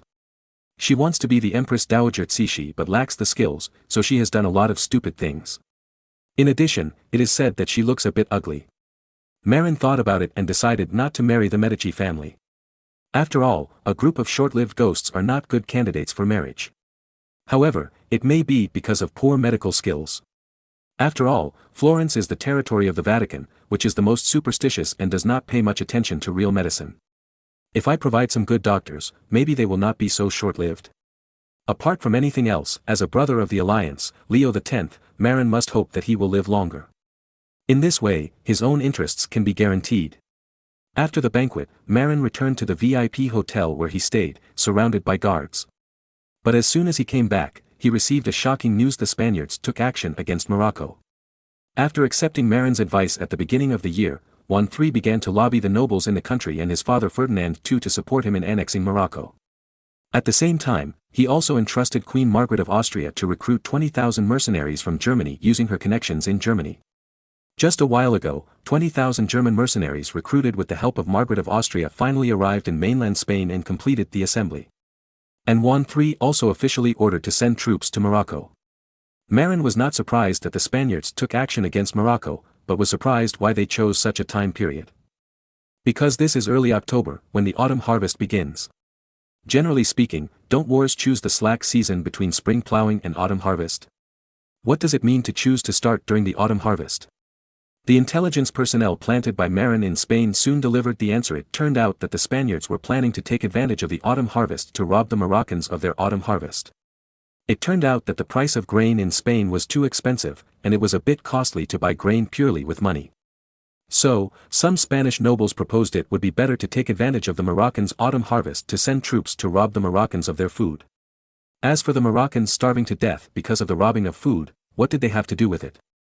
Anyway, Moroccans, whether they are Arabs or Berbers, are pagans, so let them starve to death. And this vicious suggestion was strongly supported by the fanatical and radical Spanish Inquisition. In this way, taking advantage of the autumn harvest season, Spain mobilized a large army across the sea and began to attack Morocco, earlier than Marin. Chapter 1037, Let the Spanish Attract Attention. Morocco is located in the northwest of Africa, bordering the Atlantic Ocean and the Mediterranean Sea. Morocco's climate is not humid, but rather dry. The annual precipitation is only a few hundred millimeters, and the coastal area does not exceed 800 millimeters, which is equivalent to the precipitation in the inland provinces of China. Moreover, this precipitation is very unstable, maybe high this year and low next year. This leads to very unstable flow in some rivers originating from the Atlas Mountains. The difference between wet years and dry years can reach more than 5 times. However, don't underestimate Morocco. Because, no matter how dry Morocco is, it is also the area with the most precipitation in North Africa. Places like Egypt and Libya don't have so much precipitation. If Egypt was not supplied with water by the Nile River, it would definitely be as dry as the Arabian Peninsula. Morocco has plenty of sunshine and high temperatures, and agricultural irrigation water is sometimes more and sometimes less. When there is more, there is a good harvest, and when there is less, there is a poor harvest, all depending on God's mood. Moreover, the crops here are not the rye popular in Central and Eastern Europe, but barley. Barley has a short growth cycle and is easier to take care of than wheat. If wheat is not taken care of well, the yield will be very low. Barley, on the other hand, is much more extensive. As long as it is irrigated with enough water, the yield is not much different. Therefore, in Europe, barley is popular in the south, while rye is popular in the north and eastern Europe. Moreover, barley is also an important brewing raw material for beer. In addition to barley, Morocco also popularly grows olives, which are very popular in olive oil. What the Spanish army covets is the barley and olives produced in Morocco. Although barley tastes far inferior to wheat, it is easy to serve. In this era of backward agricultural technology, barley is an important food in southern Europe. Basically, ordinary people are very popular with barley as their staple food, just like Germans are popular with rye. Of course, rye is also very popular in Spain because it is cheap. But rye is mainly imported, while the local area mainly produces barley and oats. If enough barley is grabbed, a lot of food expenses can be saved. In order to seize Moroccan barley, the Spanish had already figured out the situation in Morocco. The barley-producing areas are mainly located along the 3 main rivers, the Rebia River and the Seb River, which have their outlets in the northwest Atlantic Ocean, and the Malui River, which has its outlets in the northeastern Mediterranean Sea.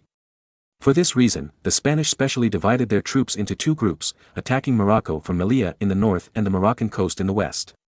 Melilla was a colony that Spain had acquired long ago, and it was easy for the Spanish army to land there. On the west coast of Morocco, Spain had no foothold. For this reason, Spain had to ask Portugal for help and bought the coastal port stronghold of Mazagang, later El Jadida, from the Portuguese as a foothold for the landing of the army. Spain and Portugal had reached an agreement in Rome to divide Africa. Africa is now North Africa, including Morocco and Western Sahara, and Southwest Africa, Mozambique, are colonized by Spain. Other areas belong to Portugal. According to this agreement, Juan III directly invested and bought the coastal strongholds of Ceuta, Tangier, Mazagao, El Jadida, and Agadir along the coast of Morocco that the Portuguese had previously acquired. Moreover, the focus of the attack was placed on Mazagao, El Jadida, at the mouth of the Rebia River and Melilla near the mouth of the Malui River. Because the two river basins near these two cities are important agricultural areas in Morocco. As for the mouth of the Seb River, because there were no Portuguese strongholds, the Spanish planned to send warships into the Seb River and look for opportunities to send troops ashore to grab food. Moreover, in order not to affect the autumn harvest in Spain, Juan III ordered the army to set out in batches to attack Morocco. The first batch of troops to land on Moroccan territory were the 20,000 German mercenaries hired by Margaret of Austria from Germany. Accompanying these German mercenaries on the landing were 10,000 Spanish herders. The conscription of herders had no effect on the Spanish autumn harvest, just in time for the country to rest assured about the autumn harvest. The herdsmen also brought a lot of Andalusian horses and other Spanish horses to supply 20,000 German mercenaries. Of course, they were not asked to ride out to fight, but to ride horses to rob food. The main task of these 20,000 German mercenaries was to rob food while consolidating the city defenses of Melilla and Mazagang, El Jadida. After all, these German mercenaries may not be able to adapt to the dry and hot climate of the local area all at once.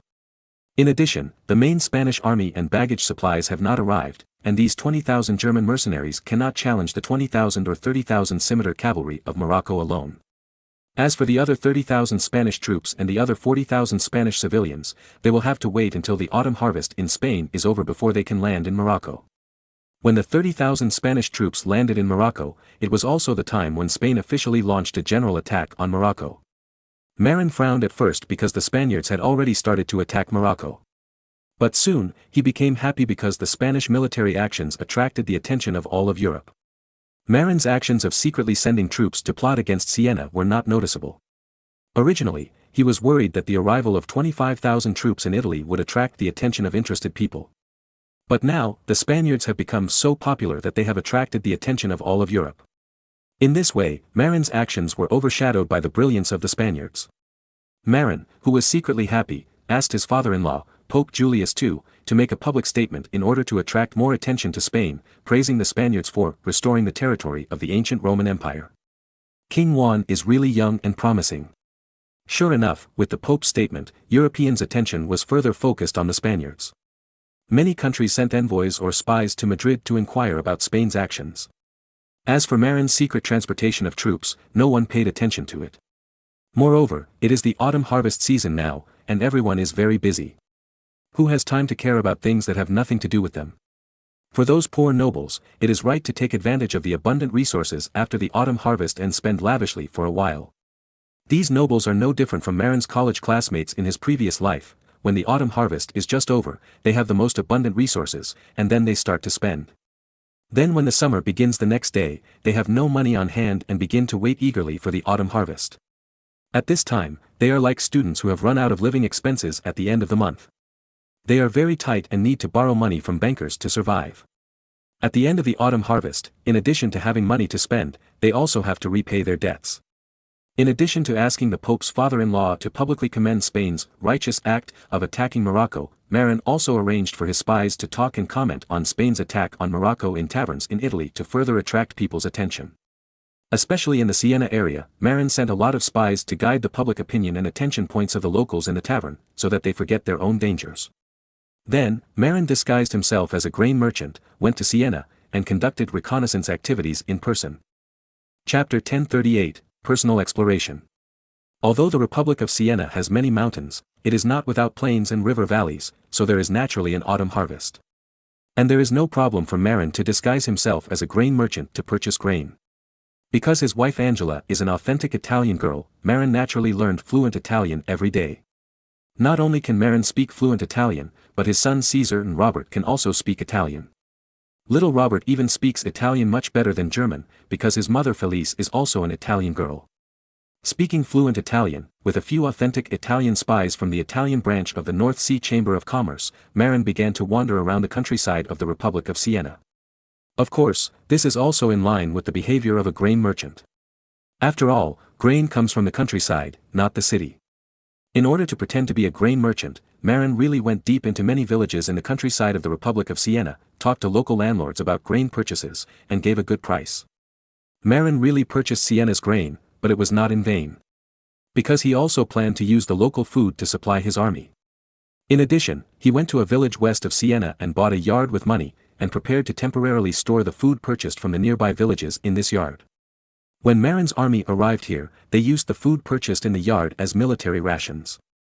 Because it was purchased in the local village in the name of a grain merchant, it was difficult for the Siena authorities to suspect. In addition to negotiating grain business with local villages, Marin made several trips from Siena to the coastal road of Grosseto province on the west coast. Along the way, there are high mountains and steep cliffs, which are very difficult to walk. Moreover, in order to find the nearest road, Marin took the most difficult trail.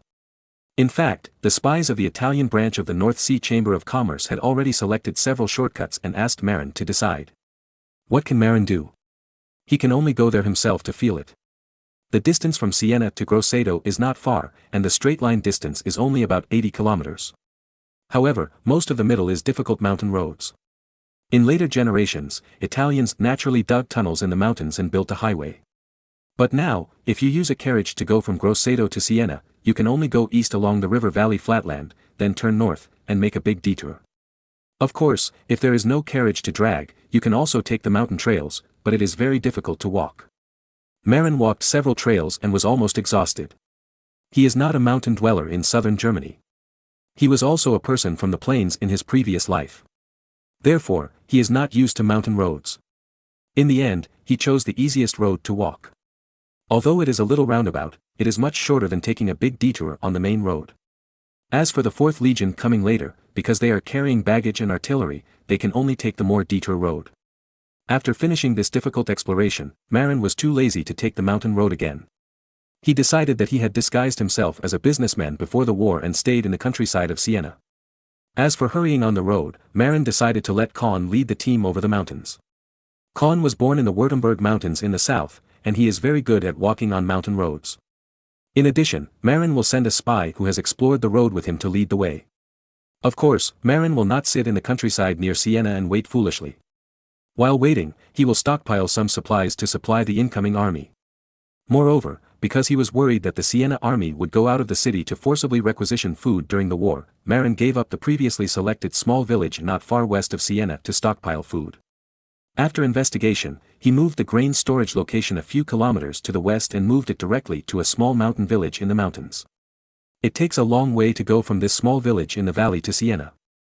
Even if the defenders in Siena went out of the city to collect food, they would not come to such a remote place. The only trouble is that it is difficult for the Siena army to enter this small mountain village. Similarly, it is difficult for the food and supplies raised by Marin to be transported to this small mountain village. In order to facilitate the transportation of supplies, Marin had to rent a group of donkeys and mules that are good at walking on mountain roads at a high price, carrying the collected food and various supplies to this small village in the mountains for hiding. In addition, Marin also went to inspect the 2 teams that dug tunnels in and outside the city. The progress of the excavation team outside the city is good, and it can probably complete the task before the siege. The team in the city is not ideal, because it is very difficult to transport soil when digging tunnels in the city. In order not to attract the attention of the Siena defenders, these people are cautious every time they transport soil out of the city. Because of the difficulty in transporting soil, the tunnel digging team in the city progressed very slowly. However, Marin did not blame them. Anyway, when attacking the city, as long as there is a tunnel, it is enough. At that time, Marin could send sword and shield soldiers to sneak into the city through the tunnel, break through the city gate from the rear, and open the city gate to welcome the army. In addition, for insurance, Marin also hired a group of dead soldiers to mix into the city. If there is a problem with digging the tunnel, these dozens of dead soldiers will hold swords and shields, attack the city gate, and cooperate with the army outside the city. Moreover, for safety, Marin made the two tunnel digging groups and the team lurking in the city independent of each other, and they did not know the existence of the other two teams. In this way, even if one team is unfortunately exposed, or even someone is caught, the other two teams will not be exposed because of the betrayal of the traitor. After staying in Siena for a few days, Marin returned to Rome again. Of course, he did not return to Rome to relax and play, but to discuss things with his ally Giovanni di Lorenzo de' Medici. Because, Marin suddenly remembered that in this era, Florence and Siena seemed to be a pair of mortal enemies. In later generations, Florence was very famous, while Siena was unknown. But in this era, Siena was actually a commercial city comparable to Florence. Of course, Siena was still a little worse than Florence. The difference lies in the inconvenience of transportation. Because Siena is in the mountains, it is not as convenient to communicate with the outside world as Florence. Of course, this also caused Siena's mountains and rivers to be dangerous and difficult for the outside world to attack. The reason why the Holy See is interested in the Republic of Siena is precisely because Siena is a trade, financial and art center comparable to Florence. If the Republic of Siena is taken, the financial level of the Holy See will be greatly improved. Apart from anything else, the group of bankers in Siena alone is enough to make people drool. Although the group of bankers in Siena are not as capital rich as the bankers in Florence, they are also ranked in Italy. If Siena is occupied, it is equivalent to controlling this group of bankers in disguise. Then, naturally, the money of these bankers can be used to serve themselves. You know, Julius II is known as the Pope of War and is keen on unifying Italy by force. In this era, once a war is fought, it costs money. Although the Holy See is rich, the rich are the Pope himself and the cardinals. The treasury of the Holy See actually does not have much money. After all, the Pope, the cardinals, and tens of thousands of priests in Rome are all eyeing the treasury. Sometimes, the treasury of the Papal States is short of money, and if they want to send troops to fight, they need to borrow money from bankers. The group of bankers who occupied and controlled Siena would not have to worry about the military expenses of the war. As Siena's mortal enemy, Florence would definitely pay attention to the collection of intelligence from Siena. In addition, it is also common to plant a group of spies in the city of Siena. The purpose of Marin looking for Giovanni di Lorenzo de' Medici is naturally to obtain the intelligence collected by the other party in the city of Siena. In addition, if the other party's power in the city of Siena is very strong, perhaps they can use their power to open the city gate. Chapter 1039, The Arrival of the Mountain Infantry Corps. The meeting with Giovanni di Lorenzo de' Medici was naturally pleasant, but the feedback was not satisfactory. Because, Marin learned that the Medici family did have an intelligence system in Siena, but it was not strong enough. Providing intelligence was okay, but helping to open the city gate was not. This was mainly because, since losing control of Florence in 1494, the Medici family lacked funds and it was difficult to maintain a large intelligence agency in Siena. Therefore, the Medici family later withdrew most of the intelligence personnel from Siena and only retained a small number of intelligence personnel to save expenses. Although the Medici family received a lot of industries returned by the Holy See as the Republic of Florence was captured by the Papal States. But the current focus of the Medici family is to restore control of Florence, so they have no time to care about the restoration of intelligence forces in Siena for the time being. But in any case, Giovanni di Lorenzo de' Medici still readily handed over all the intelligence about Siena collected over the years to Marin. Moreover, through this exchange, Giovanni di Lorenzo de' Medici was excited to learn that the Holy See was going to take action against Siena. For the Medici family, who had always stood on the side of Florence and was hostile to Siena, this was definitely a very gratifying thing. In addition, Giovanni di Lorenzo de' Medici had already begun planning that once Siena was taken, he would start to annex Siena's banking industry and expand the Medici family's control and voice in the financial industry. For a long time, because of the geographical advantage of being close to Rome, the two major financial centers of Florence and Siena have been fighting for the financial market in Rome. Why are they fighting so hard? For the strong savings capacity of Rome. What is Rome? It is the religious center of Europe with many bishops. And in this era, it was the most corrupt era of Catholicism. The cardinals in Rome were richer than each other and were among the top quality depositors in Europe. For those bankers, this is definitely their ancestor. Therefore, the financial circles of Florence and Siena almost fought each other to compete for Roman customers.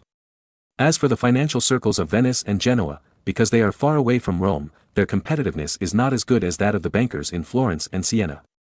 Of course, the banks in the two places also have business in Rome. For example, the bishops from Venice and Genoa prefer to deposit their money in the banks in their hometowns. Even the Fugger family in Germany has business in Rome. After all, there are some bishops from Germany in Rome who are old customers of the Fugger family. But in general, the most powerful groups in the financial industry in Rome are still from Florence and Siena. The reason why the Papal States sent troops to Florence and Siena may be that they have the intention to control the banking power in these two places. Because, as long as these two places are controlled, if the Papal States' treasury has no money, it can easily borrow enough funds from these bankers. Especially during wartime, the role of bankers is even more important. If it weren't for Marin's persuasion, and the fact that he was old and didn't know when he would go to see God, Julius II would not be willing to return the control of Florence's banking industry to the Medici family. Of course, there is another very important reason. In the process of the Rovere family's fight with the Borgia family, almost all the male descendants died, and there were no adult males left to support the scene. Otherwise, Julius II would definitely give priority to the younger generation of his family. After Marin got the important military intelligence of Siena from Giovanni di Lorenzo de' Medici, he copied a copy and gave it to Julius II to facilitate the Papal States to make targeted deployments. Then, he copied another copy and sent it to the Italian branch of the North Sea Chamber of Commerce, asking them to further inquire based on this information to obtain more detailed intelligence for future operations. At this time, the spy of the North Sea Chamber of Commerce suddenly sent a secret report: 15,000 soldiers and a large amount of supplies from the North Sea Kingdom have landed in a small fishing village on the west coast of the Papal States. This small fishing village is not somewhere else, but the small fishing village called Dolomia 20 kilometers northwest of Rome, where the army hid when Marin sent troops to escort Julius II back to Rome to be pope. The terrain of the small fishing village Dolomia is very special, because, except for the direction facing the sea, the other three sides are all mountains. There is only a small valley entrance in the north leading to the outside of the village. As long as the wooden door at the valley entrance is closed, Dolomia will be isolated from the outside world. Moreover, this fishing village harbor, which is similar to a small valley, is recessed into the land. There is a mountain in the north that can even block the view of the fishing village harbor from the sea, which is very conducive to hiding ships. If you pass by the nearby coast from the sea, you can't see the situation in the small fishing port at all if you don't pay attention. Last time, when helping Julius II to fight for the position of pope, the army of the North Sea Kingdom quietly landed and hid from here. This time, the army of the North Sea Kingdom still chose to land and hide here. In order to facilitate the hiding of Marin's army, Julius II had already sent people to buy the entire small fishing village. Then, he also sent people to build several long bridge docks to facilitate the landing and boarding of Marin's army. As for the fishing villages along the coast of Grosseto province in the Republic of Siena, there is no such hidden environment as the Dolomia fishing village. Moreover, there is no need to be too hidden there. Because once the war starts, it doesn't matter whether it is exposed or not. And the time for Marin's army to hide is before the outbreak of the war. After the official outbreak, there is no need to hide. The reason for hiding before the outbreak of the war is to fear that the Siena defenders will make targeted arrangements. If the other party deploys troops on the mountain road from Grosseto to Siena, it will be difficult for Marin's army to pass. There is a phrase that describes the difficulty of passing some mountain roads very well: one man guarding the pass, 10,000 men cannot open it. If the other side deploys troops at some passes, even if Marin can capture these passes, there will be heavy casualties. Therefore, before the outbreak of the war, Marin did not want the other side to find the traces of his own troops. Moreover, the war started with the Habsburg army in the lead. Their attack in the east would attract most of the troops of the Republic of Siena to guard important passes in the east. In this way, no one paid attention to the mountain roads and passes in the west, which made it convenient for Marin's army to march into Siena. After arriving in the small fishing village of Dolomia, Marin's 15,000 mountain infantry began to adapt to the local climate. At the same time, a wading landing exercise was conducted in the harbor of the fishing village. Chapter 1040, Reasons for Sending Troops. In Italy in October, the autumn heat has just passed, and the temperature is still relatively high. The soldiers will not complain about the cold sea water when they are performing wading landings. At the same time, the temperature in East Frisia is several degrees lower than that in Italy, and the sea water is also beginning to cool. Because the latitudes of the two places are quite different. The village of Dolomia is located near the city of Rome, with a latitude of about 42 degrees north latitude. On the other hand, Auric is located at 53 degrees north latitude and further north. The latitude difference between the two places is more than 11 degrees, and one latitude is about 111 kilometers, and 11 latitudes are all more than 1,200 kilometers. The latitude difference between the north and south of the two places is more than 1,200 kilometers, so the climate difference is naturally very large. However, even though Italy is very far south and the climate is much warmer than that in northern Germany, the official start of the war is after November, which is already the early winter season. Even if Italy is relatively warm, it is very cold at that time. Therefore, Marin plans to store a large amount of firewood in the small fishing village that was laid out in advance along the coast of Grosseto. Once the army waded into the water and landed, a fire was immediately set up for the soldiers to warm themselves. Otherwise, in the cold season of early winter, if the soldiers did not warm themselves up in time after wading into the water, they would be very likely to catch a cold. There were no cold medicines in this era, and Europeans had poor resistance to colds. If they were not careful, they would easily die from a cold.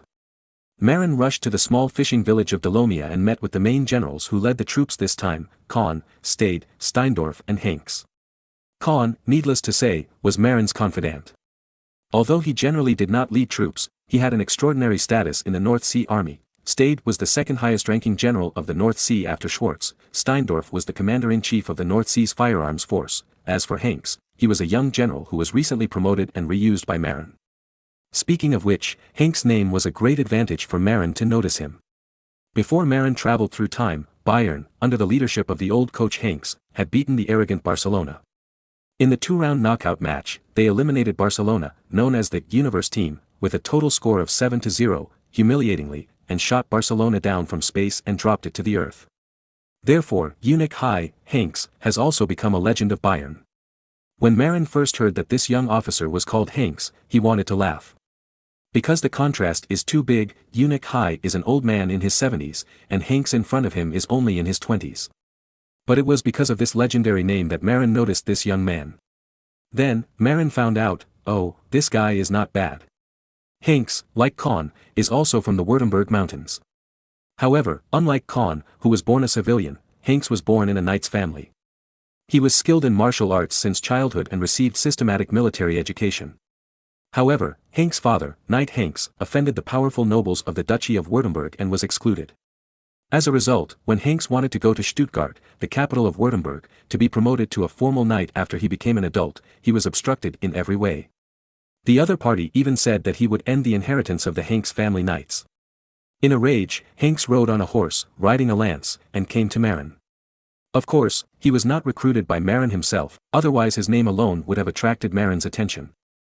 After several years under Stade, he attracted Marin's attention by chance. Before that, Hanks had become an excellent phalanx leader, commanding an infantry phalanx. Moreover, he performed well in the Battle of Lübeck and was canonized as a hereditary knight by the North Sea Kingdom for his military exploits. After that, Marin noticed him because of his name and began to train him intentionally or unintentionally. Hanks was also a bachelor, and he directly took his father, Old Hanks, and his whole family to the North Sea Kingdom, completely breaking with the Duchy of Württemberg. Because of this, Marin admired him even more. At present, Marin has dozens of knights from the knight family serving him as officers of all levels. However, there are not many people who really moved their entire family to the North Sea Kingdom and completely surrendered to Marin, only a dozen people. The families of those other people are obviously unwilling to bet all the treasures on Marin. Even some officers have brothers serving as officers in other vassal states. It stands to reason that this behavior of not putting eggs in one basket is correct. But that is only for those knight families, but for Marin, the lord, it is very unpleasant. Obviously, these people cannot be completely trusted.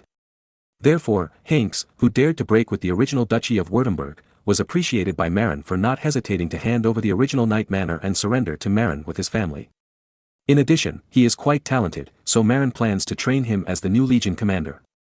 This time, when attacking the Republic of Siena, Marin specially brought Hanks with him to accumulate merits so as to find an excuse to promote him. While Marin was inspecting the Mountain Infantry Corps, Julius II in Rome also began to attack the Republic of Siena as planned. Why did he attack? Obviously, he was looking for an excuse for the Papal States to send troops to attack Siena. Wars between countries must find a suitable excuse. Otherwise, if the army is unfounded, it will not only be easy to be opposed by many countries, but also the morale of its own army will be hit. Only by standing on the right side can the troops be sent out openly and with high morale. The excuse for Julius II's attack was also very simple: the issue of the collection of tithes. According to the regulations of the Holy See, in all Catholic countries, the Church has the right to collect tithes from all its citizens. Of course, after these tithes are collected, they will not all be handed over to the Holy See, but the local church will intercept half and then hand over the rest to the Holy See. However, this is only a theoretical situation. In fact, the church cannot collect half of the tithe. There are many reasons for this, such as local churches lying about the amount and embezzling taxes. In addition, the nobles of many countries refuse to pay the tithe, and the real tithe was actually the common people of various countries. But in this era when serfdom still dominated, most of the land was controlled by the nobles, so the collection of tithe was naturally greatly discounted. Sometimes, some countries' tithes were considered good if they could give 10% to the Holy See. For example, France, because of its strong national strength, did not care much about the Holy See. After the French tithes were collected by the local church, they were not very willing to hand over half to the Holy See. In order to fight against the Holy See, the French church even colluded with the French officials to put pressure on the Holy See. The Holy See was obviously afraid of France's strength. You know, France once hijacked the Holy See to Avignon, France, which destroyed the prestige of the Holy See. Therefore, now the Holy See can't actually collect any tithes in France. The tithes paid by the French Church to the Holy See are just a token of appreciation, and are not as much as those paid by a larger bishopric in Germany. After all, the appointment of bishops in those German bishoprics requires the approval of the Holy See. With the official hats in the hands of the Holy See, the bishoprics have to pay more tithes. But generally speaking, every country will honestly pay the full tithe, and will always find ways to pay less. For example, dozens of cardinals in the Roman College of Cardinals are actually responsible for the collection of tithes in some regions. However, as the corruption of the Holy See intensified, these cardinals might not really do their best to collect the tithe tax. For example, the cardinals responsible for collecting the tithe tax in Spain often colluded with the Spanish Church. Originally, Spain should have paid 400,000 gold coins in tithe tax to the Holy See. However, the Spanish Church would bribe the cardinal in charge and give him 10,000 or 20,000 gold coins. Then, they listed a bunch of difficulties and deceived the Holy See. And the cardinal in charge who received the money would also help to deceive. Then, the tithe tax that should have been paid for 400,000 gold coins became 200,000 gold coins or even 100,000 gold coins when it entered the Holy See. How much discount this is depends on how much the local church bribed and whether the country is strong or not. For example, France, a first-class power in Europe, the church can give the Holy See 10,000 gold coins every year, which is considered a face-giving. Sometimes, even, it is not given at all. The reason is, there is a disaster in the country, and the Holy See has no way to turn against France. The Republic of Siena is next to the Papal States, and it should be under the control of the Holy See. But in fact, the Republic of Siena has long deprived the Church of its ruling power in the local area. As for the tithe, it is also relatively small. In fact, the Holy See has tolerated Siena for a long time and has long wanted to move Siena. However, the Republic of Siena is relatively wealthy and has the money to hire enough troops. Moreover, the most important thing is that Siena's terrain is complex and there are many obstacles in the way. It is quite difficult to attack Siena. In addition, the military strength of the Holy See has always been mediocre, so it can only stare at the disrespectful Republic of Siena. It just so happens that the autumn harvest has begun.